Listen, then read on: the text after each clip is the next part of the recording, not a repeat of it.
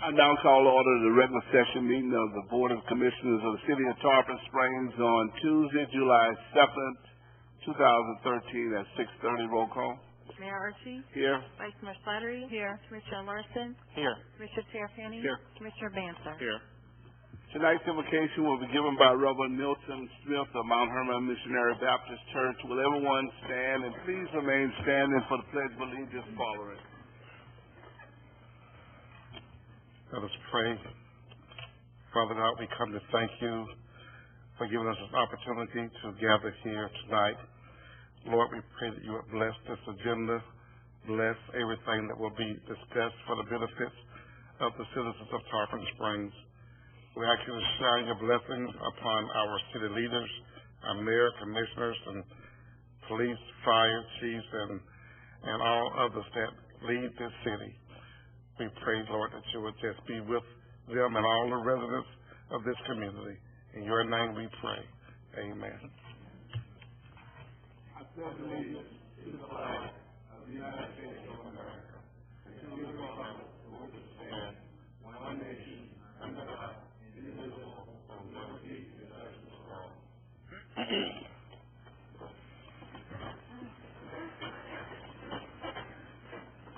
We will now go to public comments on any item that will not be discussed this evening. If you have something, please come forward, state your name and address for the record. You will be given up Anita to 4 Produce, minutes. 901 Bayshore Drive. I want to thank Commissioner Terrapini for leading the run for the fireworks for Tarpon Springs for America's birthday. Looking forward to it, hoping the rain doesn't kill us. Now, last week on your website it said no fireworks. I hope you've taken care of it and changed it, because people are wondering whether we're going to have them at all. But Commissioner Terrapini, thank you, and thanking the board for supporting him on that. I spoke tonight to the police chief about an incident at the docks with a business. We have National Bakery that's been in business for over 100 years, and because the street is narrow, now they can't park on that side to load up their vehicle to make their bread deliveries. They said it's too narrow for an emergency vehicle to get through. But they have put 2 parking lots across the street in front of the coffee shop. The coffee shop men use it all day long. There's no monitoring. They're not marking the tires with chalk to get them to make a move. This is an established historical business down there. We are a community of historical businesses. If other communities can make exceptions, we can make them too. And I understand the emergency. But on the sponge docks, the big trucks and the shell trucks and delivery trucks park, and you can't get around because people park with their cars and talk to other people on the other side. This woman has lost quite a bit of money this week trying to get her deliveries into her car with the rain. It's a shame that we do this to historic businesses that bring people in town and are an establishment that's made Tarpon Springs famous for its food, its bread, and its pastry. They have nothing in the back to pull them to the back. I ask all of y'all to go down there and talk to them. The son and daughter-in-law are now running the business. The parents went to Greece, and the signs went up. And she said, yes, it's fine, because she was afraid to say no the other day. You need to go see what's happening there. They have been a friend to the community for many, many years. Every time any organization needs 50 loaves of bread, 25 loaves of bread, they accommodate.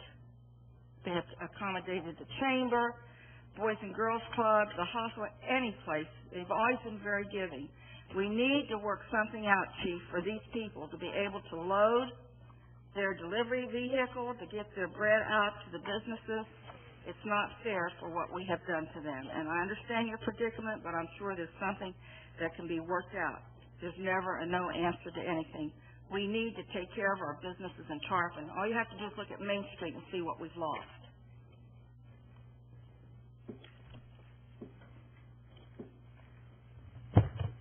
Chris Robosky, 1602 Gulf Beach Boulevard, Tarpon Springs, 34689.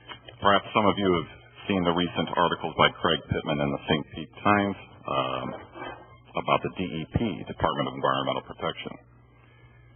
They've recently fired attorneys that were doing their job too well, enforcing the law. And then I came across this article in the Florida Current. The DEP now is firing permit employees, the people that actually go over these permits and make sure that the businesses are doing what they're supposed to do, and then giving the money that they save from firing those people. They give that money as bonuses to those people who expedite these permits faster. So the faster they can rubber stamp one of these DEP permits, the more money they make. Now imagine if we ran our fire department like that here. The ones that actually save lives and prevent fires and put fires out, if we fired them, took that money, and then gave it to the fire department people that were just standing by and letting houses burn, there wouldn't be any buildings left in town. It would all burn to the ground. And that's what they're doing in Tallahassee. They're letting it burn to the ground. There's not going to be anything left for us. So since the federal government, the EPA, and the Federal Wildlife Commission are now allowing the state to take care of these issues, DEP and Fish and Wildlife, and the various water districts, you can now see that since they have this incentive program, push these things through without reviewing them, it is incumbent upon you to do that job for them. Because if we don't protect what we have, we won't have anything. If the federal and state government aren't going to do their job, you have to do your job even better. You're going to have to review everything with a fine-tooth comb. You can't just pass the buck and say, well, the state gave them a permit, so that makes it okay. Really? No, it does not. They forced it through. They did not review. So all this business about doing stuff faster and streamlining, we can't do that anymore. We have to scrutinize every project to make sure that it's done right. Because if we don't do it as a city, there won't be anything left. We have to protect our way of life. We have to protect what is ours, our land, our air, our water. They're not going to do it. So you have to do it. Please scrutinize projects more and take whatever time is necessary. You know, when hurrying this stuff up only profits a handful of people. And then we pay for it later with all the damage done, cleaning up the mess. Why would we want to give a handful of people? That's what happened in the banking industry. Took away the regulations, they destroyed the economy. Doing a faster process. Think about it. The process was there for a reason. We have to be reminded of those reasons. What's the process about? Thank you.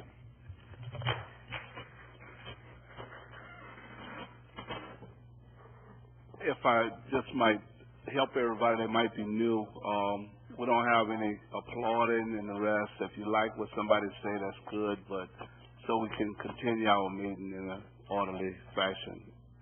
Thank you. We'll now go to proclamations. The one that we have is Parks and Recreation Month. This proclamation reads, City of Tarpon Springs, Florida, whereas park and recreation programs enhance our quality of life by contributing to a healthy lifestyle, increasing communication skills, building self-esteem, teaching life skills, and providing places for enjoyment. And whereas park and recreation programs boost our economy, enhance property values, attract new businesses, increase tourism, and reduce crime. Whereas recreation builds family unity, strengthens neighborhood involvement, offers opportunities for social interaction, enhances education, develops creativity, promotes cultural diversity.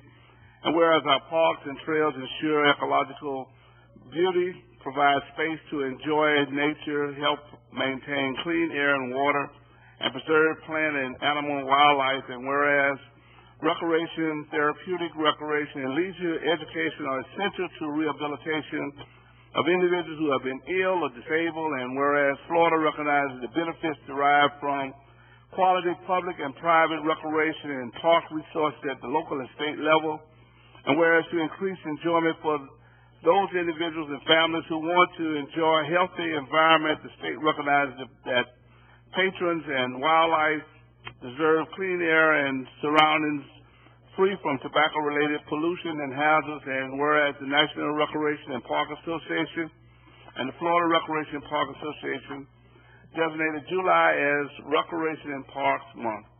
Now, therefore, I, David Archie, by virtue of the authority vested in me as mayor of the city of Tarpon Springs, do hereby proclaim the month of July 2013 as Recreation and Parks Month. And we have Ms. Pritchett.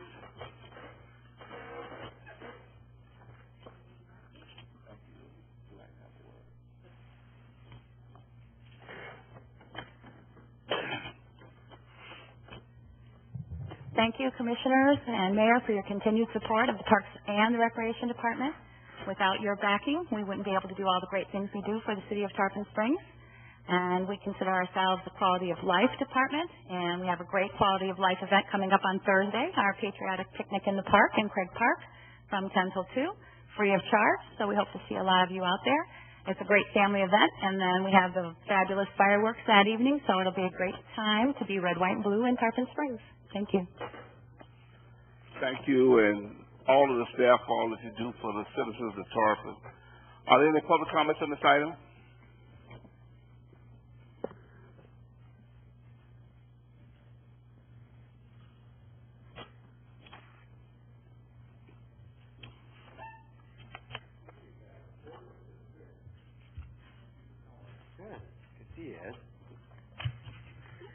Good evening, everybody. Happy 4th of July. Peter Delacus, 514 Ashland Avenue. Parks and recreation. Sometimes they're grouped together, but in some ways they're separate. So first I want to speak about recreation. Here's Marge. So many people in Tarpon don't know how hard and how dedicated this group is. Marge and Danielle and Scott and everybody, all the volunteers and the summer counselors, they're going through camp now. You got 2 camps going? 120 kids. They put on the beach concerts, they do that. They're doing the 4th of July thing. They'll be there early in the morning. So first off, tip of the hat. Thank you. Now, parks. The park up here, up at Live Oak and Safford, that's coming along real nice. Been watching that. It's looking good. We're going to be putting in some trees. We're a tree city. We're an Arbor Day city. And it's interesting. I was at St. Pete College today speaking with a counselor, and on her desk, she had a book, a Dr. Seuss book, Lorax. I think that's the one, Lorax. Yeah, I wasn't familiar. I'd forgotten about it. But I picked it up because she was on the phone. We're looking through it. It's an interesting story, and when I get a copy from the library, I'm going to be reading it to you during public comments because it has a very important message. It talks about economic development. And basically the story is there's a tree there that they have, and it provides a thread to make clothing or some cloth. I didn't get into the story. And they're all excited, and they want to build a factory to make these threads and make money and more money. And the Lorax goes and says, wait, you're cutting the tree. And they say, oh, well, we need them. We're making money. We need to keep people working and jobs. And then it turns out he comes back, well, you're cutting 4 trees at a time, and the birds that eat the food from this tree, there's no more fruit. They're disappearing. So the synopsis, the whole end of the story is, by the end, they finally cut down the last tree. No more trees, no more threads, no more factory. So look at how you treat Tarpon as you go forward on any kind of land use development projects, that you respect what's here in Tarpon. Another interesting kind of side note, I don't have a lot of time probably, but my family's out in California, and they went to go visit Muir Woods. And I got a text this morning how beautiful it is and how all these buses of tourists come to see the trees. And she reminded me of a Joni Mitchell song. You know, they put the trees in the museum, and that's where people go look. Tarpon can be a museum. Don't kill the trees. Thank you.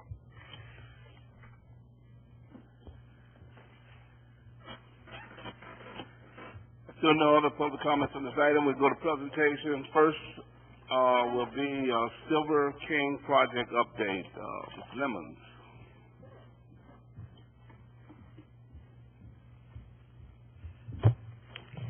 Thank you very much, and I'm really pleased to be able to give you an update tonight on the Silver King project. And actually, it's excellent timing because we've had a lot of activity in these past several months. We've had the building permit has been approved and issued, and the general contractor has given a timeline of activities, and I think you have at your seat tonight. But they'll be starting the plumbing rough-ins and the activities on Monday, this Monday, July 8th.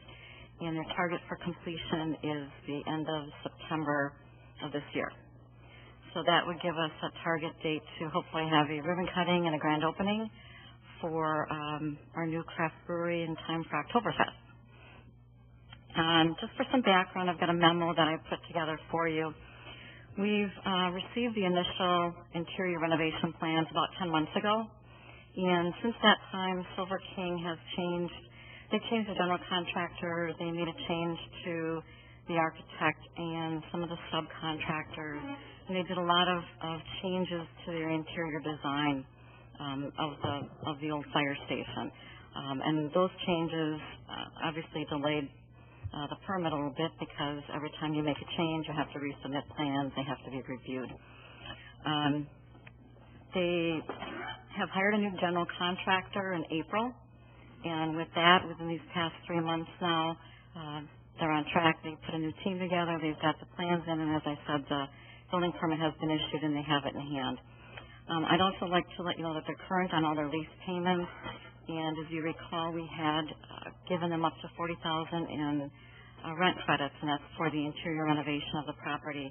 They've used about $15,000 of those credits so far, and that's gone to various items such as interior cleanup, some debris removal, roofing repairs, and HVAC repairs. So the interior of the building is, spot ready to go now. Regarding the plans itself, the brewing operations are going to be in the old fire station bay. They have the equipment ordered and is in place. On the western end of the building, which was the old city jail, they're going to have 2 tasting rooms, bathrooms, and a retail operation. They intend on selling caps and T-shirts and glasses and things like that. So with the target completion in September, they hope to be operational in early October. And I did provide you also from the contractor kind of an outline of the timeline that they intend to pursue in the succession of activities leading through to September. And with that, we're just looking forward to a successful project and a new craft brew that's going to add to some of our other craft brews that we already have in Tarpon Springs. With that, I'll take any questions you may have. Don't have any questions, Ms. Lemons? Well, we thank you for the update. Are there any public comments on this item? We look forward to the completion of the project. Thank you. Next item we have is update on status of building at 119 East Tarpon Avenue. Mr. Pasquale.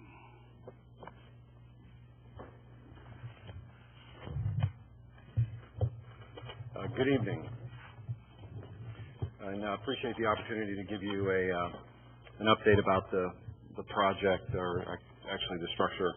I am located at 119 East Tarpon Avenue in our downtown.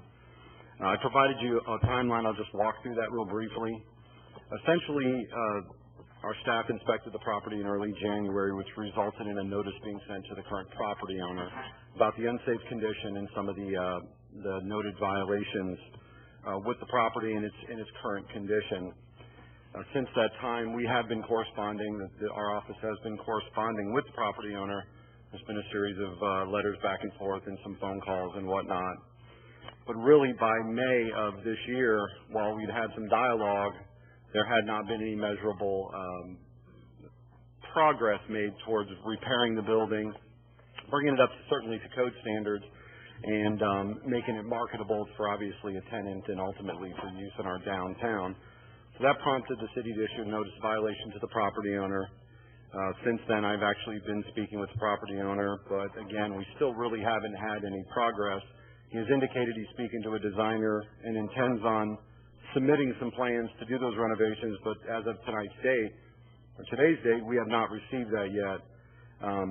We have ultimately scheduled him with a notice of hearing, and the case will be heard in front of our Code Enforcement Board on July 11th of this month. Property owner is aware of that and understands that at that point the board can find him in violation and certainly can levy fines after probably a reasonable period of time to try to get him into compliance. In your backup, I know you received a lot of the correspondence going back to January, which hopefully gives you an idea of how the city's been trying to work towards a solution and to getting the property to a condition where it's acceptable in our downtown and frankly anywhere in our town. So with that, that's just a brief overview. I'll be glad to answer any questions you may have.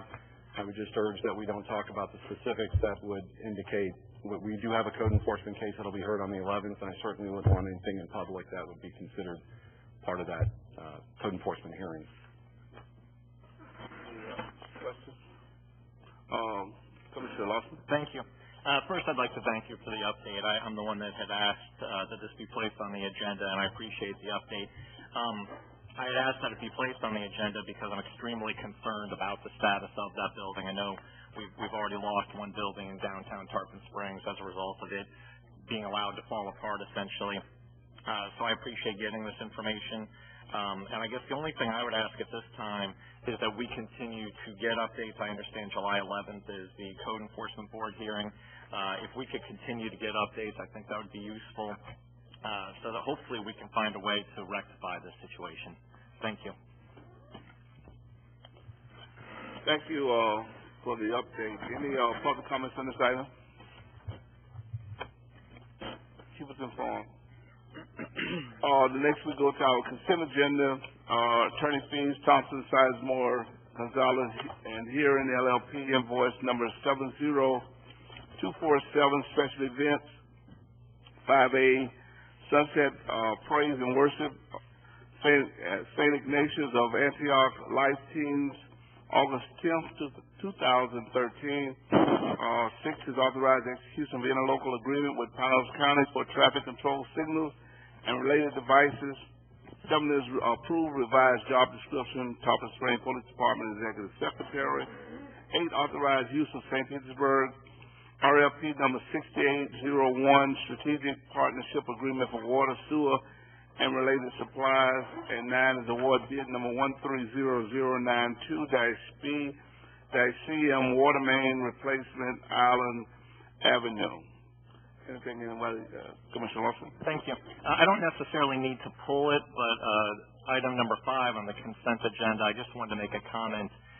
This is I guess a concert at Sunset Beach on a Saturday night to be put on by a church. And the only thing I wanted to point out is that we have in the past occasionally received complaints from people that live near Sunset Beach in terms of noise created by the monthly Music on the Beach concerts, which I think are, those concerts I think are a big success.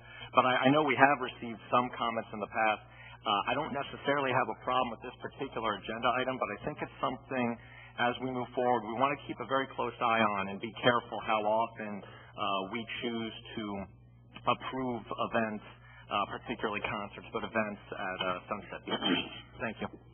Thank you. Any public comments on any of these items? Chair will entertain a motion. Motion to approve. Second. Roll call. Commissioner Banther? Yes. Commissioner Terrapini? Yes. Commissioner Larson? Yes. Mayor Vice Mayor Slattery? Yes. Mayor Archie? Yes. Next we go to ordinance and resolution, ordinance 2013-15, penalty termination waiver policy, and this is second reading. Ordinance 2013-15, an ordinance of the City of Tarpon Springs, Florida, amending portions of Chapter 20 of the Code of Ordinances of the City of Tarpon Springs, amending Section 20-8 in its entirety to add a designee, require average monthly bill paid while adjustment is being made, and establishing the burden of proof for sewer credits on the customer, and amending Section 20-10 in its entirety to establish approved penalty, termination waivers, and account assessment procedures, and providing for an effective date hereof. That's the second reading of ordinance 2013-15 by title only. This was published in the Tampa Bay Times by title only on June 12, 2013. Is there anything new, Ms. Jacobs, on this? No new information. Anyone have any additional questions? Any public comments on this item? Chair will entertain a motion. Move for approval. Second. Roll call. Commissioner Banther? Yes. Commissioner Terrapini? Yes. Commissioner Larson? Yes. Vice Mayor Slattery? Yes. Mayor Archie? Yes. Item number 11 is ordinance 2013-16, application 13-39, vacating platted alley on south side of lot 33, block B, Wideview subdivision. This also is second reading. Ordinance number 2013-16, an ordinance of the City of Tarpon Springs, Florida, vacating and abandoning a platted alley lying south of lot 33, block B, Wideview subdivision, as recorded in Plat Book 16, page 40 of the Public Records of Pinellas County, Florida, providing for findings, providing for easements, providing for recordation in the Public Records of Pinellas County, and providing an effective date. That's the second reading of ordinance 2013-16 by title only. This was published in the Tampa Bay Times by title only on June 22nd, 2013. Johnson? This is second reading. There's been no information to add to the record. Staff recommendation is to approve it as it was presented. Any additional questions from Mr. Johnson? Any public comments on this item? Chair will entertain a motion. Move approval. Second. Roll call. Commissioner Banther? Yes. Commissioner Terrapini? Yes. Commissioner Larson? Yes. Vice Mayor Slattery? Yes. Mayor Archie? Yes.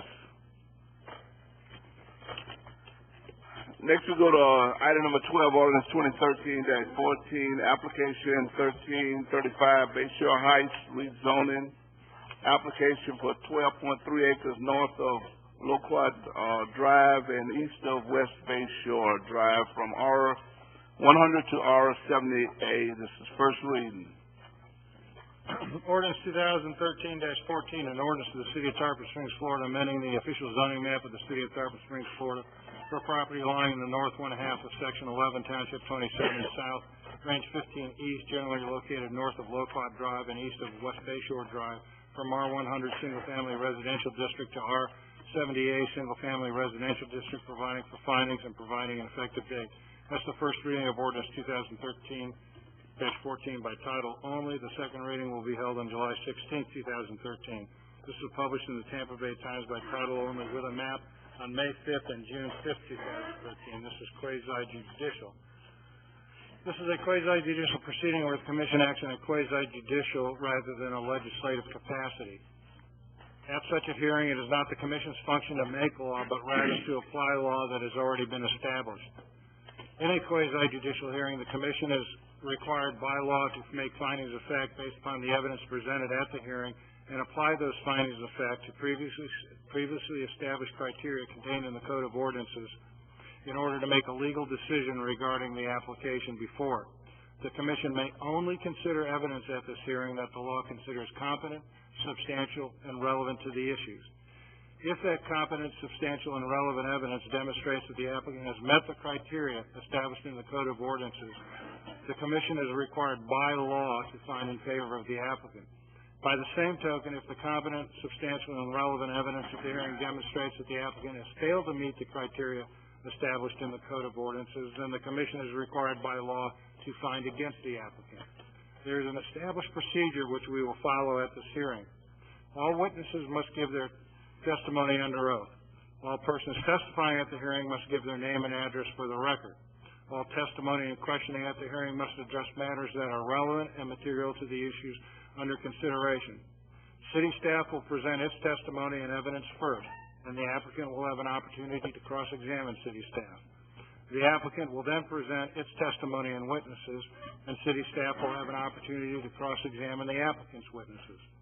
At that point, members of the public opposing the application will be given an opportunity to present testimony. After all members of the public speaking in opposition to the application have concluded, then members of the public in support of the application will have an opportunity to present testimony. Each member of the public is limited to 4 minutes of testimony. The applicant will then have an opportunity to make a closing argument or summary and present any necessary rebuttal evidence, after which city staff will have the same opportunity. Following this, the commission will consider the matter, and at that point in the proceedings, the commissioners may ask questions of witnesses. Following that, a motion will be made and a vote will be taken. At this point, I would ask members of the board to disclose any ex parte communications they may have had. I've talked to a few residents. Okay. All right, anybody who intends to testify at this hearing, and that means go up and talk at that microphone, please raise your right hand and take the following oath. Do you swear or affirm that the testimony you're about to give in this proceeding is the truth, the whole truth, and nothing but the truth? I have affirmations all around. Ms. Vincent?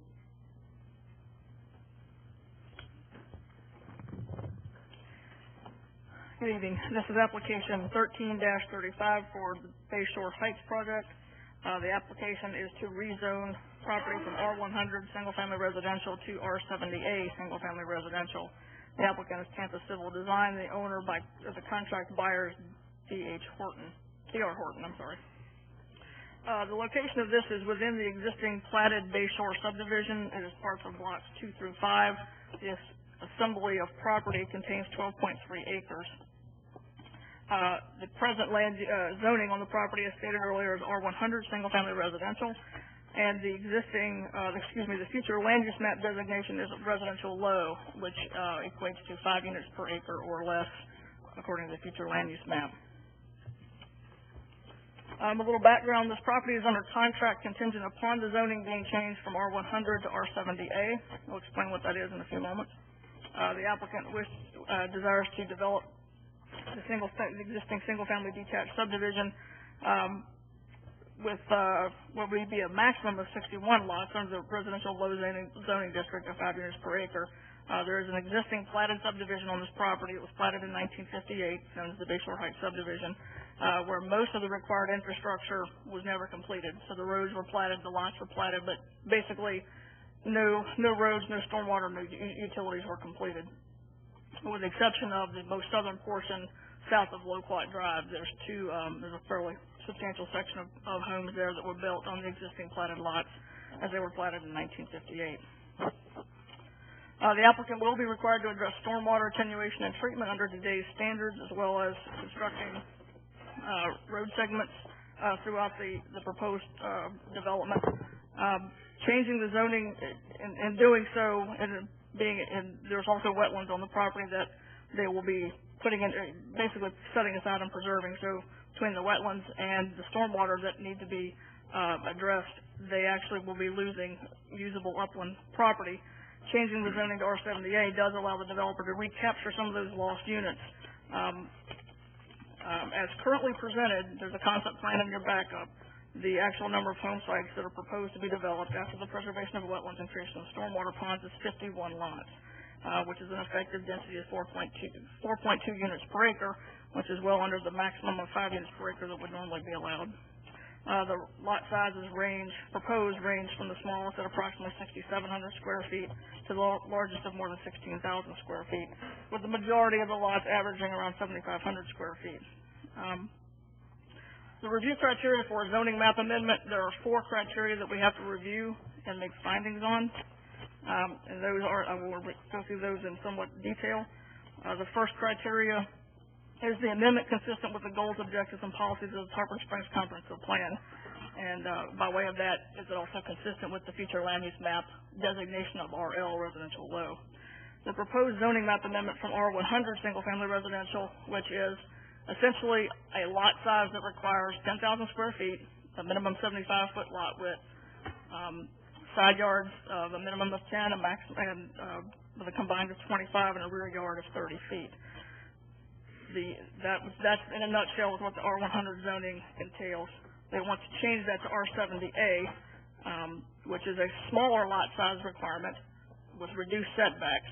It's important to note that the R100, R100A, and R70A zoning districts are actually all lumped together as single-family detached residential. The uses are identical. There's no change of uses in this proposed amendment. So the first criteria is the amendment consistent, and it also, both of those are all consistent with the future land use map designation of residential low, as well as the various goals, objectives, and policies within the comprehensive plan. Are the available uses to which the property may be put are appropriate to the property in question and compatible with existing and planned uses in the area? As I was stating a little bit earlier, there is no change to the permitted or conditional uses. They are identical. So we find that there is no change to those, to the permitted or conditional uses, and so that meets that criteria. The amendment shall provide for efficient and orderly development considering the impact upon growth patterns and the cost to the city to provide public facilities. The rezoning will allow for the development of the property in a manner consistent with the underlying future land use category. As I stated, this is originally platted land. It was envisioned to be developed. So in essence, this is an infill development. So it certainly does promote efficient and orderly development, and it does not increase an impact or adversely impact growth patterns or the cost of the city to provide public facilities. And then the last criteria, the amendment will not adversely impact nor exceed the capacity or fiscal ability of the city to provide public facilities, including transportation, waste and sewer, solid waste, drainage, recreation, education, fire protection, library service, and/or similar public facilities.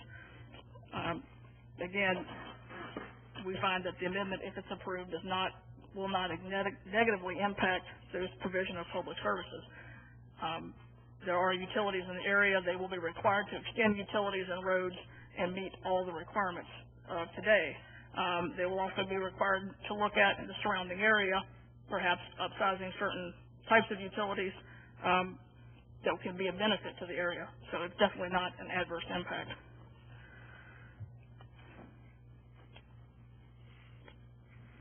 Based on the review criteria, the staff recommendation, it is the staff's opinion that the applicant's request has met all the review criteria, and therefore the staff recommendation is to approve the requested rezoning amendment from R100 single-family residential to R70A single-family residential. Planning and Zoning Board reviewed this on May 20th. There was considerable board discussion and public comment. I've tried to summarize it. Hopefully you've had a chance to review the video replay for the meeting. Some highlighted issues that the board discussed was the pre-existing nature of the plat, the loss of platted lots to wetlands and stormwater retention needs, the presence of existing wetlands and plans to preserve those wetlands, proposed roads within the existing plat to be constructed, the need for smaller lots and setbacks, and existing liens on the property related to code enforcement actions. I'll quickly summarize the public comments that we heard at the Planning and Zoning Board. Some people felt that this was really going to be developed as townhomes, that they might vacate the roads further, that they would be allowed to build substandard roads and adversely have runoff and leaching into the Gulf of Mexico, that the rezoning constituted spot zoning. There should be a larger area evaluated for the rezoning of road completion, not rather just looking at this application. They should not be allowed to clear-cut lots, and that backfilling of lots may create drainage problems. And as a general comment, one general comment of support from nearby property owner or vacant property who wish to see the property developed. And I'll quickly try to go through our kind of the staff response. I did put this in writing. It's in your backup, so I'll try to paraphrase. With regard to the rezoning or potential for multifamily, that simply is not possible in this particular zoning district. Not only would they need to file for another rezoning, they would also have to do a future land use map and amendment as well. And all that would become before this board. So there's absolutely no way that they can do any kind of multifamily at this point. The proposed development will require roads and stormwater to meet current development standards, including swift mode approval. denying the rezoning and requiring the lots to be piecemeal built, which is a very probable result, you should eventually just end up with substandard roads being developed. So, if this doesn't get approved, I can't say for sure what will happen, but, there is a potential that it goes back on the market, it gets piecemealed out and developed in an ad hoc manner. With respect to the spot zoning comment, as I stated earlier, the R100, R100A, and R70A zoning districts are all categorized under one heading as single-family residential. And there's absolutely no change in uses. And that district states, the single-family residential districts are established to provide for detached dwellings in a variety of districts with a full range of dimensional and density standards compatible with established development patterns of the area. And we certainly find that this proposed development, even at R70A, would be compatible with the surrounding development pattern. Even though you have a big blob of R100 on the zoning map, the actual development pattern in the area is a mix of R100, sized lots down to below R70A sized lots because there's been existing platted lots for many years. Some were developed while they, under the old zoning districts that they were originally created under. So there's a lot of a mix of development type of the single-family lot sizes.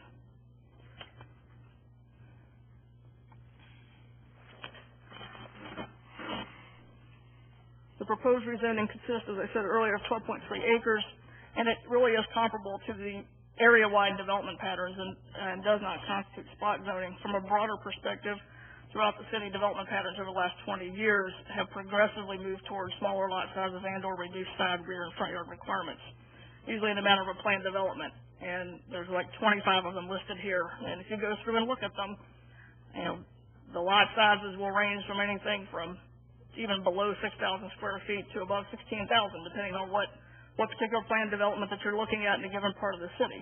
The point being is there's a lot of variety, and this certainly is in keeping with that pattern of development.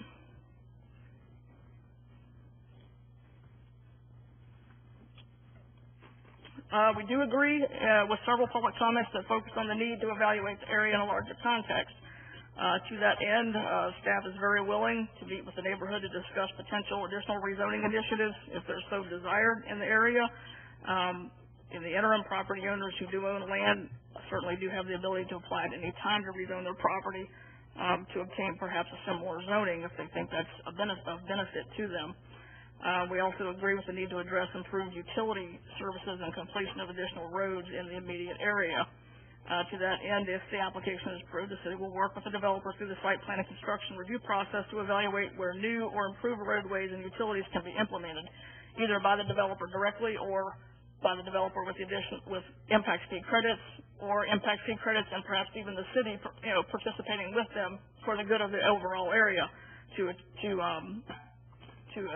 those utilities and infrastructure that would benefit the entire area. Just for the record, as we understand it now, the road segments that are to be completed are West Bayshore Drive from Loquat Drive up to Lucille Drive over to West Bayshore, so Lucille will be completed. DeSoto Way from Loquat Drive all the way to Bayshore Drive tying in, and the Cadgeput Way from Loquat Drive to kind of a dead-end T or cul-de-sac, about half the distance of the platted roadway. There are some lots to the north of that are wetlands and will not be developed. Staff does agree that the existing wetlands need to be preserved. It should be placed in a preservation status, and we'll work with the developer to ensure that this happens through either a conservation easement or rezoning once the final boundaries of the wetlands are nailed down. There will be some minor mitigation, so we need to nail down where the final boundaries of the wetlands will be before we can actually implement that. And if there's any available upland in that area that we can put under that conservation that won't be developed, we would like to see that as well. And then lastly, just more from an economic development standpoint, if the city continues to develop, and we have smaller and smaller availability of lots that can be developed, there's always a need to grow the tax base. And to that end, there's an economic development assessment of this development that's included in the backup from the economic development manager, Karen Lemons. If you have questions about that report, I would refer those questions to her, please. Also included in your backup In addition to the normal exhibits that you would receive, the original 1958 plat, there is the nest assessment that was performed. We had early reports that perhaps there was an eagle on that property. To this date, we have no evidence of that. An additional nest assessment was performed and found that it was, in fact, not an eagle's nest. Related to that, we have reached out to Barbara Walker back in May to get her assessment of that. To this date, we haven't received anything from her regarding her thoughts or opinions as to whether or not that there potentially could be an eagle's nest there. You have the preliminary site layout, the concept plan, the full survey of the lots.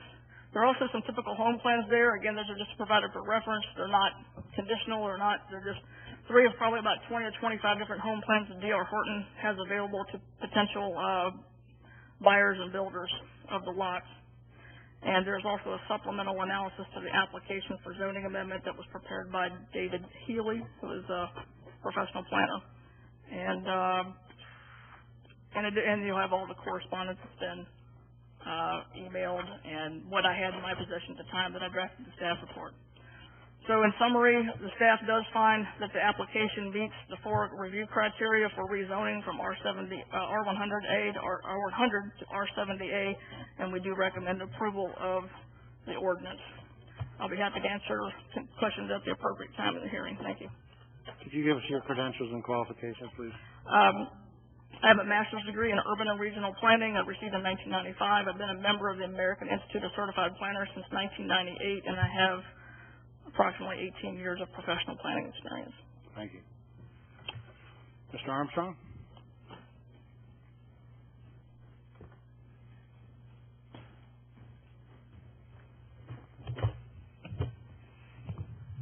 Good evening. Ed Armstrong, 311 Park Place Boulevard, Suite 240, Clearwater, Florida. At this point, I believe I have my opportunity to cross-examine Ms. Vincent, and it will be brief. Renee? Mr. Yakavone has already asked you about your professional credentials. I think you've covered that. But I do need to ask you just a few questions for the record. I assume that you're very familiar with the comprehensive plan of the City of Tarpon Springs? Yes, I am. And the zoning code and land development code for the City of Tarpon Springs? Yes, I am. And you have carefully reviewed this application? Yes. Yes. And I believe I heard you opine earlier that, in your professional opinion, this application complies with those standards and guidelines? Yes. Mr. Healy is here tonight as an expert witness on behalf of the applicant. In your opinion, is Mr. Healy a qualified expert in the field of land use planning? Yeah, yes, he is. Okay. Thank you.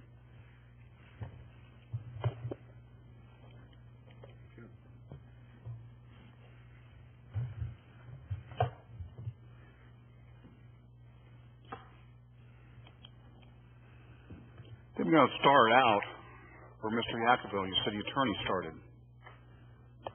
This is a quasi-judicial hearing. This is not a legislative hearing. Under Florida law, you're required to base your decision solely upon the competent, substantial evidence contained in the application, in the file, and induced in testimony before you tonight. You're to base your decision only upon those factors. We're going to present evidence that we are consistent with your comprehensive plan, with those goals, objectives, and policies that govern you this evening. We're going to reaffirm the testimony of Ms. Vincent through Mr. David Healy about why this rezoning is appropriate. And we're going to also respond to questions that you may have during the course of the evening. At this point, I'm going to ask Mr. Healy to come forward and offer to you his analysis and conclusions as the appropriateness of approving this application. I'm going to bring his resume forward to the city clerk, if I may. Sure.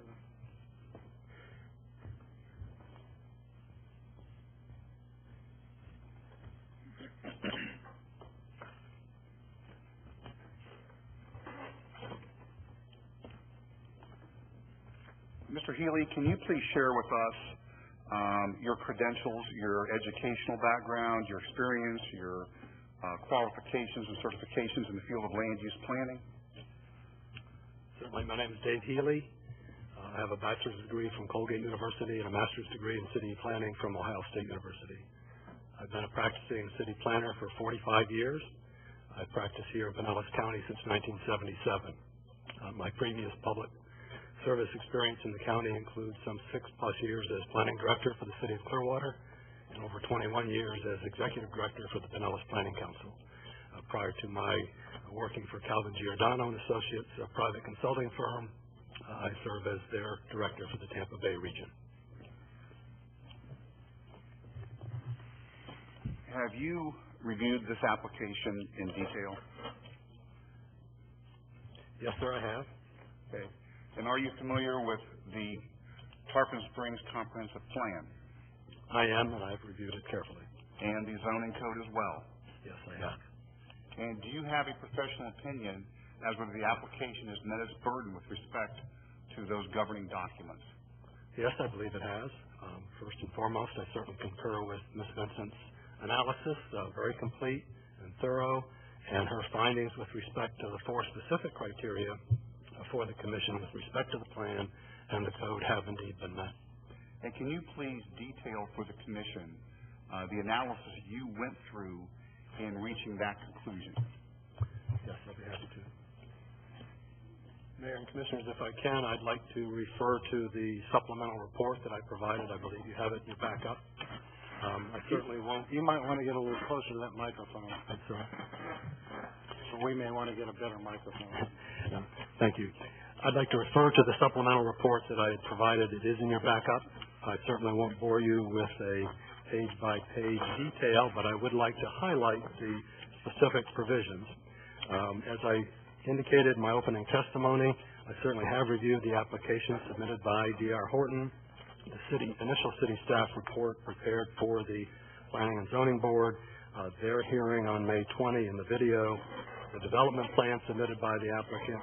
I've inspected the site twice in the field and have reviewed thoroughly the city's comprehensive plan and land development code. There are 4 things that I've touched on that I think are relevant to the commission in reaching your decision tonight. The first is it consistent with the city's comprehensive plan? The second is it compatible with respect to the existing development pattern? Thirdly, weighing all of those technical aspects of the application, is it in the public interest? And lastly, the practical considerations that I think elected officials are always asked to take into account with respect to any action of this nature. With respect to the first point, the consistency with regard to the comprehensive plan, there are really 2 measures of that. And again, Renee touched on both of them, but let me reiterate. The first is that it's consistent with your future land use plan map. That overall future land use plan map that's part of that element delineates, defines this area as residential low, not to exceed a residential density of 5 units per acre. In fact, the proposed density of this development, with the reduction in the lots that are to be devoted to the stormwater retention and the wetland, will equate to about 4.2 units per acre. So well within the land use plan map itself, which is really the synthesis of all of the other plan documents. It is also consistent on the second count with respect to the comprehensive plan as to the specific policies. Again, Ms. Vincent enumerated a number of those in her staff report. I won't repeat those.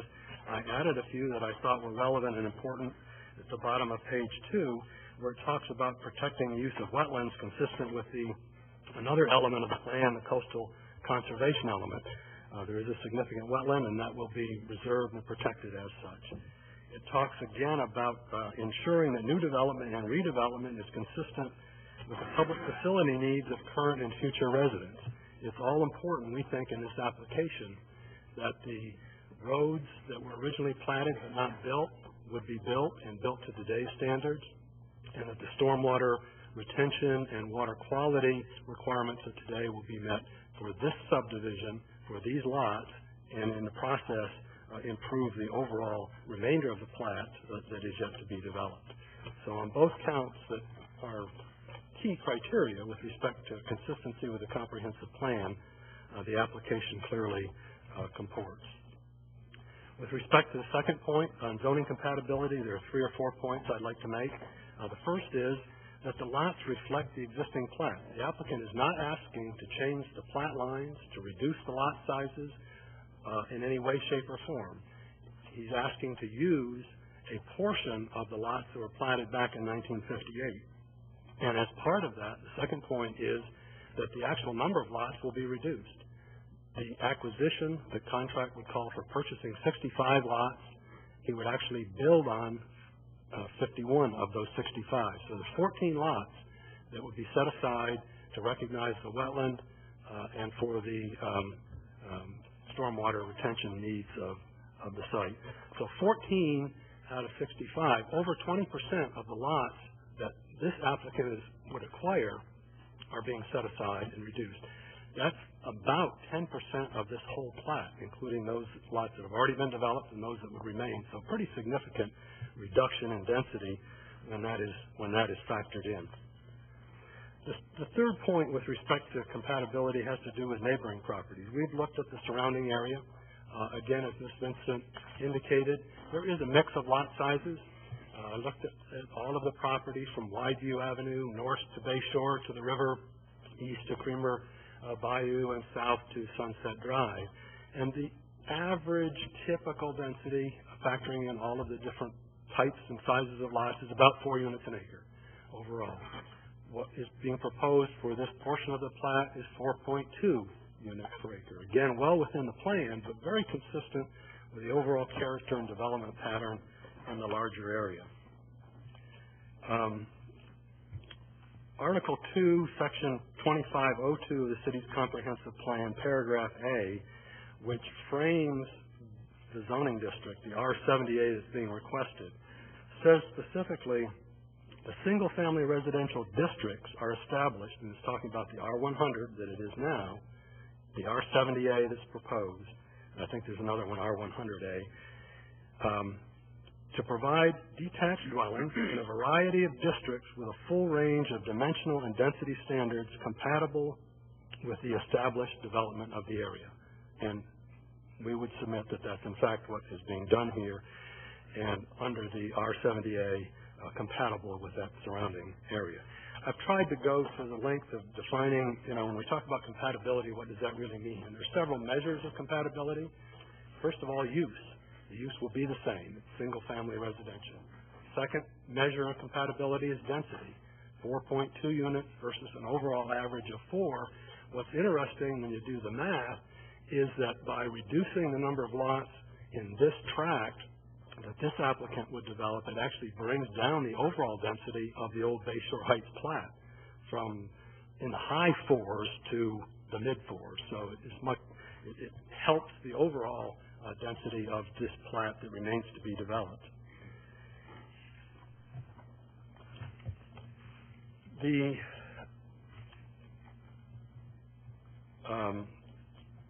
other standards with respect to the size of the homes, again, Renee indicated that the applicant has suggested the homes would range from 1,800 square feet to 3,500 square feet, with probably a typical home being in the range of 2,500 square feet.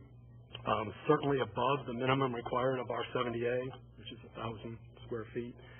The lots are deeper than the minimum required under R70A, typically 120, 125 feet. So some of the setbacks can be improved upon relative to what would be the minimum standards.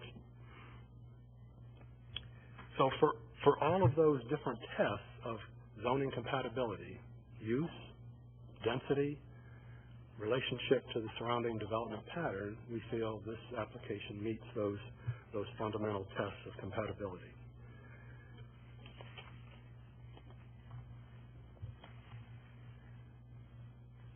I've said in here, and I believe it is fact, that the requested amendment to R70A is essentially a technical adjustment.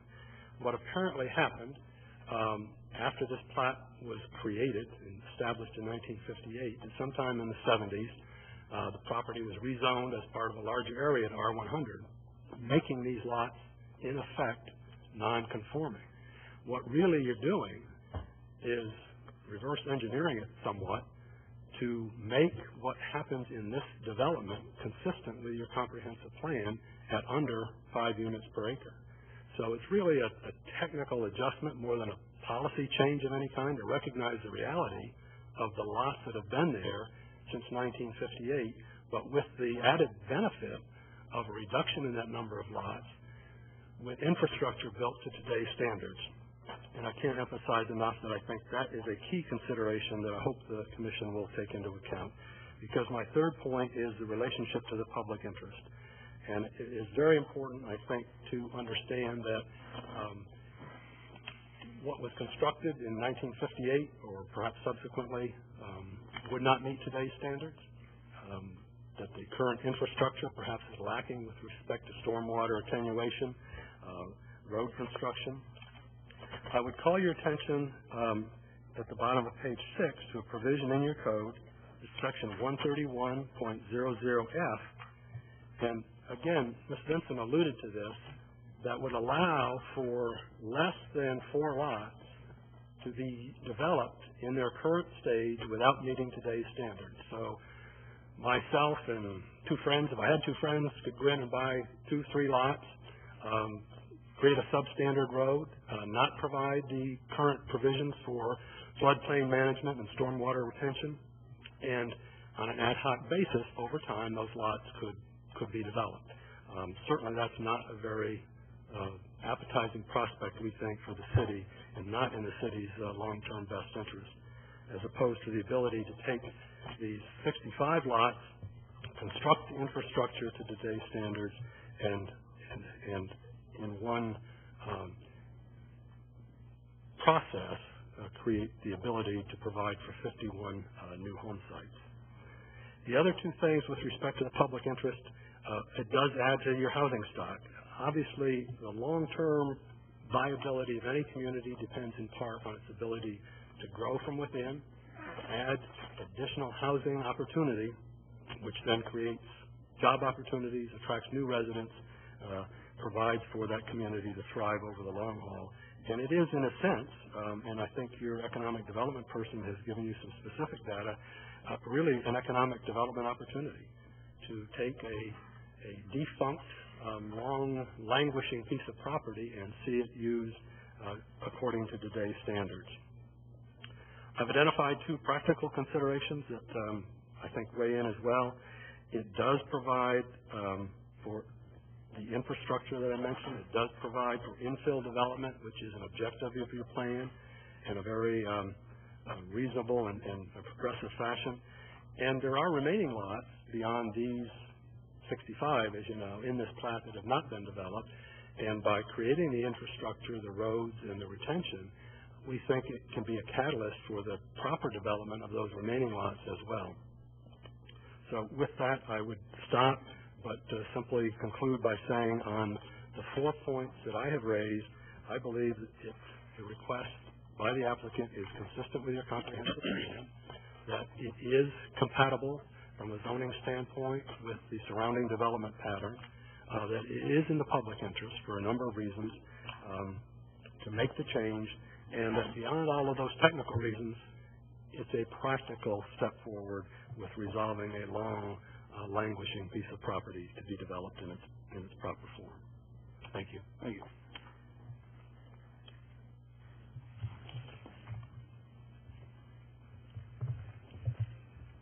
That will conclude the presentation of the applicant. Thank you. We will now go to members of the public opposing the application. If you wish to speak, come down, and it might be good if you just come down and kind of line up. It makes it more efficient. Go to the microphones, state your name and address for the record, and you have 4 minutes each. Anita Protas, 901 Bayshore Drive. Mr. Armstrong and Mr. Healy, it's nice to see you. You may not remember me, but you are tough. You came before me when I was commissioner and mayor. These are tough men, but I'm tough too.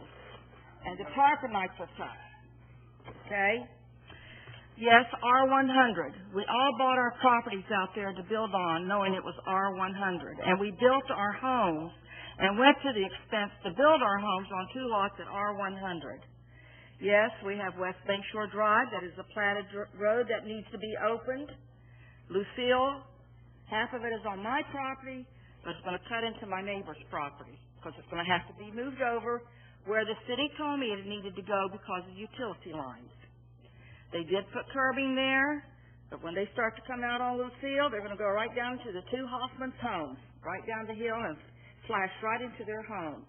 For a school bus or cars to come around the corner here of Lucille, you're going to take part of our property on our corners to make it wide enough to do it. You need to open up Bayshore all the way down and the other streets where you want to put your retention ponds because it floods at the bottom of our hill, heavy rain, storm. Where the Ellis home used to be, you can't even get through there. And it floods at Sunset and Bayshore, you can't get through. It's nice to have more homes there, but they need to stay R100.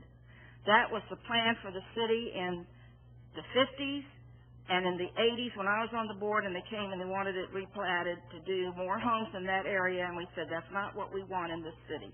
We want R100. Infill development. To me, that means you're asking for that to be rezoned, and all these lots are going to be around it that are still R100, but they're going to come and want the same thing too. And it's nice that Horton Inc. wants to come to Tarpon and spend money here. I love that, but do it at R100 and do it at the standards that we as property owners have been paying our taxes on all these years and looking at development. They're going to leave. They're going to make their money. Mr. Horton's going to make his money. We're going to be left holding the bag with excessive traffic on the road, the schools, smaller homes, smaller lots, but there are going to be 3 to 5 cars at each home. And it's going to come out and impact us and impact the school at Sunset, where the middle school is, and the Kettle-Towel Bridge. We're going to have to build a new bridge because it's not going to hold it. And there's many, many reasons why they need to stay R100, and the reduction is good, but the reduction is not going to do us any good because we're going to be left holding the bag to have to put the money out to do these improvements. Yes, you have to have reasons to say no.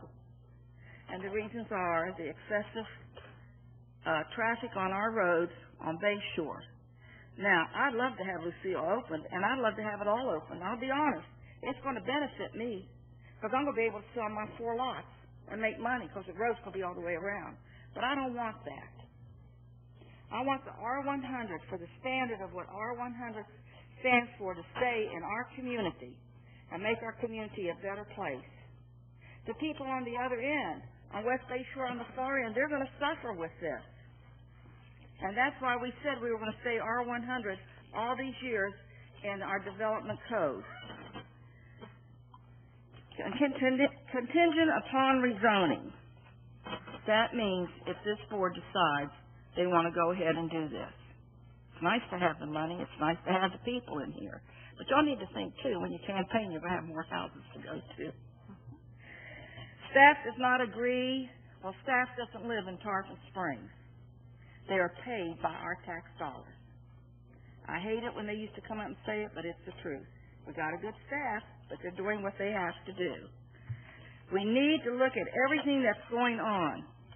The road, Mr. Healy and Mr. Armstrong, West Bayshore all the way through should have been opened 20 years ago. Couldn't get the votes or the money to do it. We need a lift station out there. Put everybody on sewer if this passes. All of us. And for the future. And not substandard roads either. Top dollar roads. Bayshore used to be the best road in Tarpon Springs. But you need to do units, open it up for people to get in and out. You need to do West Bayshore. Those are the only ones. Come hurricane, we can't even get out of there. And all the neighbors have to park their cars on my lot so they don't flood. I understand, sir, and I hear you. But this is my property and my future of my community, and as mayor, you should give me that courtesy, which I'll never do. And I know that you don't have to vote on it for what we want. I'd like everybody to stand here tonight who is against this rezoning. Stand up. We are the majority property owners over there, and we want to stay R100. Photos, we thank you for that. Thank you. You know, Mayor. I am.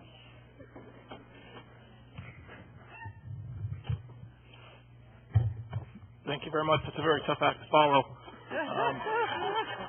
Very well said. Paul Lewis. I'm the owner of 820 Bayshore Drive. I'm also the owner of 0 Cage Put Drive, which is across the street from my primary residence and abuts the properties that are about to be developed. I'm going to keep my testimony fairly brief. I moved into that house in December 2011. Lo and behold, June 24th, a little storm came through here, Tropical Storm Debbie. My house, unfortunately, happened to be at the bottom of the hill, and come that evening, due to some of the existing stormwater runoff, my house flooded. This is a picture before I realized my house was going to flood. In the street at the bottom in the kayak with my daughter, we had about 6 feet of water in the street. A few feet came into the garage, and some came into the house. One of the streets that's going to be developed, which again I anticipate is going to have more storm water, is right here, which is to the left of the property. And another kind of existing picture. Actually, I'll pass this down here. So the street that's going to be developed is immediately to the left, and I imagine, unless there's some other way to do this, that more storm water is going to get dumped into that V. I'm at the bottom of that V. So, again, we already had flooding, several feet of flooding. You build that road through, add more housing, and you're going to get more of that flooding going through there. Again, there's some stormwater, a lot of stormwater issues there. This picture here, my house is a blue roof. One of the streets is going to be developed right here, and it's going to empty right into that lake. You're going to have, again, additional problems getting through there with additional runoff. Also want to echo the additional traffic and need for sidewalks with all that additional traffic. And for safety, we have several young children, a lot of young children across the street, so additional traffic I would recommend, and would really need additional sidewalks in the area for that development. Thank you very much. Thank you. I'm Michelle Tools, 814 Eunice Drive, and I'd like to address the Eagle's Nest that I reported to the city, I think about a month ago. I think the developer, sorry about that. I think the developer received some misinformation and identified the incorrect nest in the paperwork, suggesting that it's a red-tailed hawk nest, and it's actually the nest to the right of that. They declared it an abandoned nest. That's not an abandoned nest. That nest is active. It just is not in season for an eagle to be in the nest at the moment. Sadly, we don't have pictures that shows the actual eagle. It's too hard to identify, but I have a picture showing the bird at the appropriate tree that's to the right of the one that the developer suggested was the eagle nest. And I just wanted to clarify that and make sure that if there are any questions, I'm available to answer them.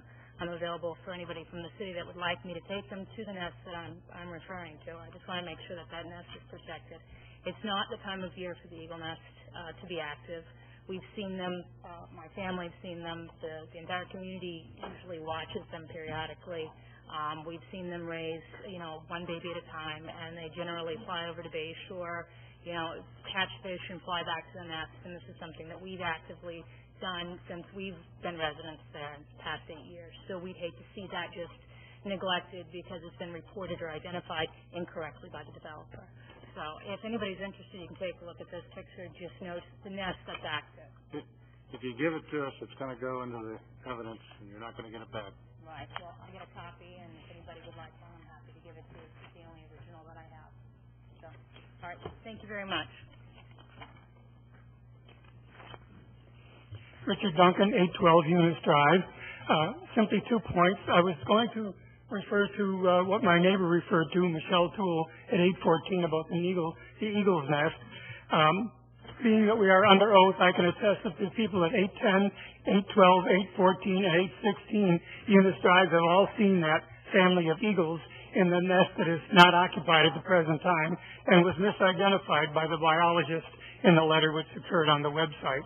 So that being cleared up, my only other concern is, and this is a question possibly to be addressed, it's been 55 years since that land was legally platted for the intended use as a development. So in those 55 dormant years, that's become a vast wildlife refuge for a number of species, including gopher tortoises and obviously the eagle, which we referred to. And my only question would be to either the developer or the commission, what plans would be made to accommodate the wildlife that's in the past 55 years taken up residence there, mammals, birds, reptiles, etc., and how would they be transported to those few acres, or not even acres perhaps, that would be designated as wetlands? So it's just a question that's up for possibility as to how that would be accommodated. Thank you. Ellen Duncan, 812 Eunice Drive, Tarpon Springs, 34698. And I agree with the standard of R100. I also have concerns about the roads and the flooding, which I've had problems getting to work. There's only 3 ways out of my neighborhood, and at times all 3 ways were flooded. And I agree that Eunice Drive could be opened also for traffic, and although I live on Eunice Drive, it would mean more traffic on my street, but it might help the traffic flow, which is, even though we've only been there 3.5 years, traffic has increased in that area. But my main concern is the preservation of protected wildlife, which includes the gopher tortoise and the bald eagle. And I've seen the bald eagle. And even though we have a letter saying that's a deserted nest, bald eagles come back to their nest. Bald eagles have been seen in our neighborhood for over 3 years. When we have visitors, we take them down the road and say, there's a bald eagle's nest, and they have seen the eagles flying. And bald eagles are protected. Also, it's come to my, I received information that the city planning staff recommended approval. The planning and zone board did not recommend approval.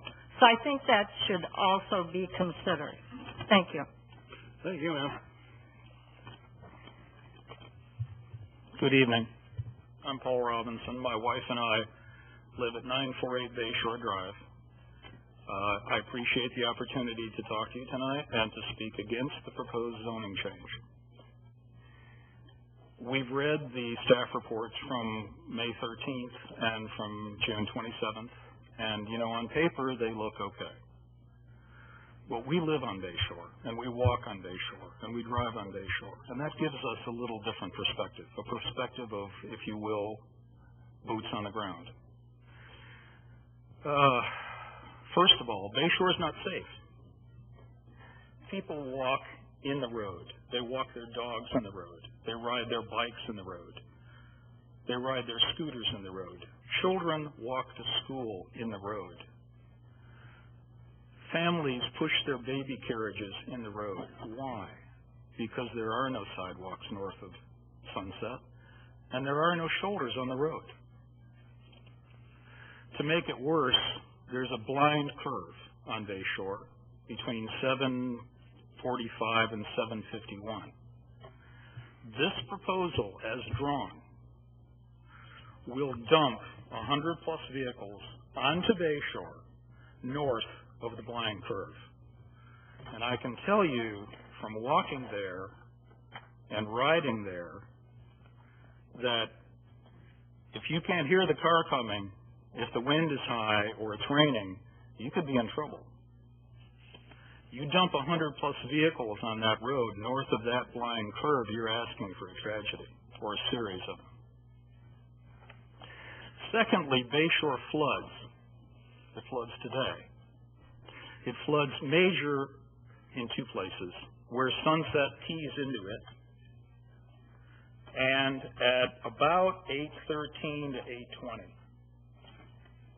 which, if you look at this proposed map, is right where DeSoto Way would empty onto Bayshore. And I think empty is the operative word here.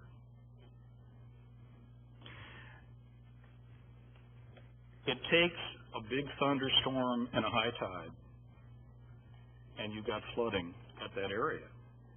The worst we saw, of course, was last summer with Tropical Storm Debbie, when neighbors were helping their other neighbors push their SUVs out of the road at that site where there's a drainage ditch, because even SUVs couldn't get through.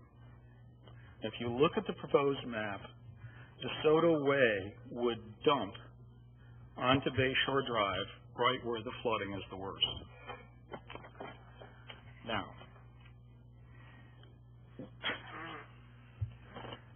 I get a kick out of the term Bayshore Heights because at least at this location it ought to be referred to as Bayshore Lows. And we referred to that new body of water that we had to push SUVs out of as Lake Bayshore. I think it's common knowledge that when it comes to addressing stormwater runoff and treatment, that green infrastructure trumps man-made infrastructure every time, that trees and shrubs beat detention ponds hands down. And I think the literature says exactly the same thing.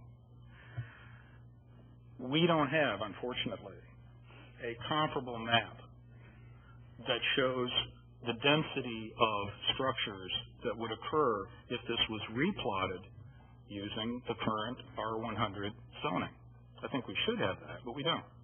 But we can look at what we've got here, and it's house after house after house, and it's not just house after house after house.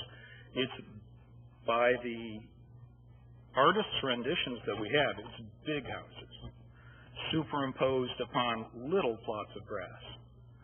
And if you look at the setbacks, they look like they're 50 to 60% impermeable surfaces. I've got this image in my head, I unfortunately can't get rid of it, of a good thunderstorm or a tropical storm and a huge amount of water running down DeSoto Way, running right by the littlest of the detention ponds that are drawn in there, running right by the relocated wetlands, because DeSoto Way, as drawn, runs right over part of the wetlands. It's got to be moved. And dumping into Bayshore Drive at the place that it floods now. So that beep was your time, so you need Thank to bring you. it to a close. 10 seconds. Just spit it out. How big will Lake Bayshore be next time if this passes? Thank you.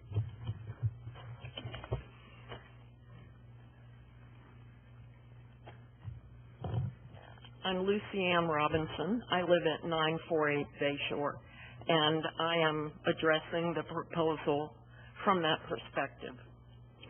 We're not just talking about this proposal for now 51 houses.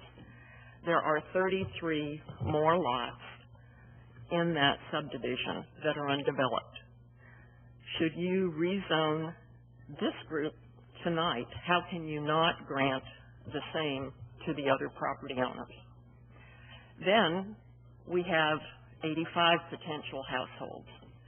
To put that into perspective in terms of density and pressure on our roads, on our wastewater, there are just today 80 houses on Bayshore Drive from Sunset out to the end of the peninsula.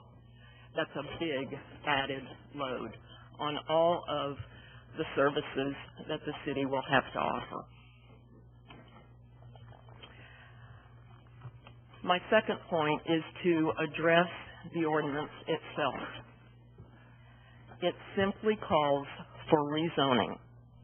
There are no conditions, there are no guarantees, there is no development agreement, there are no easements for conservation. As written, the applicant is perfectly within its rights to develop the maximum allowable 61 lots under R70A low density. The applicant can adjust the road completion and make any other changes that are not regulated.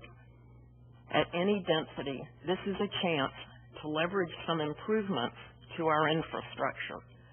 The city could get a jump start to providing sewer, for example, to properties in this area that have been on the tax roll for 40, 50, 55 years, still on septic. A note about the wetlands.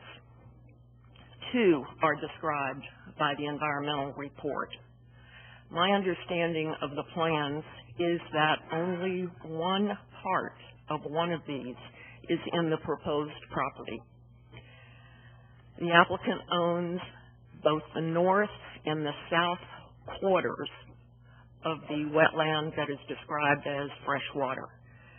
Another property owner owns the center section that comprises about half of that area. I don't know how this impacts development. I don't know what this means, but it is worth noticing and addressing in some way. My last point is that a lot has been made of the fact that this subdivision was platted in 1958 and that the rezoning will conform to the developed lots immediately surrounding it. Those were built in 1959. We've seen some changes since 1959. It was rare then that a household had more than one car.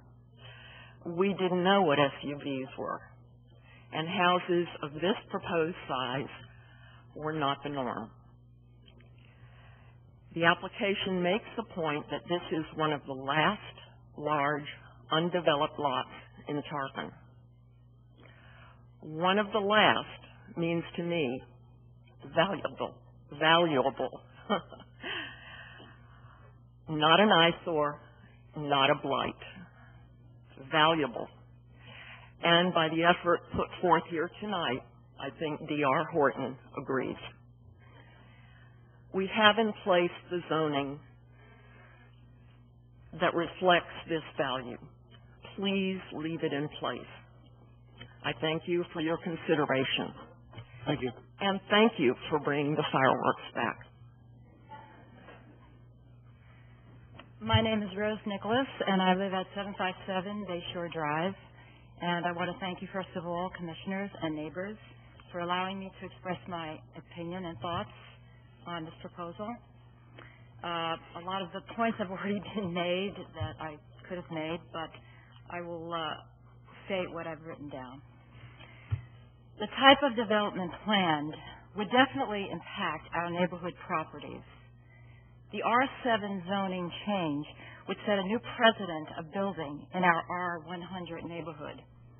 Increased traffic would impact our roads, making them less safe and more noisy. This project does not impress with nicely done homes tucked in amongst the trees. Instead, streets of tall homes very close together without any remnant of the natural beauty of this wooded area, and which is presently home to much wildlife, including eagles, osprey, owls, reptiles, gopher turtles, red-tailed hawk, just to name a few. And I have seen those eagles. I have pictures of those eagles flying over the trees of that property. The description of the planned development does not echo the caliber of, say, Point Alexis. We hope that the desire for increased revenue does not cloud your decision in this matter. We citizens depend upon the Board of Commissioners to make decisions which will do no harm to the fabric of our neighborhoods. Thank you. Thank you.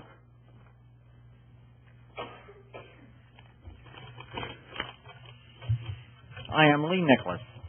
I live at 757 Bayshore Drive.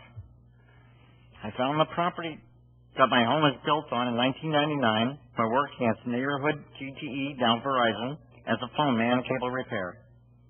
My decision to live on Bayshore was based on the qualities of natural beauty, quiet, and living around the bayou could afford. The Bayshore Heights project will drastically change these qualities. I was told by the city manager, "What's the worry with changing the zoning from R100 to R70? It's just a few more homes."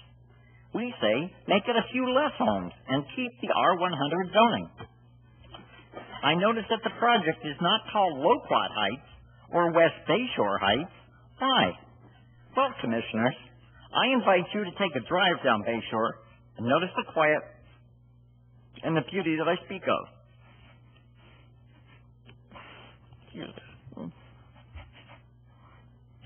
This would all change with the addition of some 100 vehicles on a road that is now a dead end.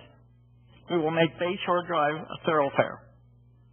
This new project will provide sewers, something long-term residents of Bayshore Drive have been promised long ago, but has never materialized. I understand the need for revenue. Just do it right and keep the R100 zoning in our whole area. Thank you. Thank you. Hi, I'm Pamela Fredmore from 851 Bayshore Drive. I have the opportunity to be Ms. Protus's next-door neighbor. I live on the other side of Lucille Drive.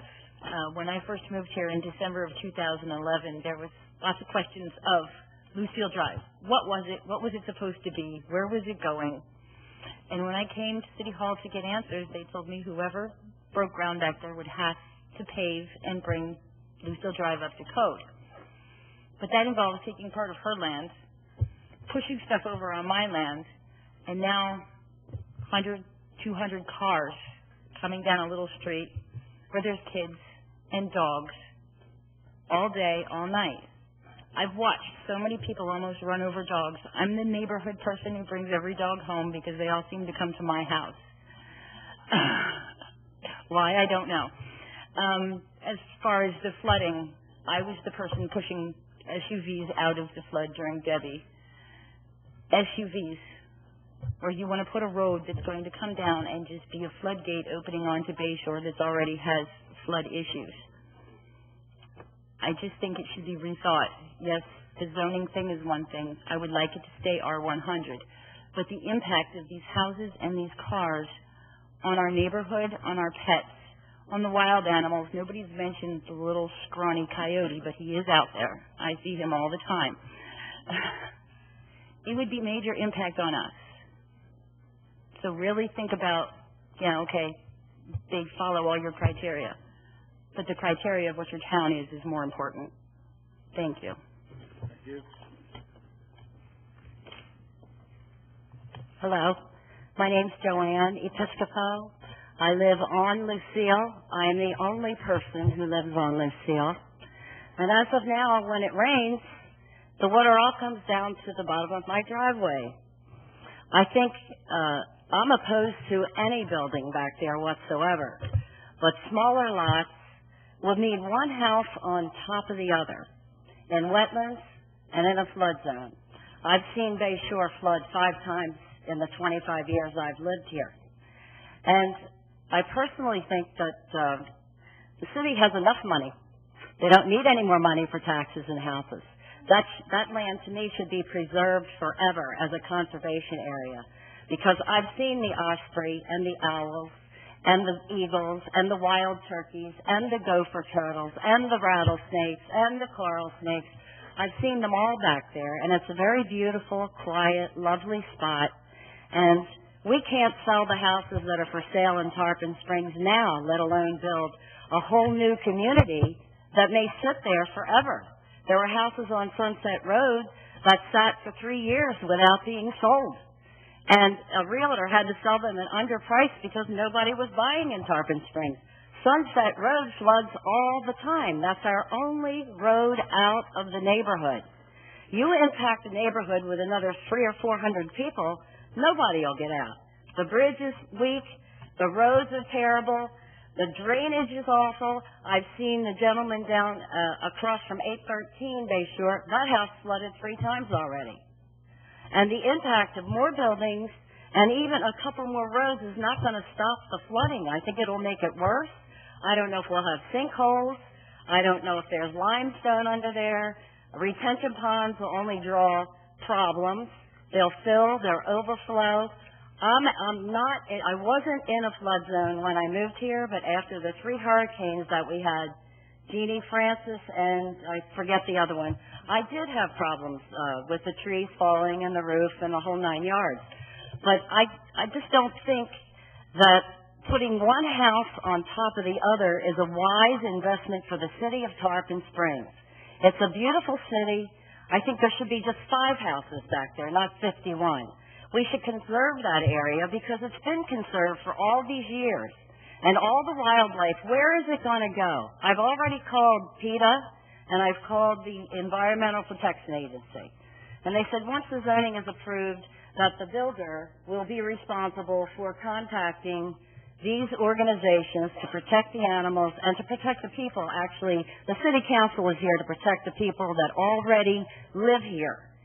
And we have a beautiful neighborhood, and we don't need it to be built like the homes, across the street from Walgreens on Martin Luther that went up in 5 minutes.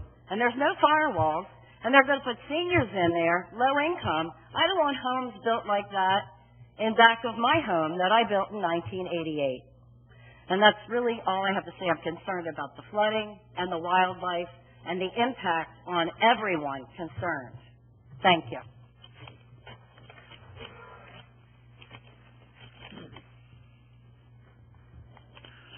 My name is William Joyce. I live at 656 Bayshore Drive, and I've lived there for the past 18 years, so I'm fairly familiar with the neighborhood.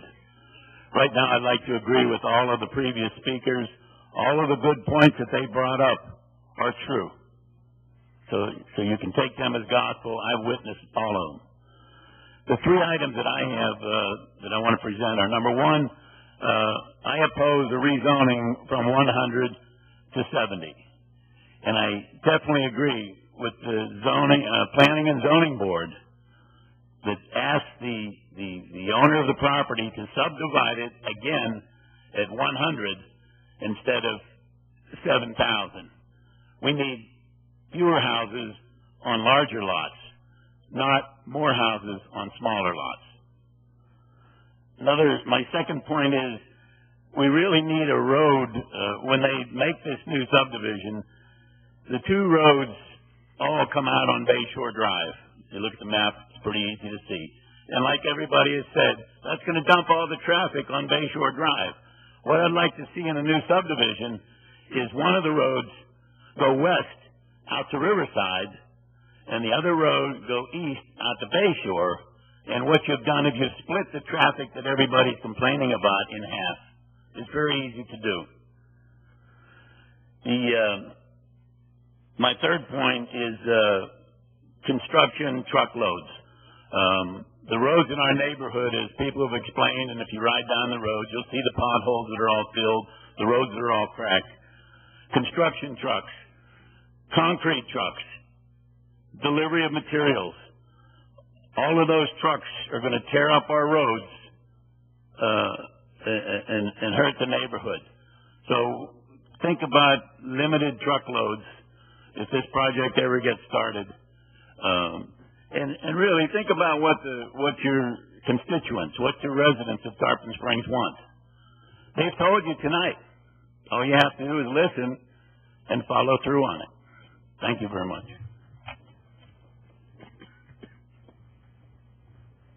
Hi, good afternoon. Joel Dubé. I live on 816 Bayshore Drive. I think you've heard many of the pertinent arguments we have here. I would just like to echo a couple of things.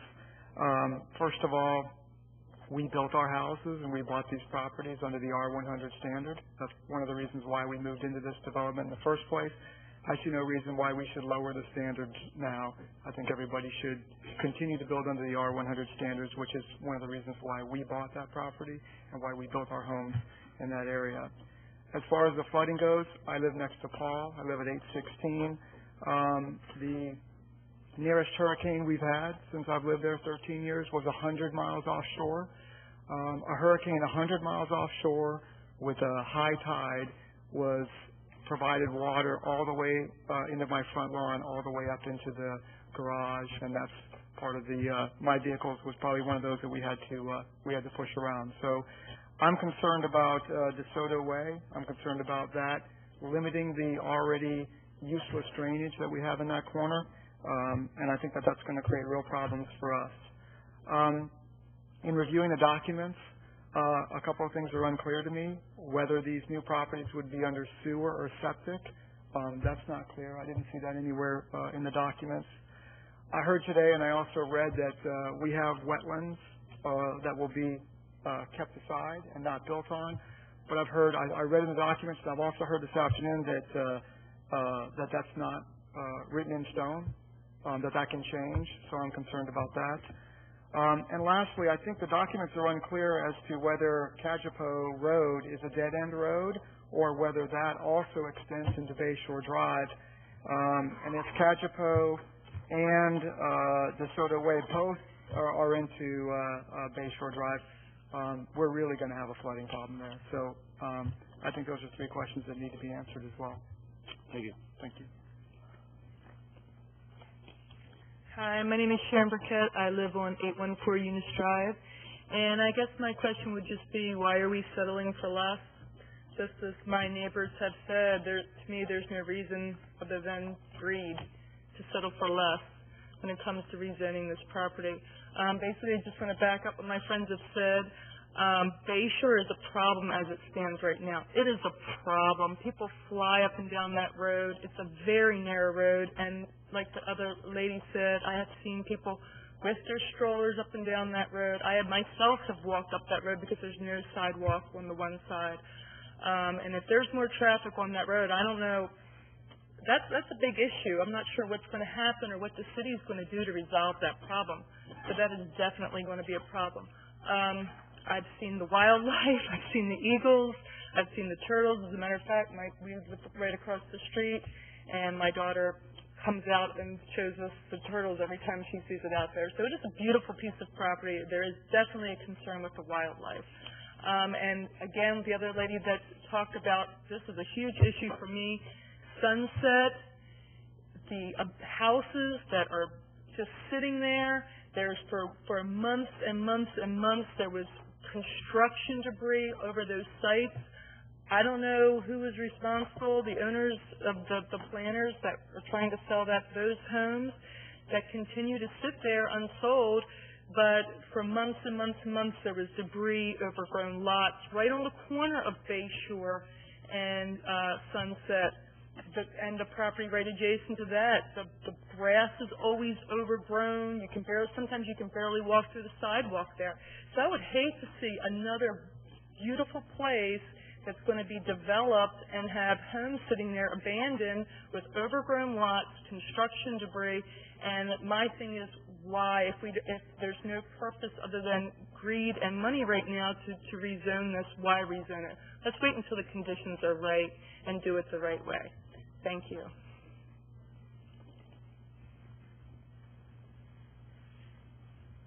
Dwayne Johansson, 928 Bayshore Drive. Lived in Tarpon for a long time. Worked with the mayor on the festivals at the park. Tried to save the language school in Tarpon Springs. So I'm very familiar with the city. I had a book of stuff, so thank everybody that went before me. There's only two things that are, to me, a serious concern that no one has really touched on. Even if we don't shut down the bridge, this is going to be a tough place to evacuate under any circumstances. Adding another 120 cars is going to be a disaster. The second thing that no one's touched on, Tarpon Springs school system is at full capacity. They are sending children away to other schools as we speak. What school is going to have the choice, or what parent is going to have the choice as to whose child goes where? Are we going to bus them for an hour somewhere else because we don't have the capacity? These are things that need to be answered. I think these are questions that we might be blowing by. I know that the gentleman here with the suit, and it's all about the money, is going to get this deal done. I think what we're all asking you is let's keep this housing development down to a minimum. Let's make sure that the standards are high, and let's make sure that we don't crush this community any worse than it is. You've heard 1 million people talk about the conditions on Bayshore. There is not a person that lives on Bayshore that hadn't walked on that street that has not had their life taken, and it could have been taken in the blink of a second. These are things that are huge considerations. We elected you to take care of our city. Let's make sure that we put our things where it should be. Thank you. Thank you.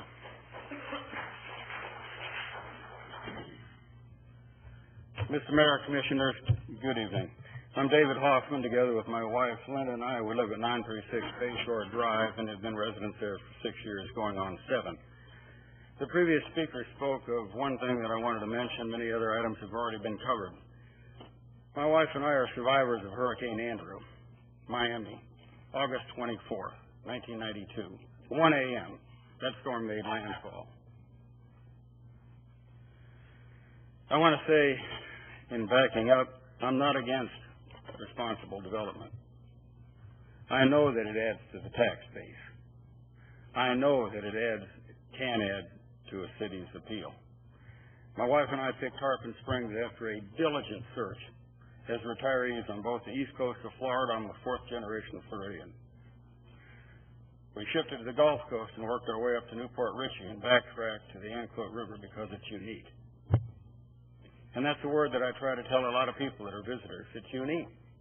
There are not many Anclote rivers that both are recreational and commercial. USA Boat, the AAA for boaters that are on the water, listed Tarpon Springs in its June and July issue as one of the top 10 locations in the country for retirees that love recreational boating and fishing. We have much to be proud of here and much that can be done. I have 4 quick points. Many subtitles have already been taken care of by responsible and concerned citizens. Number 1, the compatibility with existing structures. My wife and I wanted to avoid at all costs the jammed-in look. And I do not fear the fact that small homes may be built there. There's a case for small homes. I don't fear the existing 3-stories, the beautiful McMansions that I see built in neighborhoods up and down both coasts. But to put either small or McMansions on limited lateral spacing is ugly. We didn't buy in Tarpon Springs for that look. My second concern was stormwater and flooding, and I mentioned the hurricane. I was very naive about the damage that a hurricane can cause, in spite of a background as a Florida resident and citizen. We haven't seen what a tropical storm, let alone a hurricane, can do for a long time. It doesn't take but a 3-hour storm right now to flood Bayshore Drive. And the professionals that have drawn beautifully illustrated and documented plans, I salute their academic and their training and their skills as planners. But I also want to ask them, have they walked on Bayshore Drive? Have they walked from one end to the other and taken a look at the trees and the elevation changes? It's been mentioned that in the 700, 800 block of Bayshore Drive, there's flooding. And that's with an ordinary tropical Florida storm. I drive an SUV. I call it my urban assault vehicle. I pull a 5,000-pound boat with it. I don't drive through what many people think is fresh water because it's salty water. The third point, safety. I see children regularly walking in the street on Bayshore, and they are texting. It's my personal prayer that I never strike anyone with my automobile for negligence or lack of visibility. It's been said that Bayshore Drive, where it intersects Riverside, that's a dangerous intersection for an experienced driver. There's an elevation change. There are curves on both the north and the south side of that intersection with limited visibility, and I sit high in my SUV.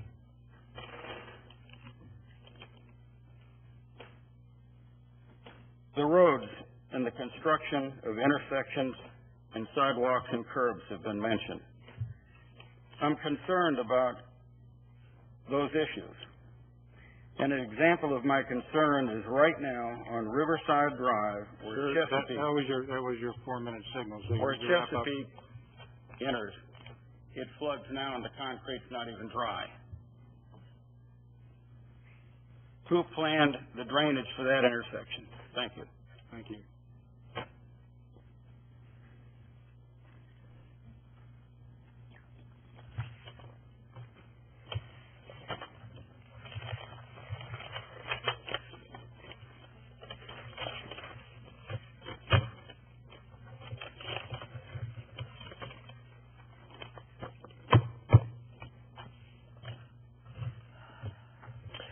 Peter Delacus, 514 Ashland Avenue. I don't have academic credentials, but I will put on record my common sense credentials. I was a city commissioner from 2004 till 2010, and I'm currently a member of the Planning and Zoning Board from 2010 to 2013. I have reviewed numerous land use rezoning applications and projects. I may not be schooled as a master or PhD in land use and planning, but I do feel I have sufficient experience and knowledge to offer to the table. A couple of things, let's clear up a few things. And Mr. Healy, a pleasure to see you, and I'm so sorry that the BOCC did what they did to the Pinellas Planning Council. Many of you don't know that, but that's a whole nother story. I don't want to take my 4 minutes. You're too smart for me on that, Ed. Protection of wetlands. That's still going to have to be done no matter who goes in there and does that. So thank you for the offer of protecting the wetlands, but we know that will have to be done no matter what. First off, you've had numerous testimony from various people here, so it's obvious that the environmental study appears to be faulty. So I'm sure that staff has Barbara Walker's phone number, and any of you who called and said you've seen an eagle can get that number. Barbara would love to see any of those pictures, and she'll then put that nest on the list. And I'm not sure if you're aware of it, but we did pass an eagle wildlife ordinance, which mirrors the state stuff, so there are restrictions about building.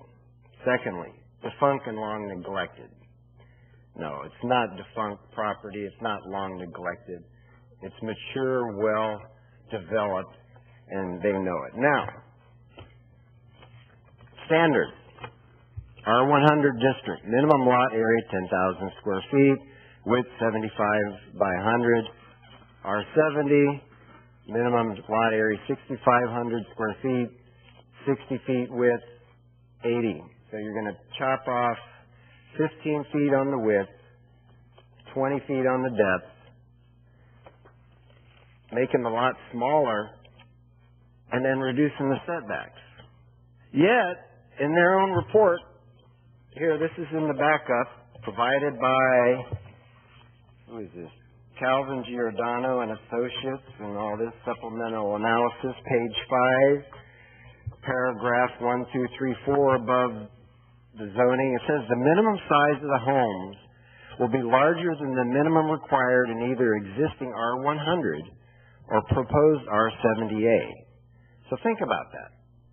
The minimum size of the home is going to be larger than the required size for even R100, which is 10,000, and R70 is 6,500. So why do you want a smaller lot for a bigger house that can fit on the R100? That doesn't make sense. And thank you, Mr. Joyce, for bringing that out yourself also. Now, one other thing that was mentioned is this can be replatted. They could go through and replat it for a certain number of lots at R100 and redesign that whole area. That can be redone, but that may be a different aspect. Now, one thing I do have to say that I think Ed will love, and Horton and all the other developers that come along, it's been talked about this piecemeal road development that will happen because they don't come in and build the mega road.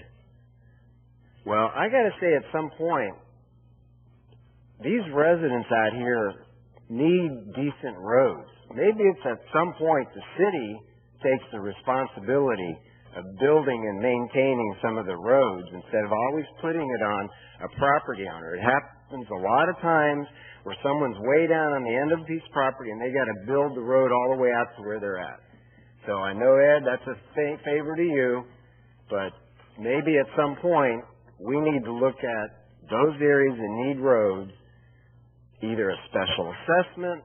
There are ways to recover that. I don't know all the legal things. I'm sure Ed would be glad to talk with Mr. Dagano coming forward to, advise maybe some partnerships or things we can accomplish that. But it doesn't always have to be dependent on a developer coming in to provide the infrastructure for our residents. Thank you.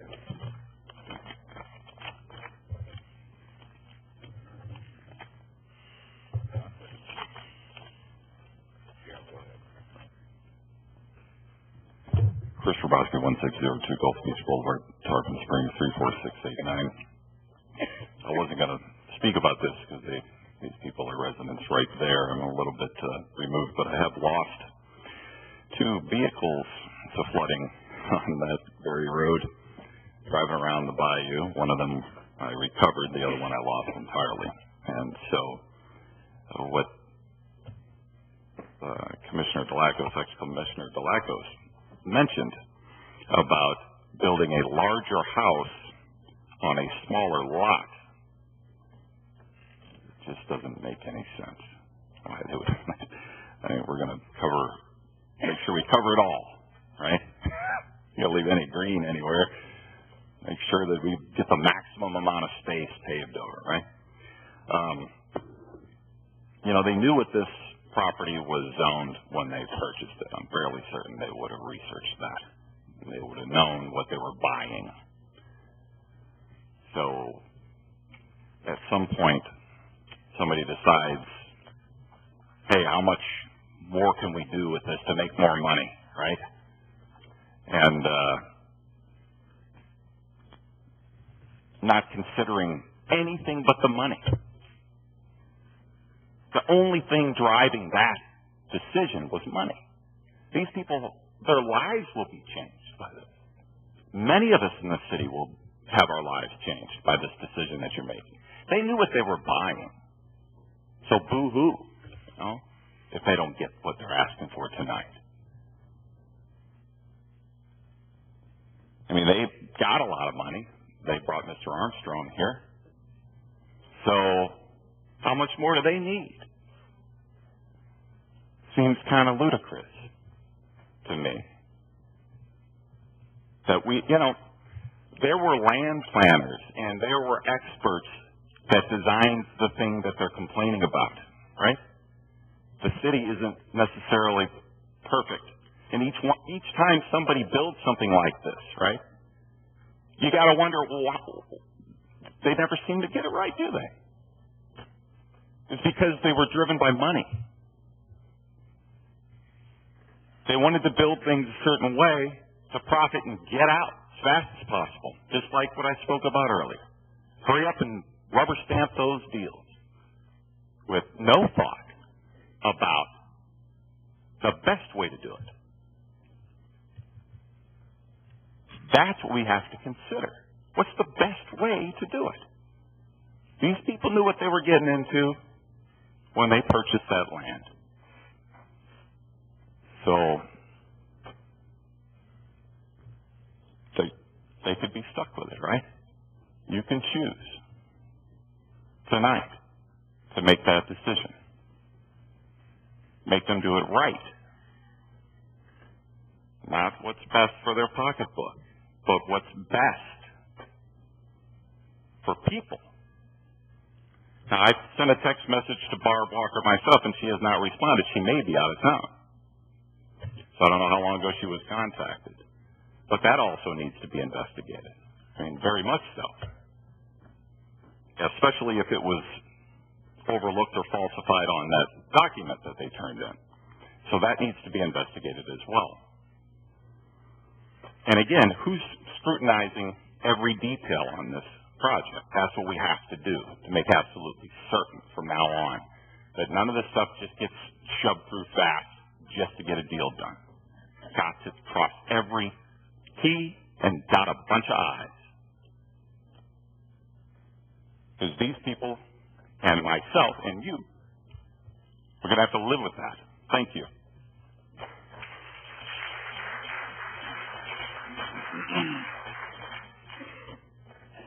Are there any other people who wish to speak in support, speak in opposition to the application? I'd appreciate if you come down and line up. My name is Jason Harger. I live at 734 Loquat. The only point I want to make is I live on one of those small lots, and that's the only negative thing about the property. It's the only thing I don't enjoy about living in Tarpon. That's it. Thank you. All right. Are there any members of the public who wish to speak in support of the application? Going once, twice, 3 times. All right, Mr. Armstrong, do you care to present any rebuttal evidence and a closing statement or summary? I think I know the answer. You do. And yes, I would like to address the commission on the testimony. Excuse me. If y'all would do me a favor, I allowed clapping, all right? And I told y'all I try to do this the right way. We'll conduct it up here. There's an attorney here. He's facilitating. We don't need help in terms of how many minutes this one get and the rest. You know, I try to be lenient even with the individuals that was up here talking when it was 4 minutes. So if y'all can do that, we can just go ahead and take care of whatever business we have to tonight, and then we move on. Thank you. And just to that point, I think the objector spoke for well over an hour. I can assure you I will need nowhere near that much time to present my rebuttal argument and my closing argument. There were certain themes that ran through the objector's comments. And a lot of those themes I'll put on the heading of expectations. They live in an R100 neighborhood. We're asking for R70A. And somehow their expectations will be defeated if this approval is granted. What I think that fails to recognize is that since 1958, these have been platted lots. They moved either into or next to, depending upon their circumstances, a platted subdivision since 1958. That is a matter of public record. What this applicant wants to do is put one home on each of those platted lots, with the exception of the lots which are being set aside for the environmentally sensitive areas and to provide our stormwater. But in terms of expectations, we have a real hard time being understanding of the argument that we did not expect that a home would be built on a platted lot. That's simply not realistic. We heard a lot of discussion about traffic. Like all jurisdictions, the city of Tarpon Springs has a concurrency ordinance. And if we can't meet the requirement, and if the roads cannot sustain the traffic we generate, we can't build. Our belief is, and we believe your staff has also taken a preliminary look at this, we meet your concurrency standard. But that is an objective standard. Either we meet it or we don't. If we don't meet it, we can't build. Plain and simple. Immense discussion about drainage. And in terms of the testimony about the current drainage problems, I don't live there. I'll assume that everything they're saying, I'll take it completely at face value. But denying this application will not fix their drainage problems. Approving this application we submit would help, because we have to develop, if this project goes forward, under today's development standards, particularly as to stormwater attenuation. We have to set aside properties within our area to hold our own stormwater. We cannot drain the way the property is very likely draining now into other properties. That simply can't and won't happen. I heard other comments I really can't begin to address because they really, in my view, are based more upon emotion and not terribly relevant to whether this applicant meets the criteria. There was a discussion about the school system. We're not changing the land use plan. School concurrency has been on the books for a period of time now. So somewhere along the line it's been determined that the school concurrency test has been met. But again, we're not changing the land use plan. We are asking to change a zoning category underneath that land use plan in a consistent way.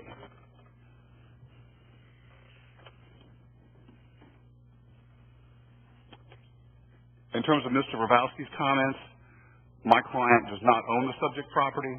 They are a contract purchaser.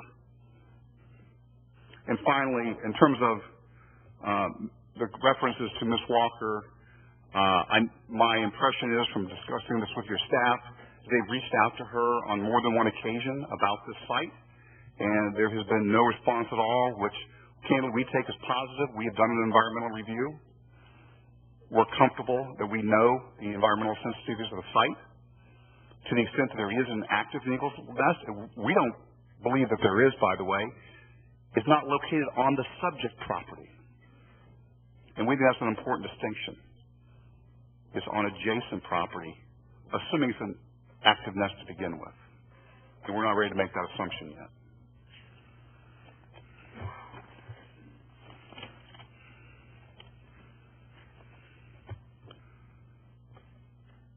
In terms of wrapping up, if you approve the application tonight, you're essentially fixing a zoning mistake from the 1970s when all of these platted lots were made non-conforming when they took on the R100 zoning. As was stated several times, not all of these platted lots were built upon for the aforementioned reasons. This developer is ready, willing, and able, and required to put in the necessary infrastructure to help to begin the process of addressing some of the issues that neighbors have brought up. We believe this is an economic development opportunity for the city of Tarpon Springs. We don't think the public policy is well served to let these lots continue to lie fallow. What I heard tonight, candidly, a lot of emotion, a lot of concerned people.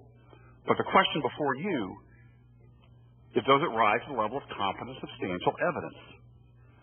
On the other hand, you've heard from two experts in the field of land use planning, Ms. Vincent and Mr. Healy. And their testimony was consistent and well-founded and credible. We have met our burden, and we ask for your approval tonight. Thank you. Thank you. Ms. Vincent?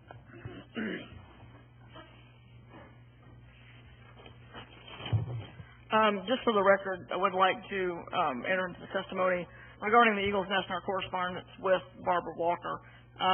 We first reached out to her, or she reached out to us on May 22nd. This is all via email with Mr. DePasqua. We invited her to review the files. We forwarded to her the information that we had. The next correspondence that we reached out to her on June 17th, asking if she had had a chance to review the files for the project or visit the site to inspect the nest. Also provided her the revised dates for these hearings. And the response back, and I'll just read this verbatim. Hi, Joseph, not yet. We had a similar situation in St. Petersburg where we had a red-tailed hawk nesting as well as an eagle nest that ended up being categorized as lost. Thank you for the updates. Retention of trees in that area would be helpful. So that's the last correspondence, and that was June 17th. So just wanted to, we've done our best to reach out to her, and we are still waiting for a response. The long story, with regard to the eagle's nest, if it does exist, if it's found to be there, then whether it's R100 or R70A, that has to be dealt with as the property is developed. So, thank you. Thank you. All right, it is appropriate for commission consideration. The only thing I would like to say is for the commission to remember that the issue is whether the substantial competent evidence presented at this hearing shows that the applicant has or has not met the 4 criteria set forth on pages 2 and 3 of the staff report.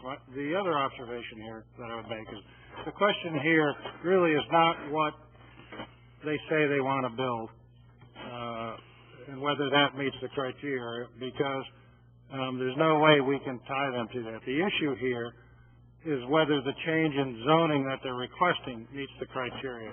If you look at criteria number 2, it's whether the available uses to which the property may be put as you know, each zoning category, has a number of uses, so the focus should not be on what they say they're gonna build so much as whether you agree that the change in zoning,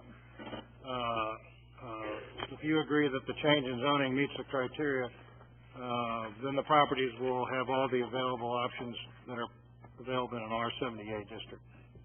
So with that, I would turn the matter over to the commission. Thank you. Ms. Nelson, I assume you could be the applicant. We've heard about, I guess, trying to eliminate at least any increased flooding within that area. Is the applicant responsible for retaining any stormwater runoff that parcel or development will be able to create? Generally speaking, yes. They're going to have to account for what their property will produce and run off, both with the roads and with the building pads of the homes. They have to be able to manage that on site in accordance with today's standards and Southwest Florida Water Management District. They have to have a swift mud permit for that. They can probably better expound on that than I, if they wish. Mr. Thompson.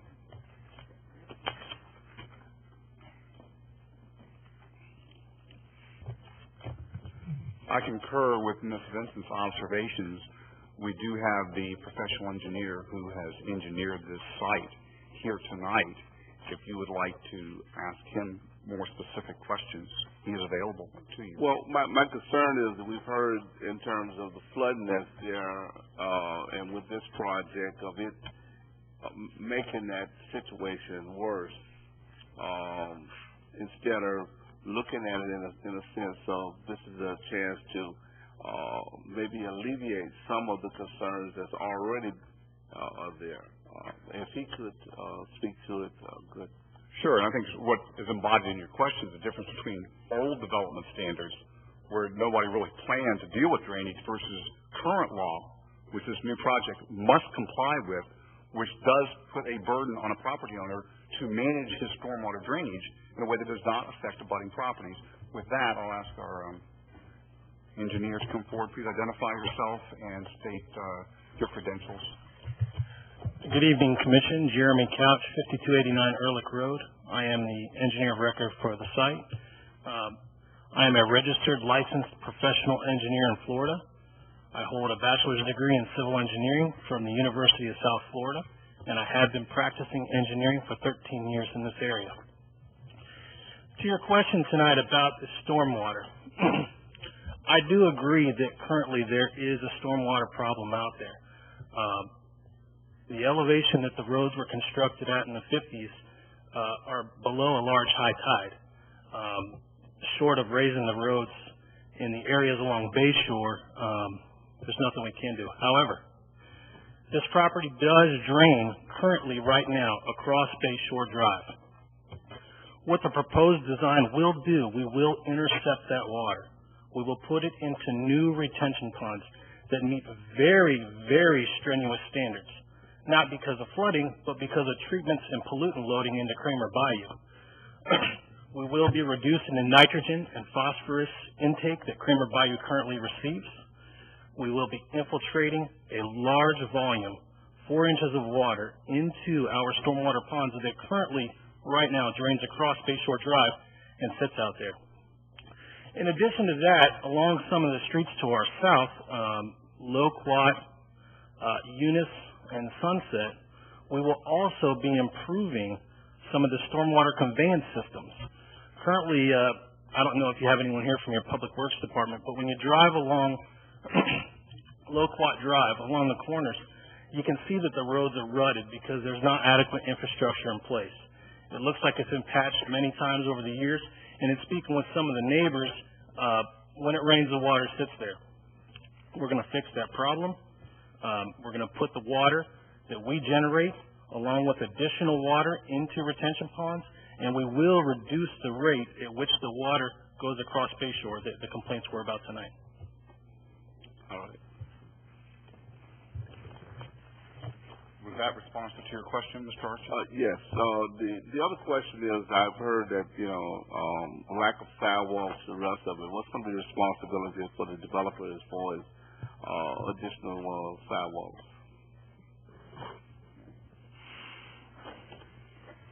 They will be required under our code to, at a minimum, put in sidewalks in front of every house that they propose to construct and along the streets that they will be constructing. Will this property be on sewer or septic? My understanding is it's proposed to be on sewer. So they will be extended in terms of to bring sewer into that. Mr. Mayor, Jeremy Couch again. Two things we're going to do. Number one, that there's a pressure problem that the Public Works Department has identified to me along Loquat. Not only when we tie these roads in, will we reduce the point traffic discharge at the corner that everyone's complaining about, we will also connect the water mains, improve water quality and pressure. The second thing that we will do is we will be tying into the sewer system. Believe it or not, in the 50s, when this subdivision was planned out, there actually is a design for the sewer here in your records that was never built. We're going to improve upon that. Instead of putting the sanitary sewer in the back of the yards like most of these homes are, we're going to put it into the center of the roadway. That's going to make it easily accessible for the staff to maintain. Everything will be connected, and there will not be issues with septic and leakage that currently exists with some of the homes out there. I guess this is for our staff, at least I would say our attorney as well as the staff in terms of the requirements in terms of a quasi-judicial hearing and what we're conducting right now. What are we required to look at in terms of making our decision? Well, you've got to determine what the substantial competent evidence is as it bears upon the issues. And the issues are the four criteria. Whether the evidence shows the amendment is consistent with the goals, objectives, and policies of the Tarpon Springs Comprehensive Plan, whether the available uses to which the property may be put are appropriate to the property in question and are compatible with the existing and planned uses in the area, whether the amendment shall provide for efficient and orderly development considering the impact on growth patterns and the cost of the city to provide public facilities, and fourth, whether the amendment will not adversely affect nor exceed the capacity or fiscal ability of the city to provide public facilities, including transportation, waste and sewer, etc. Now, in fact, this afternoon, I completed taping the thing I've been promising to show to all quasi-judicial board members, and I know that this may be an unpopular comment, but I told the quasi-judicial board members, and this is a law, that they may not consider public opinion, because a public opinion is not evidence. And when they're acting legislatively, public opinion matters. When you're acting quasi-judicially, you're sitting essentially as a judge and a jury. The criteria have been established by ordinance, and you've got to determine whether the evidence here shows whether the criteria met or did not meet, the criteria set forth. That doesn't mean to say that public opinion or public comment is not beneficial. Public comment can provide eye observations or actual observations of things, boots on the ground, as one person said, that may bear upon the elements here. And in those cases, that would be evidence you can consider if it relates to the issues. But I know this is unpopular, but if everybody in the city stands up and says, "I don't want this, I'm against it, I think it's bad," you can't consider that. You've got to consider the evidence and the criteria. That's what your role is when you sit quasi-judicially. I appreciate the comments that's out there, and all I say is this, is that while you was talking, if you wanted to, I gave you respect. I listened. I didn't interrupt. I would ask for the same courtesy. That's all. The reason I ask that is that, sometimes, being up here, I tell people it's very, very difficult. It's not that, hey, I don't consider your opinion the rest of it, because I do. But it's trying to weigh everything that's been presented and then try to do what's going to be in the best interest of the entire city. It's not that I don't care about what happens out there, because I definitely do care. The reason I asked about what's going to happen for as the improvements in the area that's going to benefit the residents out there. I don't think that anybody here wants to hurt anybody that's there. One thing that was mentioned by a former commissioner, but I never heard him talk about it when he was up here, but I'll say it now, is that maybe there's some things that we do need to consider for sidewalks in the area for the city is concerned, in terms of trying to alleviate some of the concerns that's out there in that area. But those things was not brought about because of this development. It's because of, I'm going to say, some things that didn't happen in the past, whether I was up here or whether some of the other people that's sitting in the audience was up here. But the other thing is, we talked about the wildlife situation in Gulf of tortoise and the rest. What is the applicant's method of dealing with that if there are those type of concerns that's in that area? I know that these type of animals are protected. Yes, this applicant had retained and is present here tonight, an expert in the field of environmental sciences who is very familiar with the site and is happy to address that question. My name is my name is Lance Arvidsson. I live at 4006 West Dale Avenue, and I'm a senior staff ecologist with Cardno Intrix, and I've been consulting on listed species for about 8 years now. I have a master's in biology from the University of South Florida and a bachelor's from the University of Kansas. It's pretty simple. I actually went out to the site and I took a couple pictures of the nests in question just to see if it was actually an issue. And I did take a picture of an active red-tailed hawk nest, and about 10 meters to the north of it was a dilapidated nest that possibly was could be anything, and I didn't see any evidence of any other birds there, other than red-shouldered hawks, which were being chased by the red-tailed hawks that were nesting there. As far as the other listed species that are there, any listed species that are there are going to have to be taken care of with regard to the regulations associated with those listed species, and I don't believe that if there's any gophers on that property, what's going to be the way that they're going to be dealt with? Yeah, with the tortoises, the gopher tortoises, they'll have to be relocated as per the guidelines of the FWC. All right, thank you. Any of those that will be impacted, which that depends on the plan. Thank you. Sure. That I'll look to go to Commissioner Larson. Thank you. Couple comments and then some questions. First of all, I just want to make sure everybody understands Barbara Walker has been talked about a number of times this evening.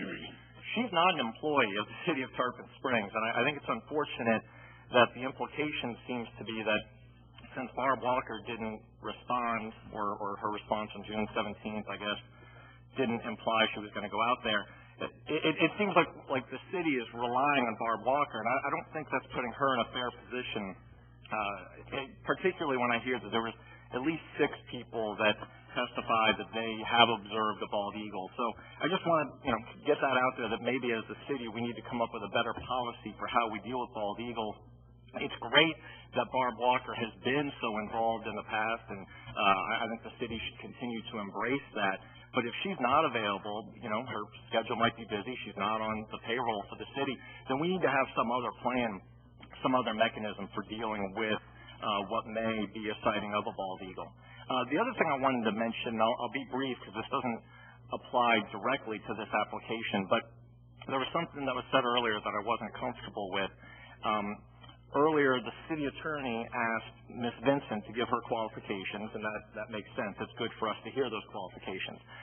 And then later, Mr. Armstrong asked Mr. Healy to give us qualifications, and once again, that was valuable information for us to have.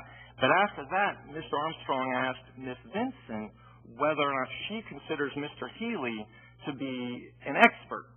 And I think that that puts Ms. Vincent in a very unfair position where she has to pick sides. Well, and by the way, Mr. Healy's resume sounded very impressive. I'm not saying that he's not an expert, and I presume Ms. Vincent believes that he is. But what if a month from now a different attorney and a different expert maybe doesn't have those same qualifications? So I just wanted to point out that I'm not comfortable with staff members being put in that awkward position to declare whether or not someone is or is not an expert. I'm not sure, Mr. Yakavone, if that's anything that you could address from a legal standpoint. And the reason I ask is it's my understanding that this board decides who is and who is not an expert based on the testimony and the resume and so forth. Can you comment on that? That's true. You ultimately decide whether the person is an expert based upon their qualifications, credentials, or experience. Having said that, I can't tell you how many times in the last 37 years in trial I've asked the plaintiff, because I usually do defense work, I've asked the plaintiff's expert whether they consider my expert to be reputable for what it's worth. I guess, and I don't want to dwell on this because it's not so much directly to this application, so I'll move on. The city attorney mentioned, and maybe Ms. Vincent, you could address this further, that all we're looking at right now is a rezoning, and I want to verify that that's correct. In other words, and I think Mr. Yakavone mentioned, it's not what they say they want to build that matters. And furthermore, Mr. Yakavone mentioned nothing can hold them to that. I was wondering if you could comment on that. I would agree with that statement, yes. This is where you're looking at a rezoning. So when we're looking at a rezoning and they talk about how many units, 51, is that what their conceptual plan, yes. Their conceptual plan includes 51 units. What would actually be allowed after the rezoning is passed, if it is passed? Is it 61? At 5 units per acre, I believe you come up with the 61. You obviously still have to deal with wetlands and stormwater and things of that nature, so it would be something less than that probably. I just wanted to make sure I understood. So what we would actually be approving could theoretically allow more than 51 lots, and it doesn't necessarily have to look like the pictures that were included. It does not. I will say this, after evaluating the concept plan, because you do have a minimum 60-foot wide lot, and the way that these lots are already platted with the majority of them being like 125-foot lot depth, so you can't really alter lot depth. The only thing you can really play with is lot width at this point. So, and you can't go less than 60 feet of lot width. So there's not a lot of room for them to wiggle to get more lots, but potentially, yes, they can squeeze out some more lots. Creativity. Yes. Okay. Yes. And theoretically, once the zoning change is made, if it is made, to allow 61 lots theoretically, they could at that point apply to replat. Is that correct? They could, yes. So that would also go into the creativity that could come into play. They could find a way to replat and get 61 lots or 60 or 59. Perhaps they could. Yes. Okay, that's interesting. A lot was mentioned about, and I didn't get her name. One of the speakers made the comment, we've seen some changes since 1959. And I wrote that down because it was kind of an interesting comment to me because both sides, both the applicant as well as the people that are opposing the application, both sides have commented on things that took place in 1958, 1959, and so forth. Ms. Vincent, could you comment on some of the changes in infrastructure rules, or maybe Mr. Armstrong, if you'd like to, changes in infrastructure rules that have made it, that have made it advantageous to get this rezoning, that made it so that with what was previously platted, that wouldn't work? I'll let you address that. Do you understand the question? I got a little worried there. Confused about I believe that I do, but I'm not sure I'm capable of really answering it. Well, I think what was mentioned earlier was that this was platted in what year? 58.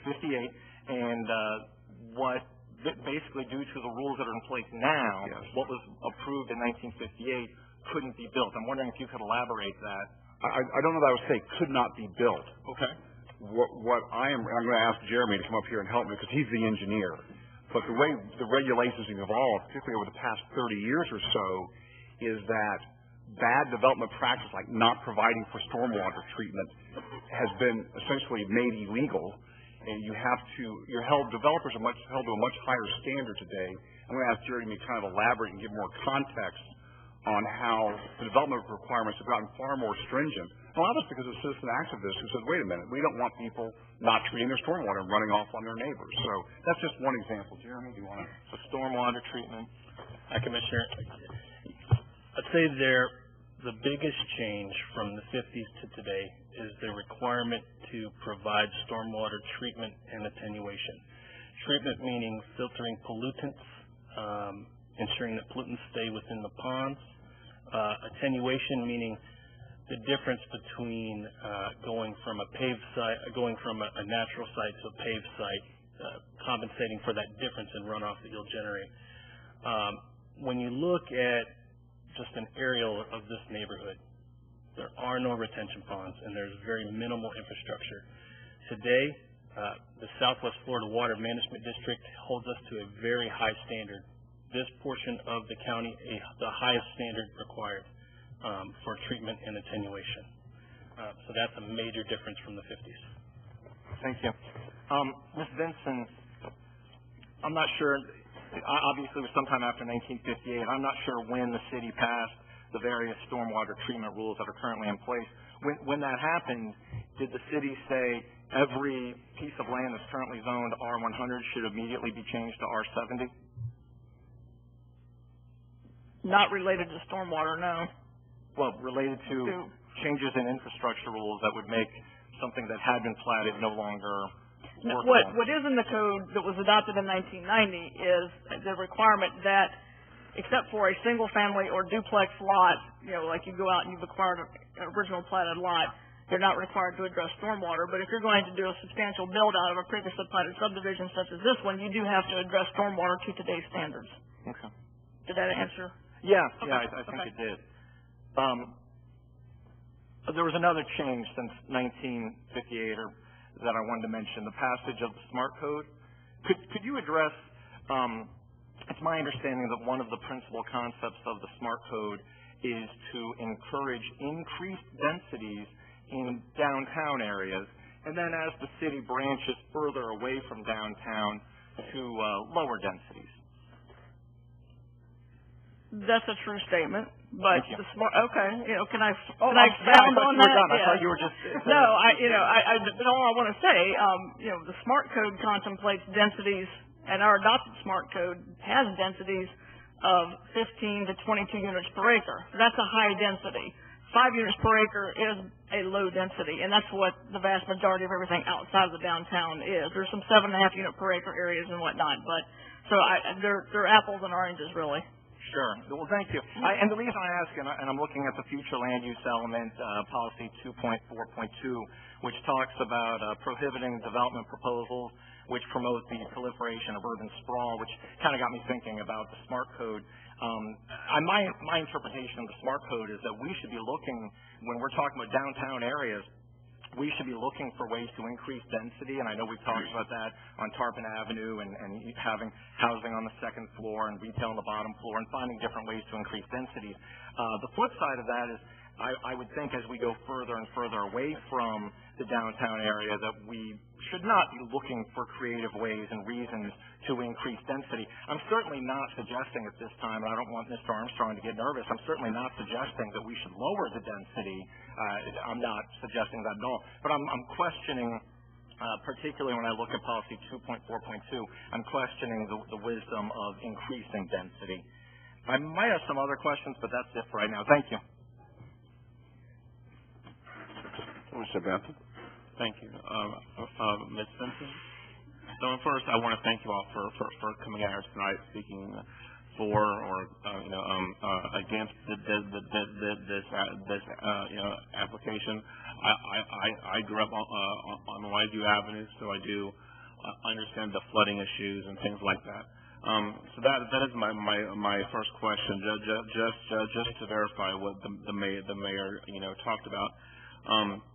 For what they have proposed, would the flooding, to the best that you can say, improve on Bayshore? I would defer to the engineer, based on what he said, it definitely will not get worse, and it does sound like that it will get somewhat improved because they're going to stop some of the water just washing over Bay Shore, if you will, and they will capture some of that. So is that a fair statement? Okay. Okay, thank you. And you mentioned about piecemealing the lots out. So say this doesn't get approved tonight and it's back on the market or what have you, and somebody wants to buy one lot on there and they can build. Can they do, and I don't, not whatever they want to, but they would have to come before us or planning and zoning person in the same manner that this group has. Absolutely. So we maintain much more control over the situation when it's a large fire like this, correct?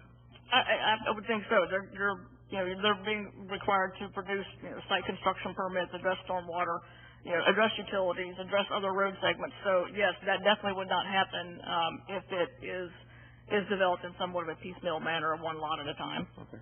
And it is your opinion that the bridge out there by, I guess it's Seminole and Riverside there, and Bayshore Drive, the roads are capable of handling the increased traffic and the increased construction? I can't speak to the construction of the weight, the construction weight of that bridge and what they can support. I'm going to have to leave that to the engineers. I'm not a civil engineer. With respect to the traffic, what we can really look at is the incremental increase by the change in zoning. So what you're really talking about, in my best estimate, is 7 to 9 lots, and that really, under our code, is deemed a de minimis impact. So, there's a certain right that they had to develop now. And so looking at that incremental increase, and again, I'm estimating what they could potentially get, because of the R70, you're looking at really, versus the R100, 7 to 9 lots. And so that incremental increase really does not produce, a burden under our land development code beyond the de minimis impact. Okay. And there was, just to give, I think, some examples that would be helpful for what, when we picture what this is going to be built up as, even worst case scenario, if there was 61 lots or what have you built up. What's the zoning in Point Alexis? The zoning in Point Alexis it's a plan development, special plan development. Hold on one second.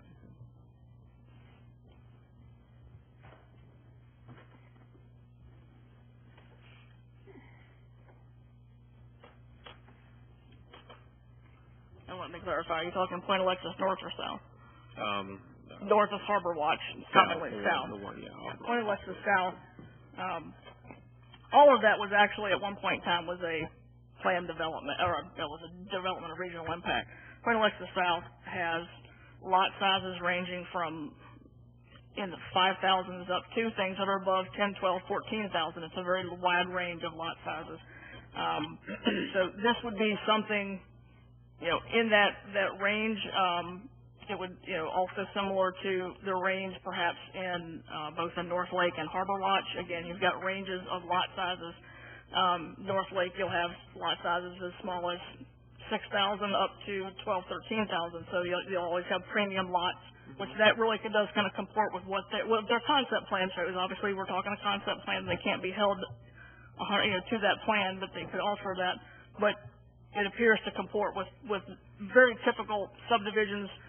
In the last 20, 25 years, we've had a lot of planned developments. That's been the trend for development, which really are smaller lot sizes, reduced setbacks, and we have, there's a list of 20 of them, I think, in the staff report that have been developed in that manner over the last 20 to 25 years.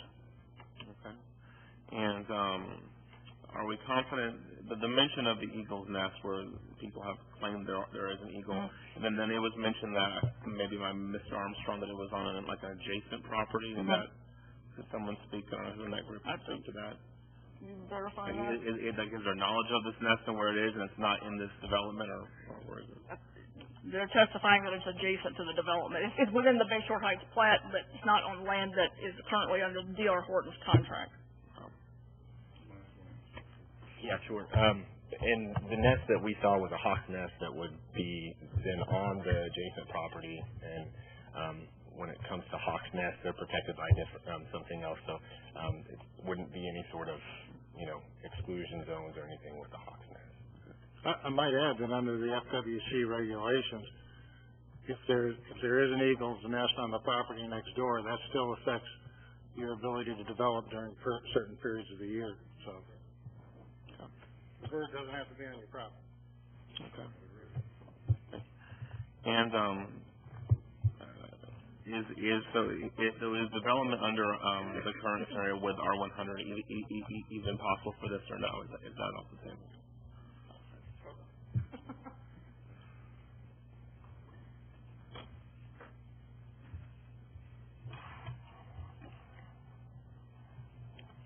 I think I may ask Mr. Healy to come forward because he is an expert in the field of land use planning. Part of the problem is, Dave, you come forward, and he'll build upon what I'm suggesting to you, is this area is kind of built out, and the roadway network is partially in. So the ability to, it's not a greenfield site. The ability to redevelop like a blank sheet of canvas simply isn't there. Dave, will you expand on that? Yes, that's accurate, Commissioner. It's impossible to say you could not develop it in R100. Certainly you could if you wipe the slate clean. The constriction becomes the current road configuration. The depth of those lots is fixed between DeSoto and West Bay Shore, and then Cajaput, am I saying it correctly, on the east, such that it would take a completely clean slate to wipe off, basically vacate those platted streets and the existing platted lots and start from scratch in terms of a layout that would work with the 100-foot lot width versus, the 75-foot lot width versus the 60-foot lot width. And depth, I might point out, on these properties, given the current street configuration, the paper streets, platted streets, meet the depth of the R100 lot. So it really is the width that is the distinction here between what would be allowed under R100. And it would require the street layout be completely changed with respect to the streets that are already there, like West Bay Shore and Eunice and Cajaput. And with the possibility, if you were just to give an example to people so they might understand better, if the possibility right now of anywhere from 51 to 61 lots. If you were to develop in that R100 scenario, whatever, how many lots would there be built? So like the difference in homes per se. I'd rely on what Ms. Vincent said. I think that's a reasonably accurate approximation without actually designing it. Yeah. That the difference is probably 7 to 9 lots. 7 to 9 lots? Yes, sir.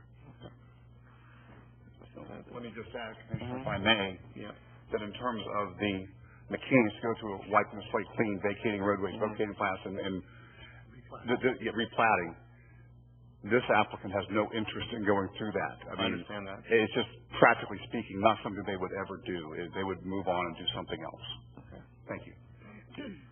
All right, thank you. Vice Smith. Thank you. And again, I would like to thank everybody for coming out this evening, because I know you are concerned about your city and where you live, and especially your neighborhoods, as we all are. But we have to remember tonight that we, as a board, are acting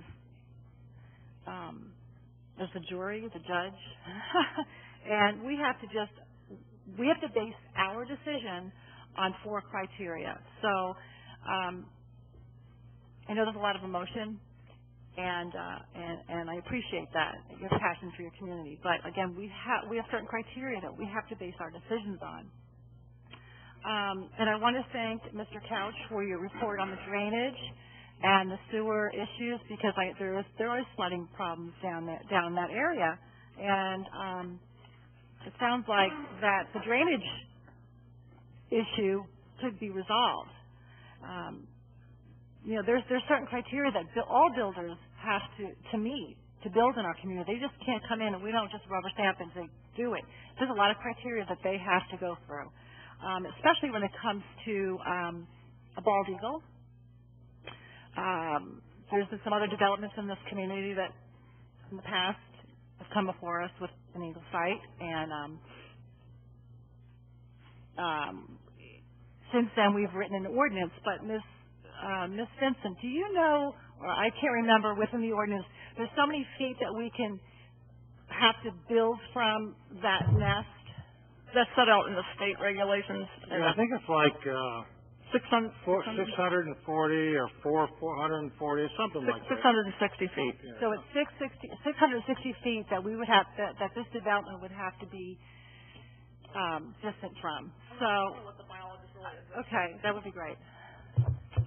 So and you're saying that the nest, the possible nest is, not on the actual site. How far is it from the actual site? I'm not certain the actual parcel that it's on is it's in the middle of one of the parcels. I'm not certain the exact distance, but it's within the exclusion zone. So if it were an eagle's nest, it would go into the adjacent property. If that's kind So of it's okay. So And the other thing I want to point out is that that doesn't mean you can't build within that 660 feet. It means that you've got to build in such a way that you don't disturb it. According to plans you submit to FWC, is my recollection, and which means that in those times when the eagle isn't there, I guess they migrate. I don't know. I guess there's a period of time when they're not there. That's when you have to do all your construction close. But the primary thing is not to disturb the nest. okay, thank you for that. So again, there's another layer that they would have to adhere to. There's the traffic concurrency, which they'd have to adhere to. We touched on the drainage. I understand. This is the first time I'm hearing tonight that the plan for the builder is to install sewer out there. That's a plus as well.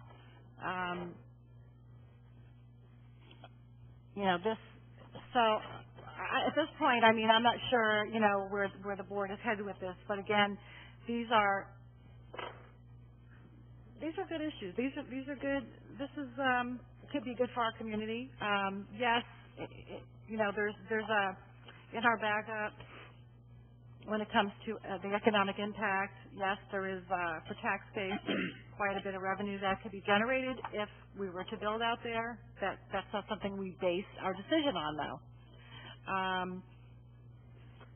But from so far, what I've seen, that the 4 criteria that we base our decision on, I think that we can come to some sort of a agreement between the builder and the city and the residents, and maybe come together in some way that we can negotiate and hopefully make this just better for all of us, for the entire community. Thank you. Commissioner Tarpon. Thank you. I also want to thank everyone for coming tonight and writing emails, making your telephone calls. It's always nice to see members of the public so passionate about something that they believe in. Clearly, this is something that's very concerning to you all, and I appreciate that. Some of your emails obviously were opposed to this application tonight, and a lot of them were just opposed to development in general. I think that's something that we all need to get an understanding of tonight, is that whether or not this applicant or another applicant comes to develop this piece of property, one way or another in the near future, it's going to be developed. And that's just without a doubt. So if this particular applicant was to come forward to the city and accept the R100 zoning, we wouldn't be discussing a rezoning tonight. We'd be discussing a site plan. My concerns relate to density, compatibility, connectivity of the platted roads, and mainly the lack of approval conditions for a project of this magnitude and the position that it is within the city. If the rezoning is approved tonight, there's relatively no guarantees to this community other than what is permissible within the R70A zoning, and that's concerning to me. I think this is a project in a location, and like I said, of a certain magnitude that requires layers of approval. Ms. Simpson talked about Point Alexis, and Point Alexis was a planned development, and I think that's what this needs to be. And I think that's what it needs to be for a variety of reasons. Some of it relates to what I said, the connectivity of the roads, and other layers of approvals that the city and this commission could place within a development agreement. That said, And as the Vice Mayor said, I think it's beneficial to the residents in the neighborhood and the community as a whole to try and move forward with D.R. Horton. D.R. Horton has an excellent reputation. They're able to complete a project like this. And sometimes the devil you know is better than the one that you don't. So I think it's important for us to try and move forward, not necessarily just carte blanche say, okay, we'll give you the R70 zoning, but if there's a way, R70A, if there's a way to come up with a compromise, I think that would be wise for the community. That said, I do have a few questions, and some of them are questions that I'd like some clarification on, and some of them are questions that I'd like to ask for your benefit to give you a better understanding. The first question, Ms. Vinson, relates to the number of lots that could potentially be had under the R100 zoning, assuming stormwater would have to be in place. My best estimate, I think as I stated earlier, would be I'm estimating 42 to 44 lots. That would be my best estimate based on them carving out the wetlands and providing stormwater. Okay, they may be able to further respond to that for you. That's fine. I'll go with the 42 lots. So in the R100 zoning, which, as I said, we wouldn't even be discussing a rezoning, we'd be discussing a site plan, you get 42 lots. And the applicant is asking for 51. Now, granted, they could have more because all we're talking about is a rezoning, and that's another reason why I feel like conditions need to be set in place. So as a comparison, you're talking about 10 more lots. Maybe we could come up with a compromise and there could be 5, I'm just saying. So my next question is, with the map that's provided, Ms. Vinson, you and I talked about this, out of the 51 lots, could you give me a breakdown as far as how many lots would be less than 7,500 square feet, 7,500 square feet, and so on up to the proposed 10,000 square foot lots? Based on their concept plan that they've provided, what you have are 4 lots that are less than 7,500 square feet. You have 31 lots that are at least 7,500 square feet or greater. You have another 4 lots that are 8,000 square feet or greater. You have 8 lots that are 9,000 square feet or greater, and 4 lots that are 10,000 square feet or greater. That's the kind of the current breakdown of their concept plan. Okay. So let's say if we were going to compromise and try and keep this project going forward, and let's say the community and the neighborhood felt okay with splitting the difference between the 42 lots and the 51 lots and saying we want 5 less lots, a requirement could be made that those 5 lots have to be in the 9,000 to 10,000 square foot category. And this is just something that I'm throwing out there that I think would be a good compromise for the community to work forward or work towards. Speaking in terms of the connectivity of the roads, in the proposal, West Bay Shore heads north and then comes out on Lucille.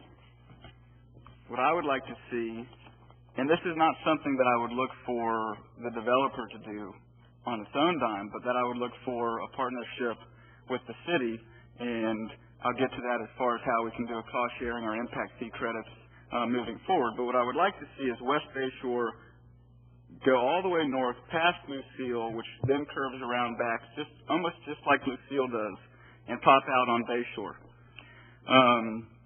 DeSoto goes all the way through, and I think some of the stormwater concerns will be addressed there as we've heard testimony.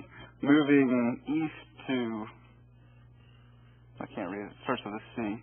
Cajaput. Cajaput versus ending Cajaput 2 lots shy of the wetland, extending Cajaput and having a cul-de-sac. And then moving further east to Eunice, extending Eunice all the way throughout the Bay Shore. Again, that's not something that I'd look for the developer to do, but a partnership, or the developer to do it, but a partnership with the city to where the city will reimburse for those costs. And the reason I'd like to see Eunice extended to Bay Shore is because of the wetland in the hole that so many people talked about and the flooding. As it sits right now, with Lucille bouncing out to Bay Shore, that could be an evacuation route for all of the people, I guess it would be north of DeSoto. But the people in between DeSoto and Sunset, they're still trapped. So if we bring Eunice out, then those people can take Eunice to Sunset and then evacuate out. Mr. LaCouris, with that in mind, could you, and if the commission found it worthy, and if we were to move forward with more of a development agreement versus just a rezoning, could you speak to how? You can't do that. Can't do what? You can't do a development agreement. I'm not talking about tonight. Well, I feel uncomfortable with you talking about a development agreement and getting concessions from the developer in the process of a quasi-judicial hearing, because it might be interpreted by a court if this application were denied as showing that the grant of or denial of the present quasi-judicial application was based upon evidence or factors that we can't consider. How about a hypothetical? And it also would be tantamount to contract zoning. I don't feel comfortable with it.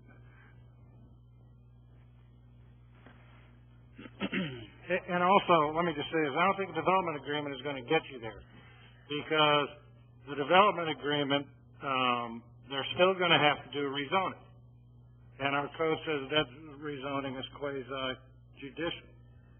So you can't do a development agreement contract away the quasi-judicial aspect of the rezoning. And so the developer is not going to go through that.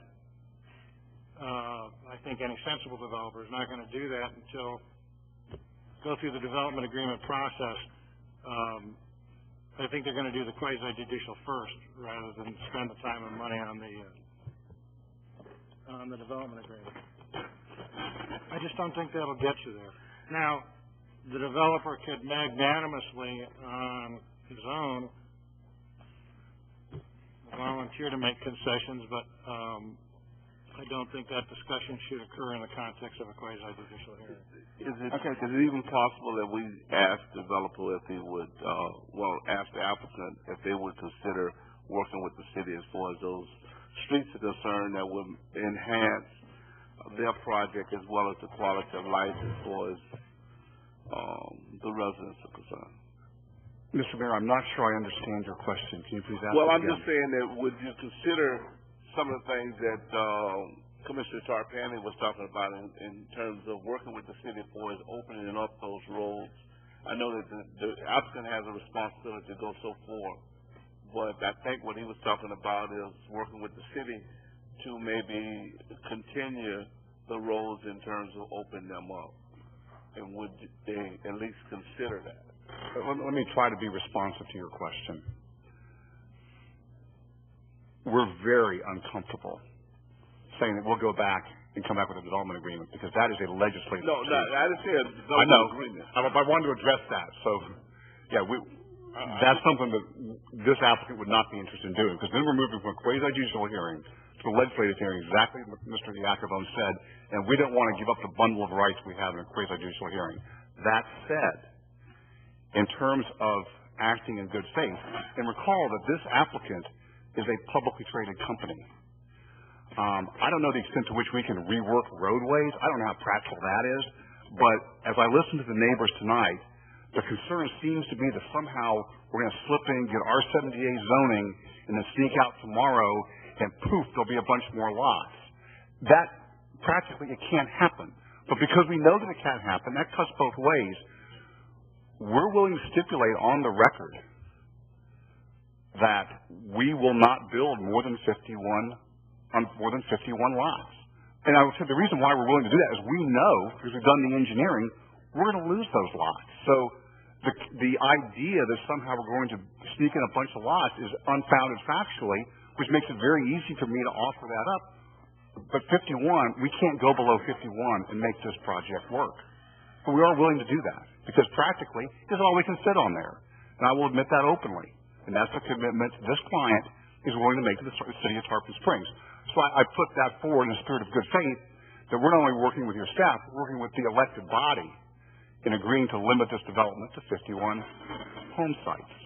Well, and what I was saying in the spirit of good faith, that we're talking about working on roads, and you have equipment already out there in terms of possibly working with the city in terms of doing some things that would be beneficial to the applicant as well as to the city. Possibly. We would certainly entertain a discussion. Without the specifics, we can't make a commitment tonight, other than to have an open dialogue. Thank you.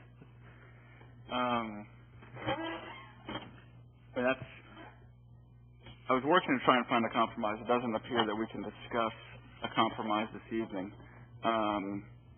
So if we're just solely looking at what's presented in rezoning R100 to R70A, I feel it's incompatible with the surrounding neighborhoods. Thank you.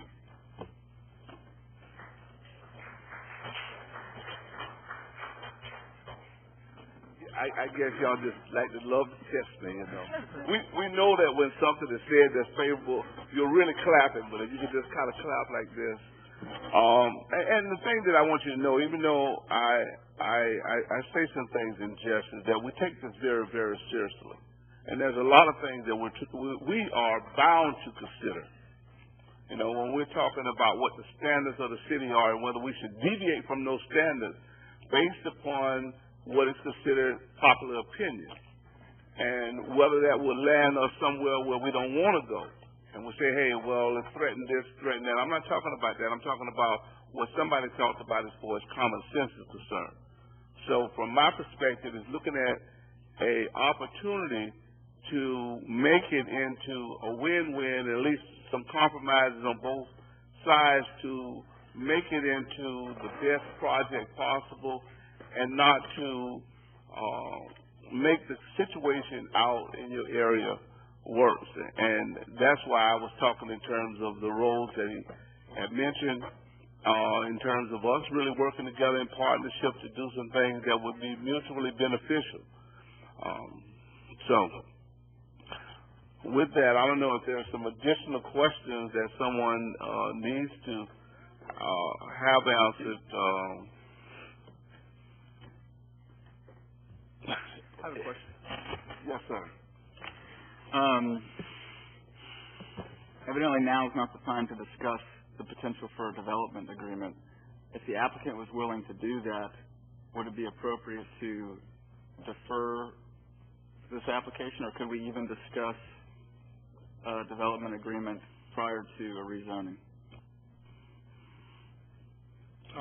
Maybe Mr. Armstrong can address whether you guys are willing to do a development agreement. Thank you already. I'm unable to make that commitment as we sit here right now because, again, we think we've proved up our case in a quasi-judicial setting. And if we go to development agreement, you're sitting as a legislative body. You can be essentially all but completely arbitrary and capricious. Ultimately, it's my client's decision. I would recommend against it in all candor, but it would become a business decision they would have to make. And we're unable and unwilling to make that decision as we sit here tonight. You know, there is a mechanism in the code, lest anybody think that the code kind of doesn't address and Renee certainly is expert on this, but there's a planned unit development provision in the code that allows a lot of leeway in negotiations. But again, I hate to be the harbinger of bad news, but I'm just telling it like it is. They've come here for a quasi-judicial decision. They're entitled to a quasi-judicial decision based upon the evidence. And then we'll see how it goes. Well, and with that, you know, we're charged to make a decision one way or another and look at the evidence that's been presented and then vote. So at this point in time, Chair will entertain a motion. Mayor, I'd like to make a motion. I'd like to deny the application based on future land use element policy 2.4.2, also based on compatibility concerns, and also based on transportation concerns, particularly as it relates to evacuation. Second. With that, when you're ready, roll call. Commissioner Banther? Yes. Commissioner Terrapini? Yes. Commissioner Larson? Yes. Vice Mayor Slattery? No. Mayor Archie? No.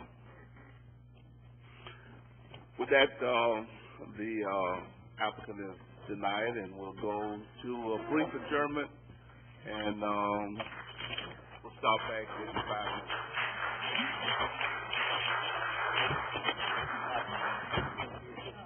If we could start back, we go to item number 13, ordinance 2013-17, urban chickens, first reading.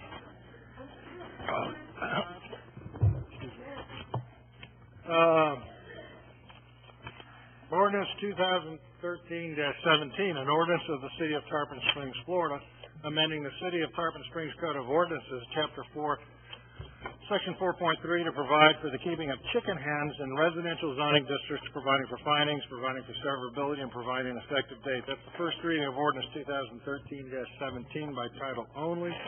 The second reading will be held on July 16, 2013, and will be posted in the Tampa Bay Times by title only on July 3rd, 2013. Like all things somewhat nebulous, they fall to the planning department to deal with. So, out of the frying pan and into the chicken coop. Per direction of the board, attached for review is a proposed ordinance to allow the keeping of chicken hens on residentially zoned single-family lots, detached lots. We did review ordinances from Pinellas County, Dunedin, and Gulfport, and they really range from being very prescriptive to pretty unregulated. So we tried to strike a balance that we thought would best regulate the keeping of chickens without undue regulations that simply might just really be difficult to enforce. I think that I did speak with Sergeant Miller, and there were some requests. This was this afternoon. We'll talk about this, and we can take care of this between first and second reading. But there was a request to, and maybe you can address this, Chief, regarding the ability of enforcement personnel to come onto a property if a complaint's issued, but I'll get to that in a second. So that's not in the ordinance as we speak.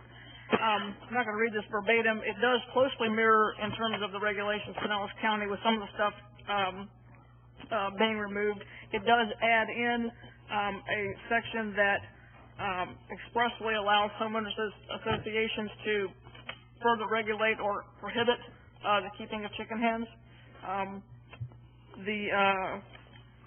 And there's also, this is not in the Pinellas County ordinance, we do have a section regarding complaints of animal cruelty and neglect shall be investigated in accordance with Florida statutes.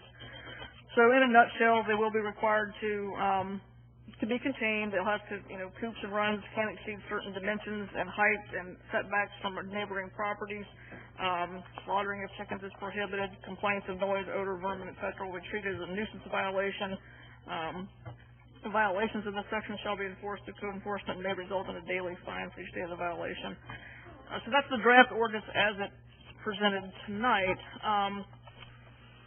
Also attached, and this is not part of the ordinance, this is just information purposes, there is a kind of a draft permit application that will be administered through Development Services. I assume I will be the person reviewing these. That does require a sketch plan or survey showing the locations of coops and runs. The signed affidavit of compliance form, what that basically requires is that if you live in a homeowners association, you must have their sign off.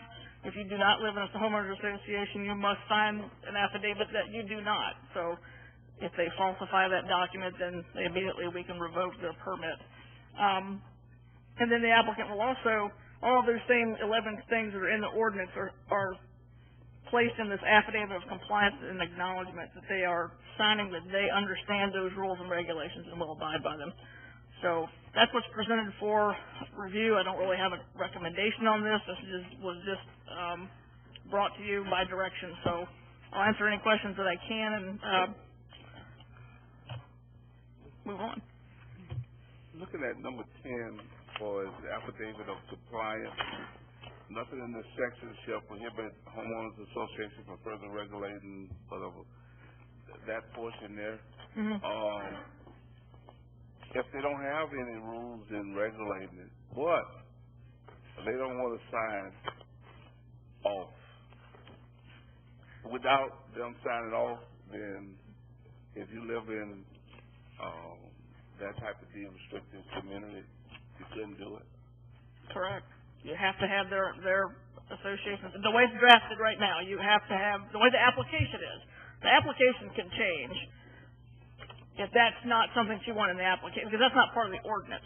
So that's, but that's the way it was drafted to hopefully address some of those concerns. I was just asking that question. I'm not sure if this is something we even need to be doing. But to Commissioner Bowser. Yes, thank you. And I'm very glad to see that this on the agenda. I'm one who requested it to be on here. I think it's a long time coming, and it's a great thing for this city, and also for people that might be opposed to it. One way to look at it is now we have a mechanism for enforcement. Before we turned a blind eye. People have chickens. We know who has chickens in town, and there was no enforcement of it. Now there's a mechanism for enforcement and rules they have to follow. First thing, obviously, no one's grandfathered in. They all have to come into compliance. Correct. There's no legally grandfathering for something that's not legal. Correct. This permit fee of $100, is this in your research of the county and then Bel Air and whatever, and Gulfport or whatever? Is that standard, that permit fee? As we speak, I'm going to call that a placeholder fee. Between now and second reading, I'm going to do some more research. I did finally get in touch with Pinellas County this afternoon, and to their knowledge, the people that I talked to, they're not charging a fee, at all. So I would like to not charge a fee, or it'd be minimal just to cover admin costs, if at all possible. And I'm glad to see that we put in here the extra provision, point 10, for the HOA. I know, as the mayor just pointed out, that would be a hardship if somebody lived in an HOA, and I own a condo in one of the most strict ones in the city. And they did not have the regulations, and they didn't sign off. But I'm willing to err on the side of caution with them. I think, in good faith to get this through. So, thank you. Thank you. Yeah, I was also going to ask about the $100 fee. So it sounds like you're going to do more research to find out, but if the county isn't charging any fee? That was the information that I got today, and I know that counters what Mr. LaCourse thought that they were charging $250, but I can't find any evidence of that. So $250? Yeah. And plus, there needs to be some kind. There's because there's an administrative there cost is too. time, there is stuff, so there needs to be some type of fee. Yeah. I'm not necessarily opposed to a fee. I thought 100 might be steep. I'm not necessarily opposed to some kind of fee, but I guess we're going to talk about that more at second reading. I'll do some more research between first and second reading on the fee. Like I said, the fee is not part of the ordinance, so we can adjust the fee as necessary. Where would the money go? Does it just go into the general fund, or how does that? Fees collected out of the development services go into general fund, I believe. Okay. And then I also had questions about this HOA sign-off thing. And maybe it's fine the way it is. Commissioner Banther mentioned just kind of erring on the side of caution, and maybe that's fine. I kind of wondered why we want to encroach into the HOA's business. I mean, if they want to have a rule against chickens, and if they want to enforce a rule against chickens, I think they should be allowed to do that. I certainly think they have a right to do that, and I don't want to get in the way of them having a right to do that. But I don't know if we need to have a role to play with the HOA. I don't know that we need to have. I don't know. I guess I'm just kind of thinking out loud. But is this form, this HOA part of the form, is that something that the county is doing and other municipalities? Not no, and let me address that because I want to make sure that was in there because I've got the exact opposite take that you have. Some of the problems that we had from people responding in the negative, and obviously, in trying to do this thing, the biggest opposition we had and would have had here tonight would be from the HOAs. The problem, what they say, is just the opposite. If you just put this ordinance out and we have to go enforce it, we have to pay an attorney, we have to do that. We want some mechanism of balance so that you don't put the whole burden on us to enforce this thing, that this is kind of a middle ground, to not put the complete burden of them hiring a lawyer, going that way and stuff.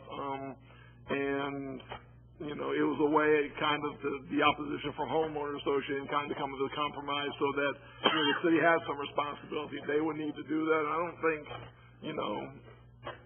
I think it's fair, and the people who are wanting chickens and stuff, I don't think they're going to be in HOAs because most of them have problems with it. Those that are sketchy, we'll get into it either way because however the fight goes with it. I think this is the good in between to give the HOA some protection and let people know that we've struck that compromise. Because that's where a lot of the opposition. That's fine. I don't have another opposition. The emphasis for it. So it's kind of, you can call it the city manager HOA because I was trying to strike some balance so we didn't have a big four, and that's where the opposition was coming from. And this is a way to tell them we will take some responsibility because we'll make them sign that not in one or you have to sign off on it.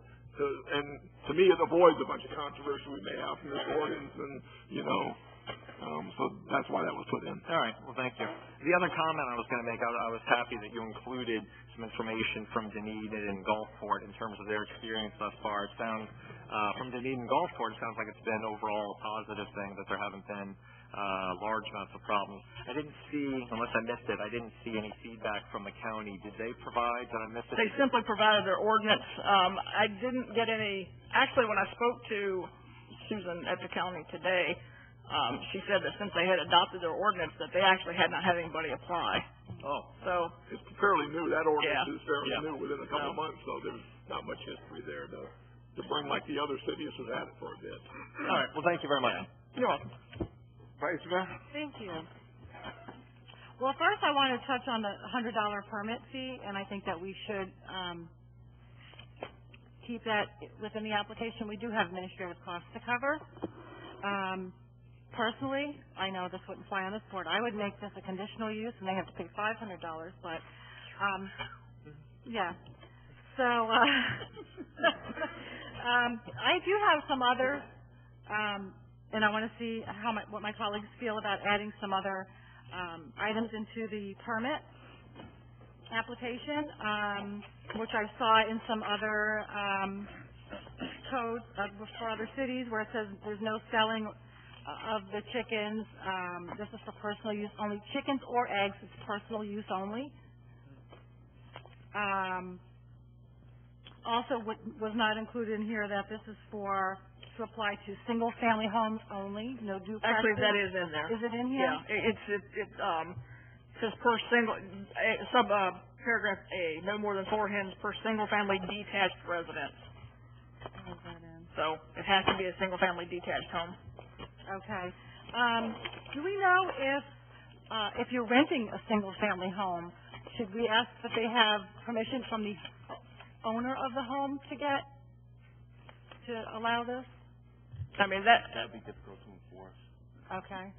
I think that would be very difficult to enforce. Well, that is my other issue, is code enforcement.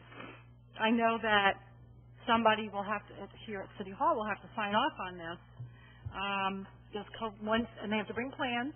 Does code enforcement have to go, once the coop is built, code enforcement go out and check to see that it's built to the specifications or not?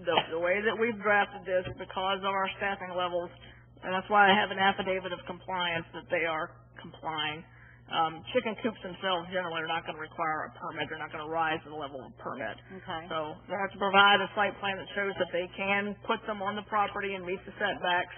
Frankly, a lot of they call them chicken tractors. They're actually portable coops and runs, so they actually will move them about. So again, as long as they're meeting, where they have fresh grass and things like that. So as long as they're meeting setbacks, the overall dimensional setbacks for the coop and the run, so nailing them down to one location and inspecting really is probably not going to be a good use of staff time. They're very, these things are going to. I liken this to to home occupations. We have hundreds, if not thousands, of them in the city of Tarpon Springs, and we handle a complaint about them about maybe once every 2 or 3 years. They're very self-regulating, and as soon as people start complaining, then we'll have, and that's what goes to Chief Kuchin's. I think one of the things that we'll try to address between now and second reading is the ability to enter the property if there is a complaint, and I'm not sure what the mechanism of that needs to be. We'll probably need to consult with the city attorney on that, if that's possible. Yeah, that's what was being requested by Sergeant Miller, but I don't know if that's possible. Yeah, I don't know if that's possible. Jim, do you want to weigh in on that? No, the question was, earlier today, actually late afternoon, whether we can have, as a condition of granting the permit, the person could give our code enforcement people, agree that our code enforcement people would have access to the backyard in case of a fenced yard, so we don't violate Fourth Amendment. And I candidly don't know the answer. Jay, do you have any idea whether you can waive your Fourth Amendment right in advance? Okay. We'll look at it. Maybe we can do that. There will never be had the question in 37 years. There will be cases if the property is fenced, we cannot, without any kind of legal requirement or waiver, we cannot go on that property to inspect the coop. That would be a problem for us. So if there could be some kind of waiver as a part of this application process, we would support that. The other issue you talked about is not about the owning and renting. For instance, anybody who's got dogs through the dog rescues, whether it's Beagle Rescue, that you've got to, they have to have a verification. If you're a renter, you have to sign a verification.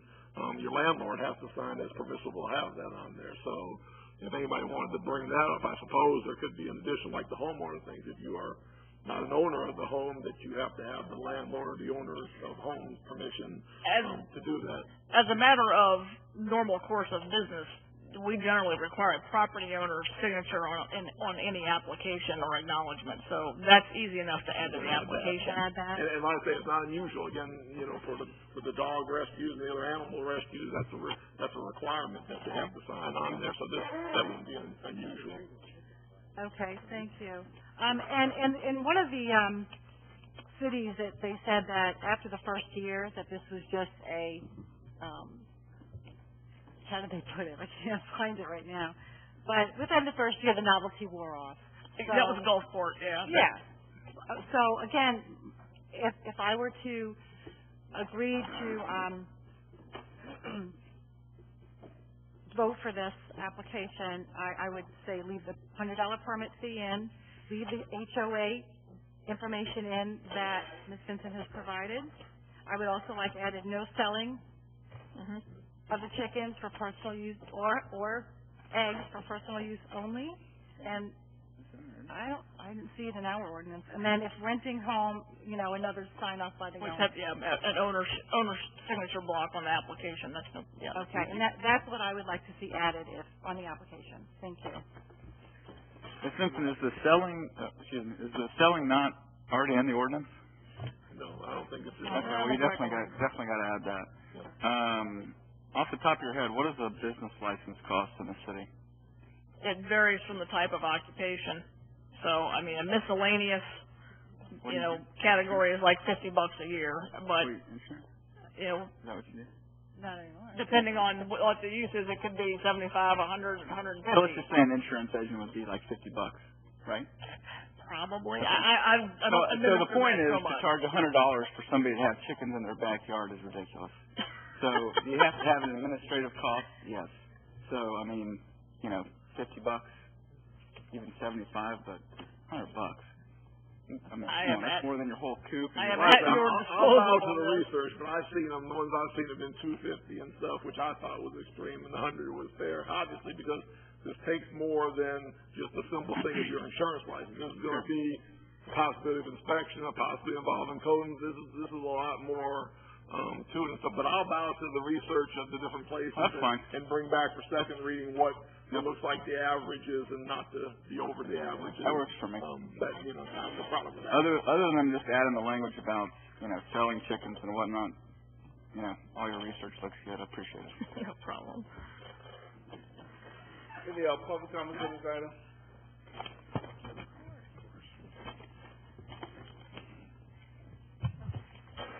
Chris Rabowski, 1602 Gulf Beach Boulevard, Tarpon Springs, 34689.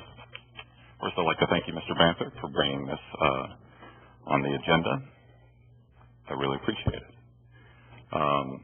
The next thing I'd like to address is let's not get crazy with the taking away of constitutional rights. We've had enough of that in our country, all right?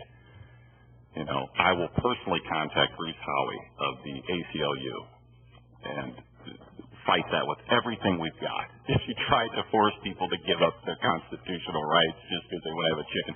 I mean, some people have dogs that could literally kill a human being, and you're not asking to go check out the situation there. So let's just take a step back. The next thing is, personal use. I mean, I was just this Friday at Robin Sanger's Peace for Tarpon meeting, and I was speaking to the Shepherd Center director and several other people there about how wonderful this would be, because they're going to, you know, you're going to have a registration. So they can do a records request every month to see how many people are getting chickens and go knock on their door and say, hey, man, can we get a couple extra eggs for the poor? Feed them at the church? So you'd literally be taking food out of starving people's mouths. So you got to be very careful how you do this, right? I mean, you don't want to say, hey, you can't give those eggs to somebody, right? So be very cautious how you handle that. And, you know, maybe you don't want them to sell them. I don't know. Whatever. But keep in mind, it's just a handful, 3 chickens. I don't know how many eggs they're going to produce a week, how many that family can consume. You don't want this stuff just going to waste either, right? When there are starving people in this world. So take that into consideration as well. This is a step in the right direction, helping people to help themselves, right? And like I mentioned the previous time this came up, you know, all those eggs on trucks going to stores, they're polluting the environment by doing that. That transportation, that diesel fuel burns and pollutes the environment. This is going to help clean it up. There'll be less and less of that happening the more people start taking care of themselves. Conservatives constantly talking about personal responsibility, and this gives people a chance to do that. Permaculture, growing plants and having animals that help fertilize those plants, and the scratching from the chickens helps to, you know, aerate the soil, and then they can use some of that food that they've grown to feed the chickens. This is a self-sustaining system. So, congratulations for moving forward. Well, there will be no roosters because that's not allowed. It's only hens, I believe. So, once again, thank you for this, Mr. Banther, and I'd like to see this move forward, but please do not attempt to take away our constitutional rights. Thank you. Nita Prose, 901 Bay Shore Drive, Tarpon Springs. That's something we forget to ask, like this engineer. He gave us address, but he didn't say if it was Tampa, St. Petersburg, Clearwater. So when he gives the street address, we assume they live here. We need to ask what city, please, so it can get on the record. I see that I'm interested in this on the agenda. The Southern Alliance of the Southern States of the United States now are promoting people having their own chickens. The reason we had trouble with it when I was on the board is because they were just plain chicken coops, and they smelled and they get out, and it was just chicken wire around some holes. What's happening now throughout the South, especially in the United States, is they're building nice chicken houses, nice chicken coops. I have a friend in Tallahassee. Her husband built her one with a tin roof, and the chickens enjoy leaded glass, colored glass in their chicken coop. It's beautiful. They have a walkway. They have things to go around. So these people are investing a lot of money. So what we need to do in the city, think about this, is when they build their chicken coop, they come in and get a permit, and they pay for that permit. So you don't have a substandard chicken coop in the city where it starts to cause the problems that we've had in the past. And the chickens are well taken care of.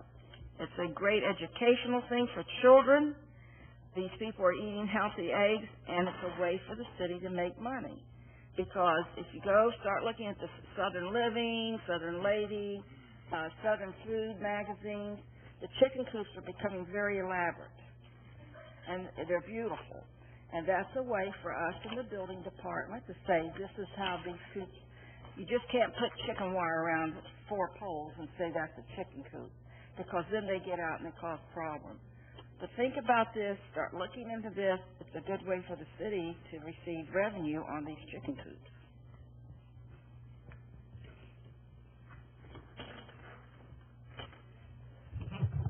Tommy Frames, 624 Penn Street, Tarpon Springs, 34689. I just want to thank Commissioner Banther, for the support on this, getting this on the agenda. I think I already made my points clear before when I spoke about it. Definitely in support of this. Everybody I've talked to, especially younger people, are in support of this.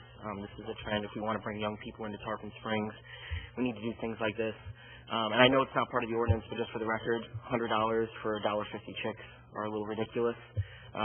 Administrative fee, that's fine. $25, $50, totally understand.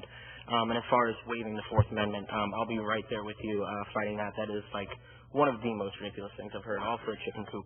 I see pit bulls roaming around my neighborhood. So pit bulls, the people who have pit bulls do not have to waive their Fourth Amendment rights, but because I want 4 hens to feed me eggs in the morning, I have to waive my Fourth Amendment rights? Come on. So, thank you very much.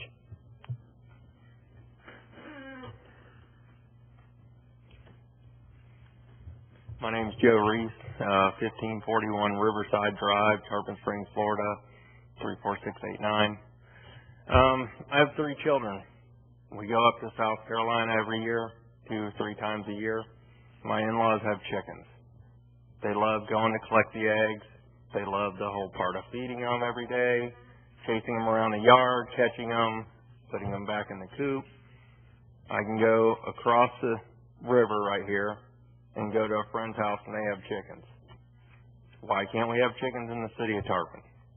I grew up with goats and lambs and everything else in Tarpon Springs, but now we can't have none of that. We can't have chickens either.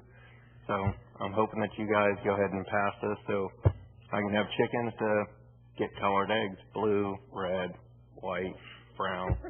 My kids love all that stuff, so thank you.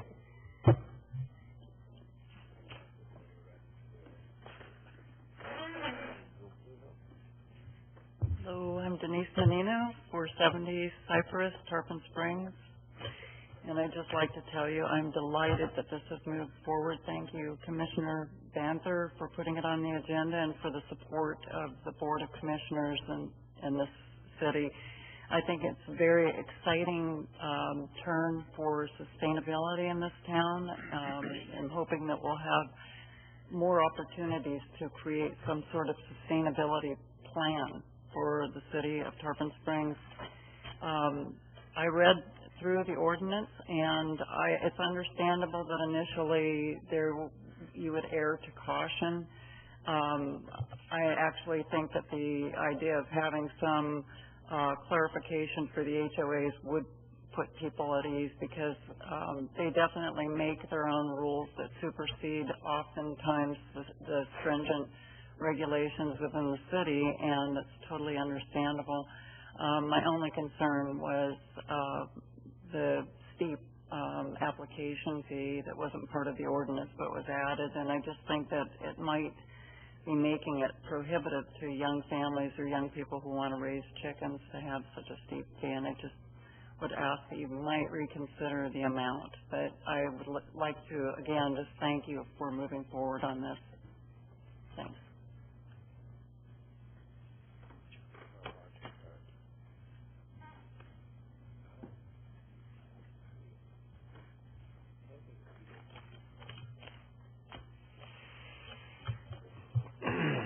Peter Delacus, 514 Ashland Avenue.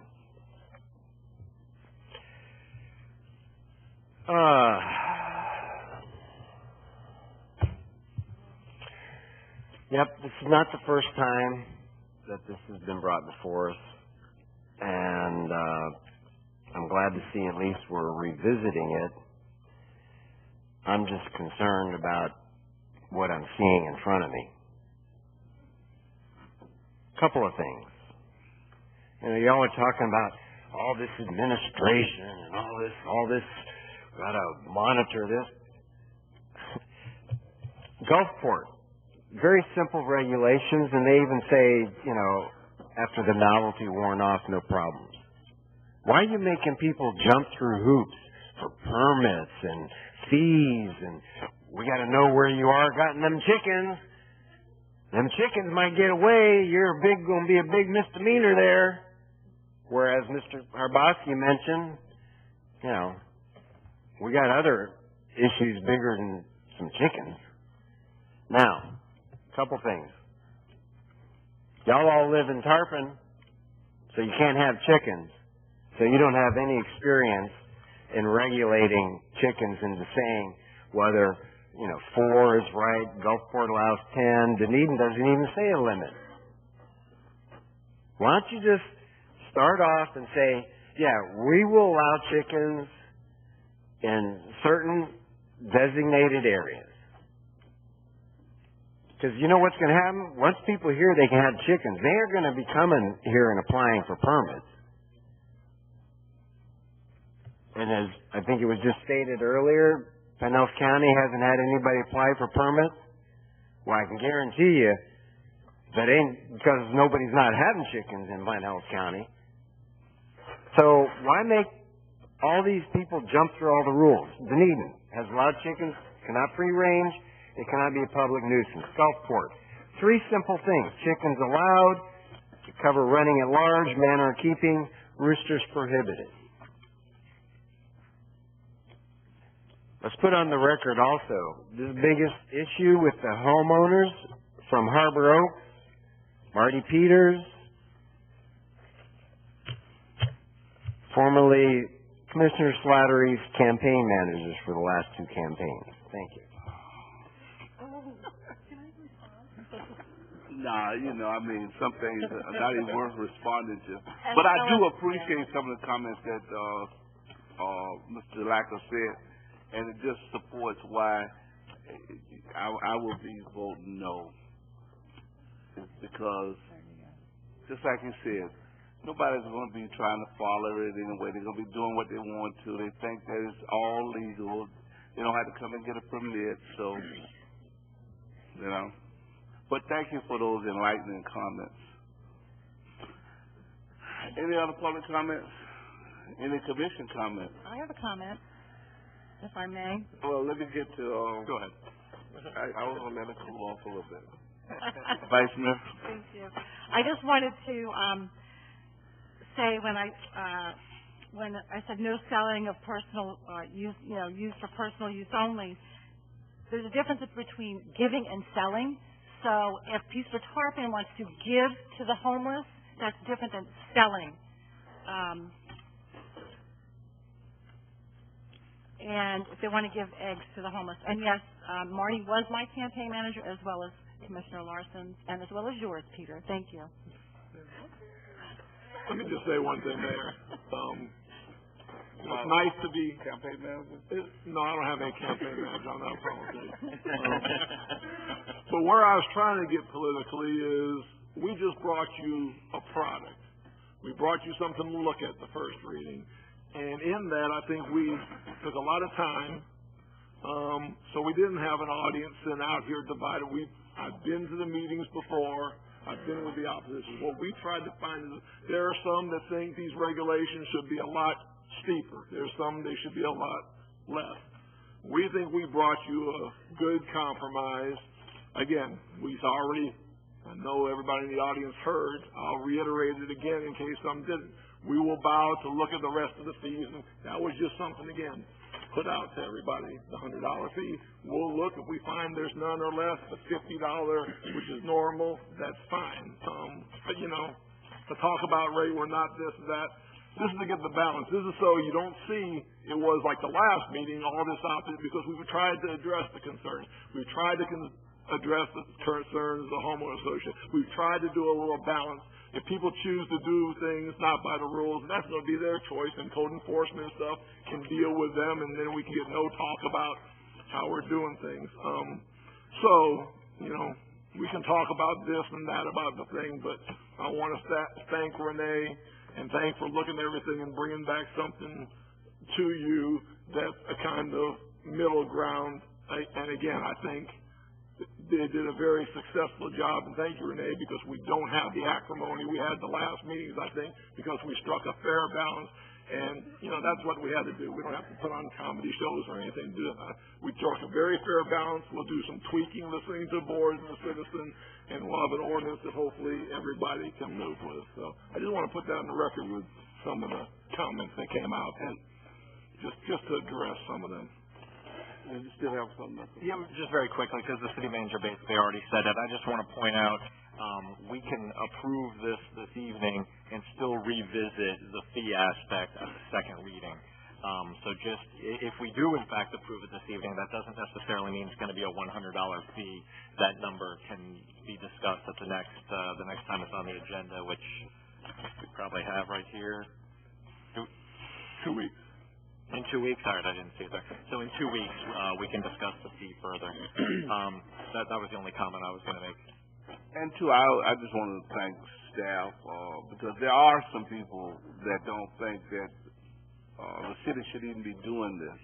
So don't believe that everybody is for it, because there are some people that are not for it. So I think that Ms. Benson did a good job in trying to draft something at least that the commission can look at, tweak, do whatever it wants to do with it, and then move ahead. So, yes, sir. Yes. Motion, I hope. Yes, it will be. But I just want to thank again. Yes, I do think, I know we are creating some more, rules for an animal, which, you could argue a chicken and a dog, what's the difference per se? I don't like large dogs, but I still live next to them. I don't wish to regulate them, and they, in my opinion, produce more of a nuisance than a few chickens would. That's just my personal opinion. But anyway, I'm very comfortable with what city staff has brought us. I would like to see that fee go down. Maybe split it to $50. We can revisit that after you all further find out what other places charge. And so I would like to move for approval of this ordinance, and I believe with the addition of no selling of chickens or eggs. Second. Roll call. Commissioner Banther? Yes. Commissioner Terrapini? Yes.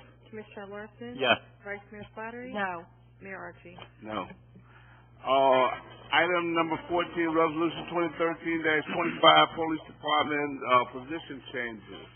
Resolution number 2013-25, a resolution of the Board of Commissioners of the City of Tarpon Springs, Florida, authorizing changes in the police department organization, including elimination of position, addition of position, and providing for an effective date hereof. That's the reading of Resolution 2013-15 by title only. Chief. Thank you, Mayor.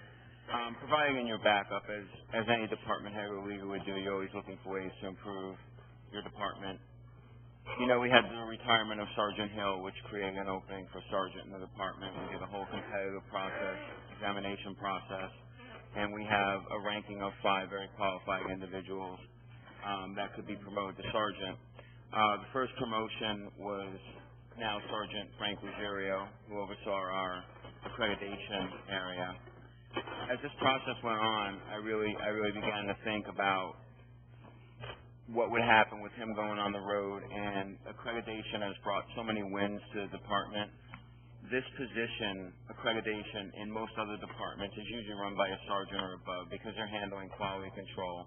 They're dealing with other sergeants. They're dealing with the captains. They have to deal with me. That's why I have accreditation aligned under the chief's office. Our command staff is very efficient. This one position also runs our SRO program, our traffic homicide unit, and accreditation. We all do roll. We have 2 corporals right now that sit on this list that are very qualified to become sergeant. If we eliminated one of those corporal positions and made it a sergeant, it doesn't affect our budget in any way. It gives us a more effective command structure. It allows for someone to be promoted and to achieve something in the profession, and overall it benefits our department. So I'm asking you to eliminate an officer corporal position and make a sergeant's position. It doesn't change our staffing. It doesn't change anything. It virtually does not cost the department anything. It will not be a budgetary increase. Thank you. Any questions for the chief? Any public comments? Chair will entertain a motion. Move for approval. Second. Roll call? Commissioner Banther? Yes. Commissioner Terrapini? Yes. Commissioner Larson? Yes. Vice Mayor Slattery? Yes. Mayor Archie? Yes. Miscellaneous item number 15A, and 15B, Board of Adjustments. A is accepted the resignation and removal of board member Nate Calorino. This is an item, of course, that was postponed from a previous meeting because we didn't have 5 commissioners as was required. Obviously, we know Mr. Calorino wants to speak to us.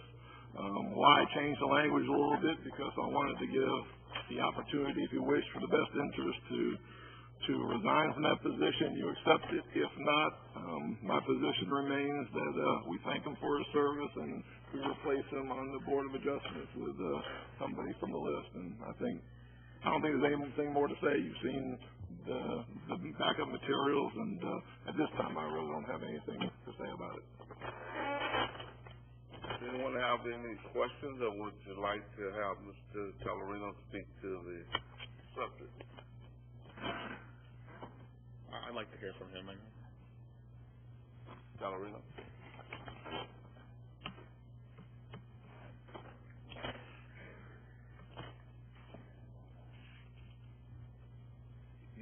You can go with the 4 minutes, and we'll see what we can do as far as an extension, you know. Okay. Commission, Mr. Mayor, Madam Vice Mayor, thank you for giving me an opportunity to address you. Here we are again, and thank you for having me on the bottom of the agenda. I understand that's protocol to have these boards on the bottom of the agenda. I want to remind... Can you get closer? The people are having trouble hearing. I'm Nate Tellerino, 1220 Castle Terrace of Tarpon Springs, Florida. I currently sit on the Board of Adjustments, which is a quasi-judicial board here in Tarpon Springs, meaning that you are appointed to these boards. They're judicial, and you can be removed for cause if you do something wrong, or with a majority vote of the full Board of Commission.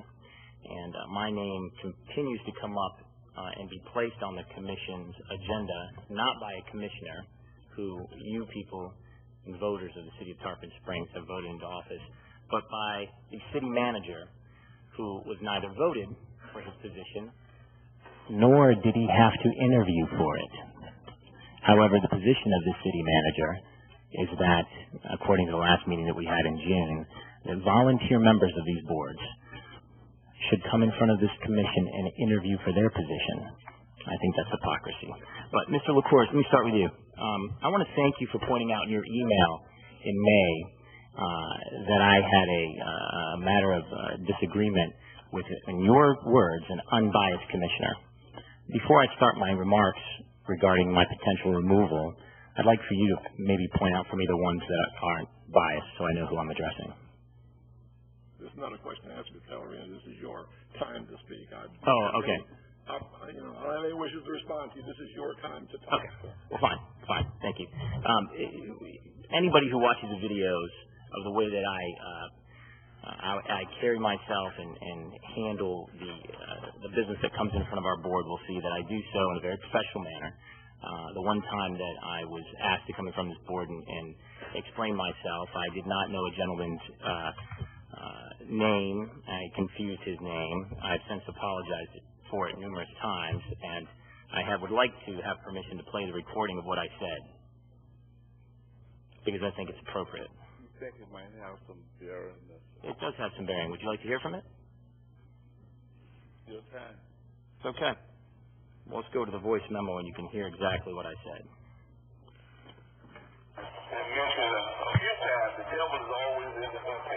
Oh, I'm sorry. That's actually our distinguished mayor saying the devil's in the details. That was the wrong recording. Bear with me. If I may, I apologize. The gentleman in the power tie, can you say your name again? Armstrong. Mr. Armstrong. I understand that my fellow members of the planning board are very familiar with it. This is the second time I've seen it. Thank you, Mr. Armstrong. That was the recording of me not knowing Mr. Armstrong's name. He was here in this meeting earlier, and I said, I'm sorry, I apologize, I don't remember your name. The gentleman in the power tie, where I come from, my generation, a power tie is a compliment. I wore one for you tonight. You may not think it is a power tie, but I wore a suit and coat for you tonight because I respect the position. I respect these commissioners. I'd also like to read quickly before I run out of time the response from the chairman of our board regarding what I'm in front of you for. This board brought me in front of them last month, or actually 2 months ago now, to apologize for that because they were worried about, actually they weren't worried, our appointed city manager who didn't run for his position and didn't interview for it, was concerned that maybe my decorum and demeanor was out of position. So I came in front of them and apologized for using the power tie comment. And then at the next board meeting, after we had seen the applicants, and I'm speaking directly to the commissioners when I say this, after we had seen the applicants, had faithfully listened to what they were in front of us for and voted, and after they had left the room, our quasi-judicial, meaning independent board, has time at the end for board comments. Now, since I had just been recently pulled in front of the commission because of my power tie comment, I wanted to make sure that I voiced concerns about being a professional board. Prior to the meeting, I asked our chairman if I could bring up my concern about laptop use at our board. My concern is when you, the voters and the citizens of Tarpon Springs, need a variance for a permit, say you want to build your fence a foot too close, or you want a change in your lanai that you're going to put on your pool, or you want a change in the sidewalk, you come in front of our quasi-judicial board and you, after you spend $250, you come in front of us and you state your case, and people speak for and against it. You want the attention of all 5 members of the quasi-judicial panel when that happens. We have a new board member who I continue to butt heads with because I think that new board member should not be using a laptop. If you're talking to 5 of us and we've got in front of us prepared comments and prepared information from staff, and one board member has got his face in a computer, his or her face in a computer doing research, the concern can be for those people who have just spent $250 that one member of the 5 judicial members has more research than the other 4 does. I voiced this opinion in a professional way. The video's online. And then this letter came to this commission after Mr. LaCour saw fit to put me back on the agenda. This letter says this. Do you guys have this in your backup? Sorry, 1 second. Could you turn that flash off? It's very distracting. You can record without that light on, or sit up here and record too, please. Sorry. No, there's a gentleman behind you. Yeah, you can still record, but just don't have the flash on, please. It's just right in my eyes. Thank you. Sorry about that. The commissioner of my board wrote this. I'm writing regarding the events of the last Board of Adjustment meetings that have become a point of contention, specifically the discussion regarding laptop use during the meetings. Before the last meeting of Board of Adjustment member, Mr. Nate Tellerino mentioned to me that he wished to discuss whether board members should have laptops at the meeting and whether members should have use of those laptops during the meeting. He explained that his concern was that the use of laptops gave the appearance that members had access to information that was not made available to the rest of the board as a whole, or that was not part of the record of the hearing in violation of the requirement of the quasi-judicial board. That was my concern. Mr. Tellerino wanted to gauge the board's feelings about adopting a rule on that issue. To my understanding, this commission also has adopted a rule. That's why you don't see laptops in front of them. That was not from the email. Mr. Tellerino wanted to gauge, and that I told him that I would appreciate his concerns as he explained them, and that he should bring the issue up during board comments at the end, which he did. As a member of the board, I do not have an issue with laptop use. However, I understand Mr. Tellerino's concern. He did nothing wrong in bringing the issue before the board for discussion. In fact, his bringing the issue up led to a very educational discussion regarding the nature of quasi-judicial boards and what was permitted and prohibited of board members as part of a preparation for a meeting. There was some discussion as whether quasi-judicial board members should be going out to properties, speaking with neighbors, knocking on doors, and doing investigations. That's not what a judge does. Could you imagine going in front of a criminal court or civil court? Mr. Tellerino, yeah. I'm trying to give you some leeway. Okay. But I would hope that you understand this. While you might address the audience, while they might video, while we might have the tape up there, it's going to be this body here that's going to make the decision. So if you would kind of address us in terms of whether you would like to resign or whether you want to have a statement. I don't have a problem with that. I know the issues. I know what you're talking about. We've all looked at the tape. We've done that. So, your 4 minutes is up. But I'm trying to extend you some courtesy because this is a very important issue. It is, Mr. Mayor. I appreciate it. It is a very important issue. It speaks to the very independence of a quasi-judicial board. Mr. Banther witnessed our meeting, the meeting in question. I sent an email, naively so, the next day, thanking him for witnessing the meeting. I thought it was very good to have a commissioner in the room. He had a very different take on our meeting, and he has refused to discuss it until we were in the public forum. So, Mr. Mayor, I'd like to ask you, as I understand that's part of the procedures, can we ask Mr. Banther about his word, the use attack? Well, what I'll do is I'll let you finish. Okay. And when you finish, I'll give Commissioner Banther, all the rest, an opportunity to speak. But we're not going to get into, you asking questions back and forth about what he said and the rest, Okay. If you have a chance to talk, he'll have a chance to talk. And a possible rebuttal? Will I be given an opportunity for rebuttal? I'm not sure about a rebuttal, sir. You just say whatever you need to. Okay. It's going to be a matter of opinion as to what he said and what he meant, and you can't interpret that. I just wanted the opinion of the chairman of our board read into the record. However, this continues to be an issue between me and Mr. LaCourse. I made no bones about it that I didn't know Mr. LaCourse prior to him putting me on the agenda a few months ago. When I met him, I told him, after he told me there was no hard feelings, Mr. LaCourse, I don't mind putting it in the public record, I told him, Mr. LaCourse, that I didn't know you. I don't know your performance as a city manager, but based on the emails I've read, the grammar of the emails you've read, your performance as a city manager is now firmly on my radar. It's not a threat. It's just you work you work for the Board of Commissioners. Those Board of Commissioners are elected by the citizens. So this is obviously, I understand you don't care for me, and that whether this board votes me off or I'm removed or resigned, that's a fact. However, the question is whether I'm going to resign. I'm having trouble keeping a straight face after the chicken fiasco. I have no plans to run for office. But I will tell you, I would like to see this board, I would like to see who's going to vote and who's going to bring it up, because this is a witch hunt. I've done nothing wrong, and I've adjudicated myself and done well. Mr. Yakavone, you sit in our board meetings. Did you think that I was rude at that meeting? Should I answer? You'll have your chance to. As I shared with him, I don't want to get into that. Okay. Well, I'd like to hear from Mr. Yakavone. I'd like to hear what Karen Herzog's take was on the meetings. She's been in every meeting. I understand she's resigned because of what's happened on other boards and doesn't work for the city of Tarpon Springs anymore. But I would love an opportunity for rebuttal. That's my position. Not resigning. You'll have to vote me off. Thank you. I would love to comment. Thank you. I don't know if there are any other public comments. I'd like to just deal with them, and then we do what we need to do so it doesn't get to be a back and forth. Chris Roboski, 1602 Gulf Beach Boulevard, Tarpon Springs, 34689. I wasn't going to speak because, I'm on the short list for the DOA. So, it's kind of ridiculous, but, I would in some way, I guess, benefit if you booted the man, but I really wish that you wouldn't. And I can tell you, Mark, I had so much respect for the way that you handled the transition from, the city manager that was here previously, and all of the hard work you did to do things. This is the first instance where I just didn't. I wish Jesse Burke was here so I didn't have to get up and say this. That whole family thing. You realize Irene brought me a records request to this meeting? Man, you know how cool that is? I would have had to make an extra trip up here to get that. And that's the kind of. Why didn't you just call the man and just invite him in? Talk to him on the phone or have him come into your office?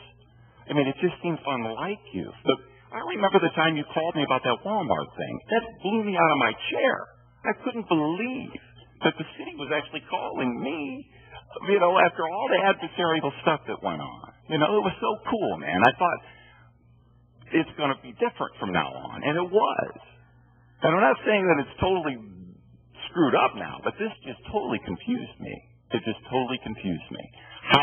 It's like if we're using the Jesse Burke family analogy, it's like airing our dirty laundry in front of the whole world when this could have been dealt with in so many different ways. And I know now you guys are going to say, well, because of his performance tonight, obviously he doesn't deserve to be on the board. But, his back's against the wall. People, when they get threatened or feel threatened, right, they can get defensive. And so I totally get that. I get that that's probably the case. Now, I watched those meetings. I didn't watch them for the reason of this. I watched them because I like to learn about this stuff. And he actually brought up some excellent points. I mean, the attorney, I'm sure, he will tell you this. I mean, he really brought out some excellent conversation that needed to be shared with the board. Now, if it was said sarcastically, that's unfortunate. But I didn't hear that. Plus the video isn't so clear, and I wasn't there. But it certainly did add to the discussion, and I think there was some beneficial stuff that came out of it. And I think that each member would probably say that, as Matt King did the previous time that we were here discussing our dirty laundry, that he does ask some salient questions. Now, when he's up here as a individual defending himself, of course he's going to be more animated, just like Commissioner Delacos. Gets a little animated from time to time when he's up here as a citizen. But on the board, they both do an excellent job of asking questions, important questions. Just like I said at the beginning of this meeting, we need people to ask these kinds of questions, and we need people to be tough, to be strong on these boards. Perhaps they got to be a little nicer about it. Okay, well let's make that abundantly clear from now on, right?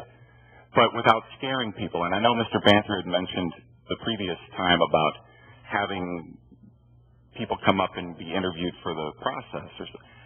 And our phone numbers are on the applications, man. The way it's been done for years around here is I'm assuming that people would call if they needed to, if they had personal questions. It's not an attack of any kind.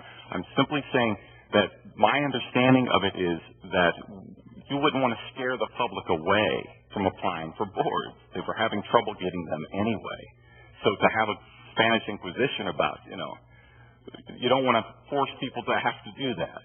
Some people can handle that. Some people cannot, and I don't think they should have to go through that sort of a situation.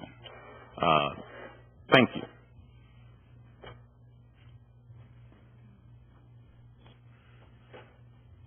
Anita Produce again. You know where I live. I Tarpon don't know what this is all about, Mayor and City Manager, but I'm going to say one thing. Mr. Iacovone, you are an attorney. I'm appalled when I go to a board meeting and they come in with cut-off black Jim Beam T-shirts. Our board members, any board of this city, should wear a white shirt and a tie because they are representing the face of this city and this city commission. And we need to talk to them about it. No offense, Peter, but your hat with your ponytail on the back, turned backwards, does not belong at a planning zoning meeting or any meeting. We need to dress appropriate. Power tie remark, I don't know what happened that night, but we must watch our words, how we face the people who come to our community. Because whatever happens goes back where they are about Tarpon Springs. And I don't know where it's lacked, but it used to be once a year the board members would have a meeting on how to dress, how to talk to individuals, manners, and how to behave. Power ties, everyone should wear a tie to every meeting. Years ago, the commissioners used to get a green blazer. They bought them at Tarpon and Fackless department stores. We can't do this anymore if it's an expense, but I'd like to see us go back to it, where they all looked alike and looked presentable to the community. I went to a ribbon cutting yesterday in Newport Richey for my friend's antique shop that used to be uptown, and the chamber was there, and their city commissioners and their mayor. Oh, look, Tarpon lost out again. Boy, has Tarpon gone down? It's hickish. I turned around and I said, hickish? I introduced myself. I said, how dare you talk about Tarpon that way? You're our neighbor. We would never say that about you. They just looked at me to apologize. That's not right. And if that's the face that we're giving out into the counties and all, we need to correct it. So I don't know what you can do, City Manager, or Mr. Iacovone as our attorney on legal issues and the commission. We need to do something with our boards, how to conduct themselves, how to be polite, not let them walk over you, but be polite in how you talk to the people who come. Wear a tie and a shirt to your board meetings. That's only presentable for the city of Tarpon Springs. They would not, Plainville, they would not have gone to church dressed that way. If they were going to church dressed that way, they'd be out in the woods someplace, not in their churches here. I mean, it's our faith, and that's why it has to be presentable. I don't know what happened to you. If I was on that board and you said, Mr. Power Tie, I'd have jumped on you then. I don't know you, but that's not right. And if you've apologized, that's one thing. Thank you. But it's how you talk to people. They go out, and that's how we're represented.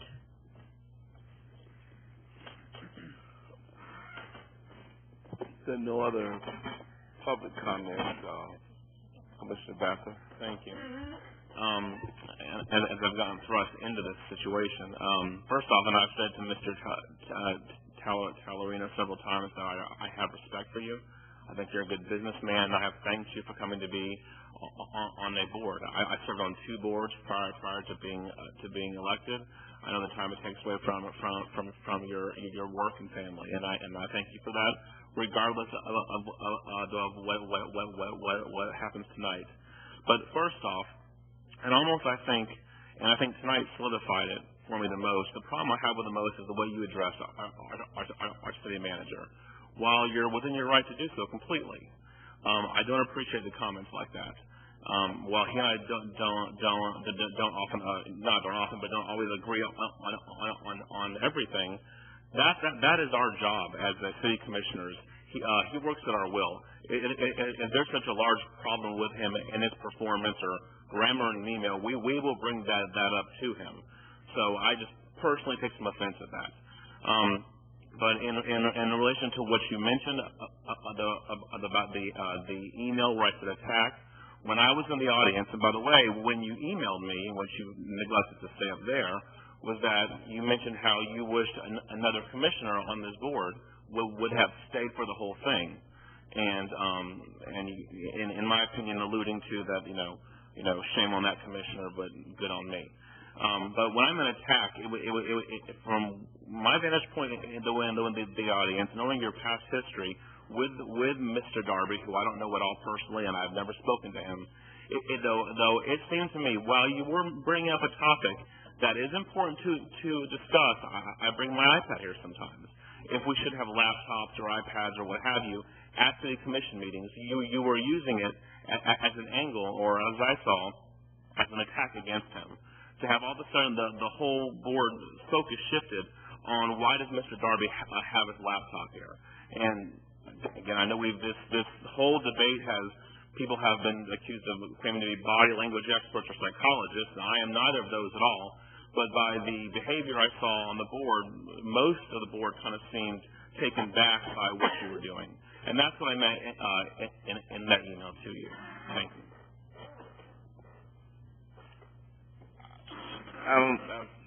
Will say something? Yeah, I guess so. I'm very uncomfortable with this agenda item, and I was uncomfortable with it the last time it came forward as well. Tonight I'm uncomfortable with Mr. Tallarino talking about the city manager not interviewing and about grammar and so forth. I would view those things almost like attacks. I know the word attack has been thrown around in emails and so forth, and so I wasn't comfortable with that approach at the podium. But I continue to be uncomfortable with various other aspects of the process. One thing that I'll point out is that a lot of this is coming from another member of the board who's actually an alternate on the board. And so it's kind of concerning to me that we have kind of a he said thing between an alternate on a board and a member on the board. It could almost give the appearance that it's an attempt. I mean, if you take the people out of the equation, if you just look at what's going on, if you have an alternate on a board making accusations about a member of the board, it almost gives the appearance that they're trying to find an angle to be an actual voting member on the board instead of an alternate. So I'm uncomfortable that a lot of this has come from an alternate on that board. And if we were to remove Mr. Tallarino at this point, that's something to be aware of. As was mentioned by Mr. Hrabowski, the first time we looked at this issue, I was uncomfortable with the fact that Mr. Tallarino wasn't notified over a matter of months that there were emails going around and he wasn't notified about it. But he came and apologized, and at that point, as far as I could tell, we basically accepted the apology. And then at the next meeting, I didn't attend it, but I watched it. And I didn't watch it until after there were multiple emails regarding his behavior at the meeting. So I watched it with the full expectation that I was going to see something horrifying, that I was going to see really irresponsible behavior from a board member. And when I watched it, I didn't see it. And I went back and watched certain parts again to see if I was missing something. I know he was asking a lot of questions about laptops and cell phones and ex parte communication and so forth. I found them to be reasonable questions. I even went as far as to call the city attorney and ask Mr. Yakimone if I was missing something. And I don't want to put words in his mouth, and I don't want to drag him into this, but he basically said that he didn't see anything terribly objectionable then either. And I hope I'm not throwing Mr. Yakimone under the bus for saying that, and he can obviously speak for himself. But was I comfortable with how Mr. Pellerino spoke this evening? No, I honestly was not. But I think, as Mr. Hrabowski said, his back is against the wall, and he's in a situation where he's feeling very defensive, and I think that's where a lot of it's coming from. The entire process has not been a positive one in any way. Those are my comments for right now, anyway. If I could just say something to Commissioner Lars, I didn't plan to say too much, but I just want to clarify something. If you remember my email after that meeting, again, there's different perspectives of the meeting. He is not before this board tonight or before, because that meeting, if you remember the way I started my email after the meeting, although this may not, something to the effect, although this in itself might not be enough to remove him, again, by my watching, I saw the thing. I saw what Commissioner Banther thought. It was obviously, in my mind, utilizing the process to, after you've been before this commission, been told about what, and then to use that as directed towards Mr. Darby to just start. That was my impression. But I said on there, this is not in of itself, and it wouldn't be there. It was that email response you have in the background that shows that this is not something, and I disagree with Mr. Hrabowski. I'd be glad to talk to him about the whole way this went. The tone of the email, the tone of the meeting, everything about the demeanor of this individual, you saw it displayed tonight. This is not somebody with his back against the wall. This is the norm of the demeanor of this individual, and why from the very start, when I brought this to your attention, it don't work for me. I just bring it to your attention because I saw it as a problem. It is that demeanor that is not conducive to be on the board. It wasn't what he said at the meeting. You have it in your backup, and you've seen the email he wrote afterwards. You saw how he spoke tonight. You've heard how he spoke at the meeting. This is a pattern of behavior that's based on that, not because of that one meeting. So I just wanted to clarify, I would not have been putting this back and putting this back on the board strictly from that meeting. It was after that email response that he sent through that was just the last straw of what I already knew, and I told some of you that we would be seeing this back because it's just a pattern of behavior that is consistent throughout everything he does. I have nothing against him. Nothing against him after this. I just have to do my job as city manager to bring forward concerns about your board that you do. You unanimously told me, thanks for bringing it forward, forget it. But it's that pattern that you see in everything. And again, all I have to do is say I rest my case when you hear him speak tonight. But that's not an individual that's backed in the wall talking that way. It's consistent over everything you've seen from him in email, in talking, and in meetings. It's a consistent pattern of behavior. And that's what needs to be removed from awards, not on an individual case or an individual meeting. I just say, as I continue to listen to my colleagues, I'm very concerned. I've had talks with Mr. Pellerino. I've talked to him before, he haven't got on the board. I've talked to him after. I've talked to him, after the situation happened. Tonight, I guess I understand back against the wall. I understand the rest of that. I understand posturing too. And the people that know me understand that, hey, listen, I say what I say, and I mean what I say, and I don't be changing because of whether it's public or private. I share with him in relationship to my thoughts about resignation and the rest of it, you know. I come tonight and I listen and hey man, listen, are you talking to us? Are you talking to the cameras? What, I mean, you know, is it this, an opportunity to present your case or whatever? I believe that when I've listened to Mr. Tallarino at the Board of Adjustment meetings, he's been an individual to ask questions, do that. It's not a matter of what I agree with him. I don't care about whether I agree with a board member or not, or person that's on a committee. They should do and vote the way they feel like they vote. But I have a serious problem when, you know, this tonight was an attack. It was a public attack on the city manager. And whether it's a matter of my back up against the wall or the rest of that stuff, some things I just don't think that's appropriate. And when I start to see this being a lightning rod. It's one of, hey, you know, it's more than even the position now. It's a personal thing. That causes me as much concern as anything about, you know, dealing with, you know, someone that's on a board. I'm very, very, very concerned. I'm not even sure if I can say that Mr. Tallarino will continue to be an effective board. You know, and I say that because, you know, when you start to allow issues and the rest of that in terms of employees that work for the city and the rest of that, to cloud your thinking, and I don't know. I sincerely don't know if this is one of these things that would go away. I appreciate what Commissioner Banther wrote, actually, about if there was an apology, he could see moving on. He wasn't here, that's what he wrote. But I appreciated that. I took that in consideration when I sat up here and listened the first time. Now we're back. And I was thinking maybe along the lines of Commissioner Lawson that, hey, maybe it's not that bad and rough that. I didn't come tonight looking for an apology, but I didn't come for it to be, you know, in the words of Mr. Habowski, a performance. You know, I mean, just state your case. You know, I don't feel like I need to resign. We all know what the background is. I would like to continue. I think I could be an effective committee member and move on. But that's not what I heard. So I don't know. I sincerely don't know if, you know, this, I know it can't continue. You know, I don't know whether it stops here.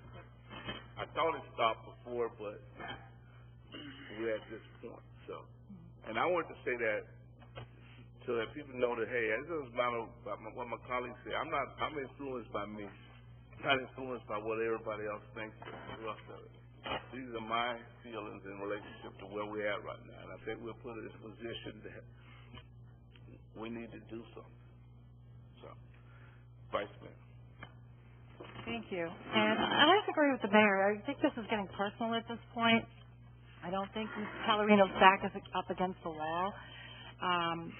And to come here and attack the city manager is uncalled for. I think it shows lack of respect for this board and the city manager. And I don't know if he can be effective any longer on the board. Yes, he has come to his board prepared. The way he, and again, like I said last time, I don't think we should have to tell you how to behave as an adult and carry yourself, especially when you're representing our city. I mean, we have applicants that are coming to try and come into our community, and they are mistreated. The power tie comment was to Mr. Armstrong. Hey, you with the power tie. That's uncalled for. So I don't want to go down that whole path again. But again, I think that this has become a personal issue, and how effective Mr. Tallarino will be on his board is questionable at this time. I'm not sure where we go and how the vote would have to go. City Attorney, do we need the entire board, our board here to vote one way or another, or? 3-2. 3-2, okay. Thank you. Mr. Tarpon. Thank you. I'll keep it very brief just because I feel as a whole this entire process has just gone way too far. Mr. Calorino, you're clearly an intelligent, smart man. Obviously portray and have qualities that we would look for on a board, and someone to represent the city and represent this board as a whole. But unfortunately, you've become a disruption, and you're negatively impacting this board and the business that it conducts. And the way you address the board and the community tonight is a perfect example. So, thanks for your service, sir. Would that chair will entertain a motion? Motion to remove Nate Talarino from the Board of Adjustment. Second. Roll call. Commissioner Banther? Yes. Commissioner Terrapini? Yes. Commissioner Larson? No. Vice Mayor Slattery? Yes. Mayor Archie? Yes.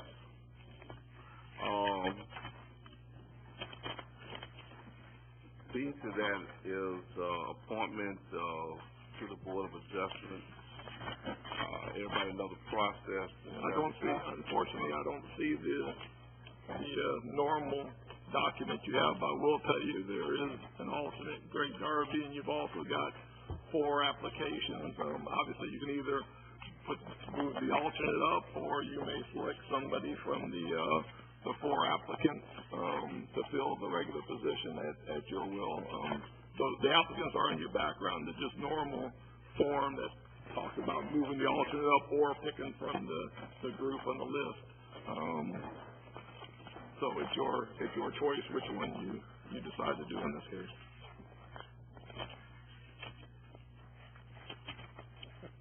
Can I make a motion? Either that, or you can. Don't usually go through the list. Everybody select one. The process says everybody select one. And I guess first we're talking about the alternate is there, so that's one of the ones that's in the mix. So we're talking about the vacancy on the board. Talking about the vacancy on the board first, and then we'll deal with the alternate. Want me to start? Or? Yes. I would vote for Thomas Frame. Chris Robotsky. This is for the regular position. Yes, correct. Mr. Darby. Mr. Frame? I go with Mr. Frame. Can we get a motion? Motion to appoint Thomas Frame to fill the vacancy by Nate Talarino. Second. Commissioner Banther? Yes. Commissioner Terrapini? Yes. Commissioner Larson? Yes. Vice Mayor Slattery? Yes. Mayor Archie? Yes. I assume that when you move on, unless y'all decide that you want to do. I'm going to leave him, Darby as the alternate. I mean, that's a choice. I'm sorry? Oh, I was just saying that, Mr. Darby is now that alternate, so the assumption is he stays in that. Yes, correct. Okay.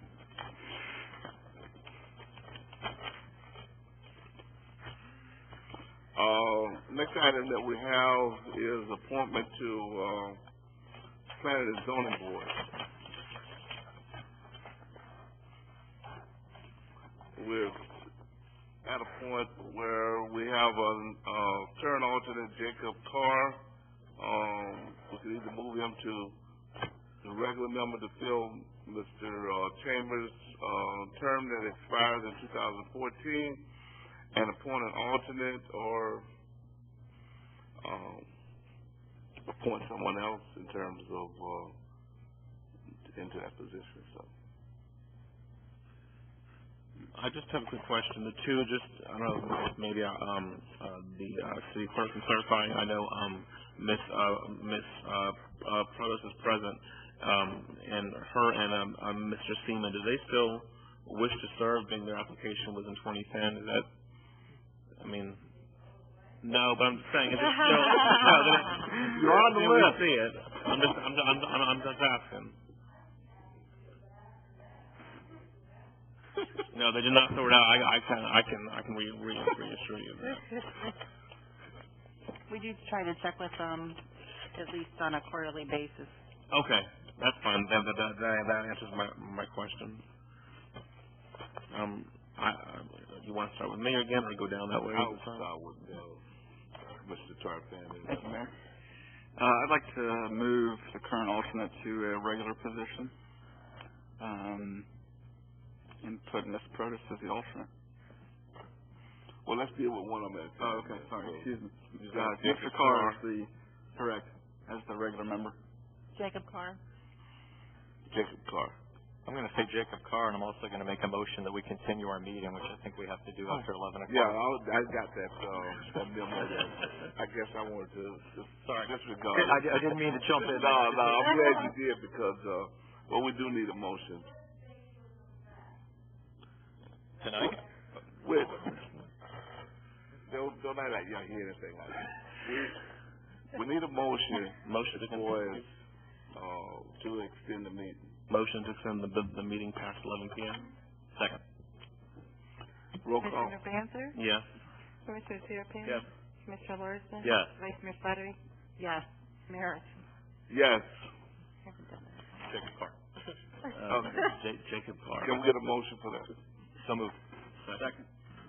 Roll call. Commissioner Banther? Yes. Commissioner Terrapini? Yes. Commissioner Larson? Yes. Vice Mayor Slattery? Yes. Mayor Archie? Yes. Next, we're looking for appointment for an alternate.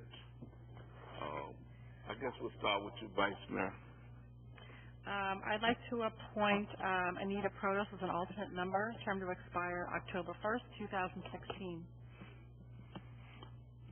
Merle Seaman. Merle Seaman. Anita Protos. It's all up to me here, see. Anita Protos. Can we get a motion? So moved. Second. Roll call. Commissioner Banther? Yes. Commissioner Terrapini? Yes. Commissioner Larson? Yes. Vice Mayor Slattery? Yes. Mayor Archie? Yes. I probably should have taken public comments. I guess it's a moot point. That concludes our agenda. Chief? Just wanted to let you know we are totally prepared for 4th of July. We have all of our security plans in place and looking forward to a nice event. And I thank you for approving our staffing changes. The decision on the promotion will be made tomorrow, and I'll copy you all in my decision. Thank you. Dr. Law. I just want to say I think the Chief's a suck up.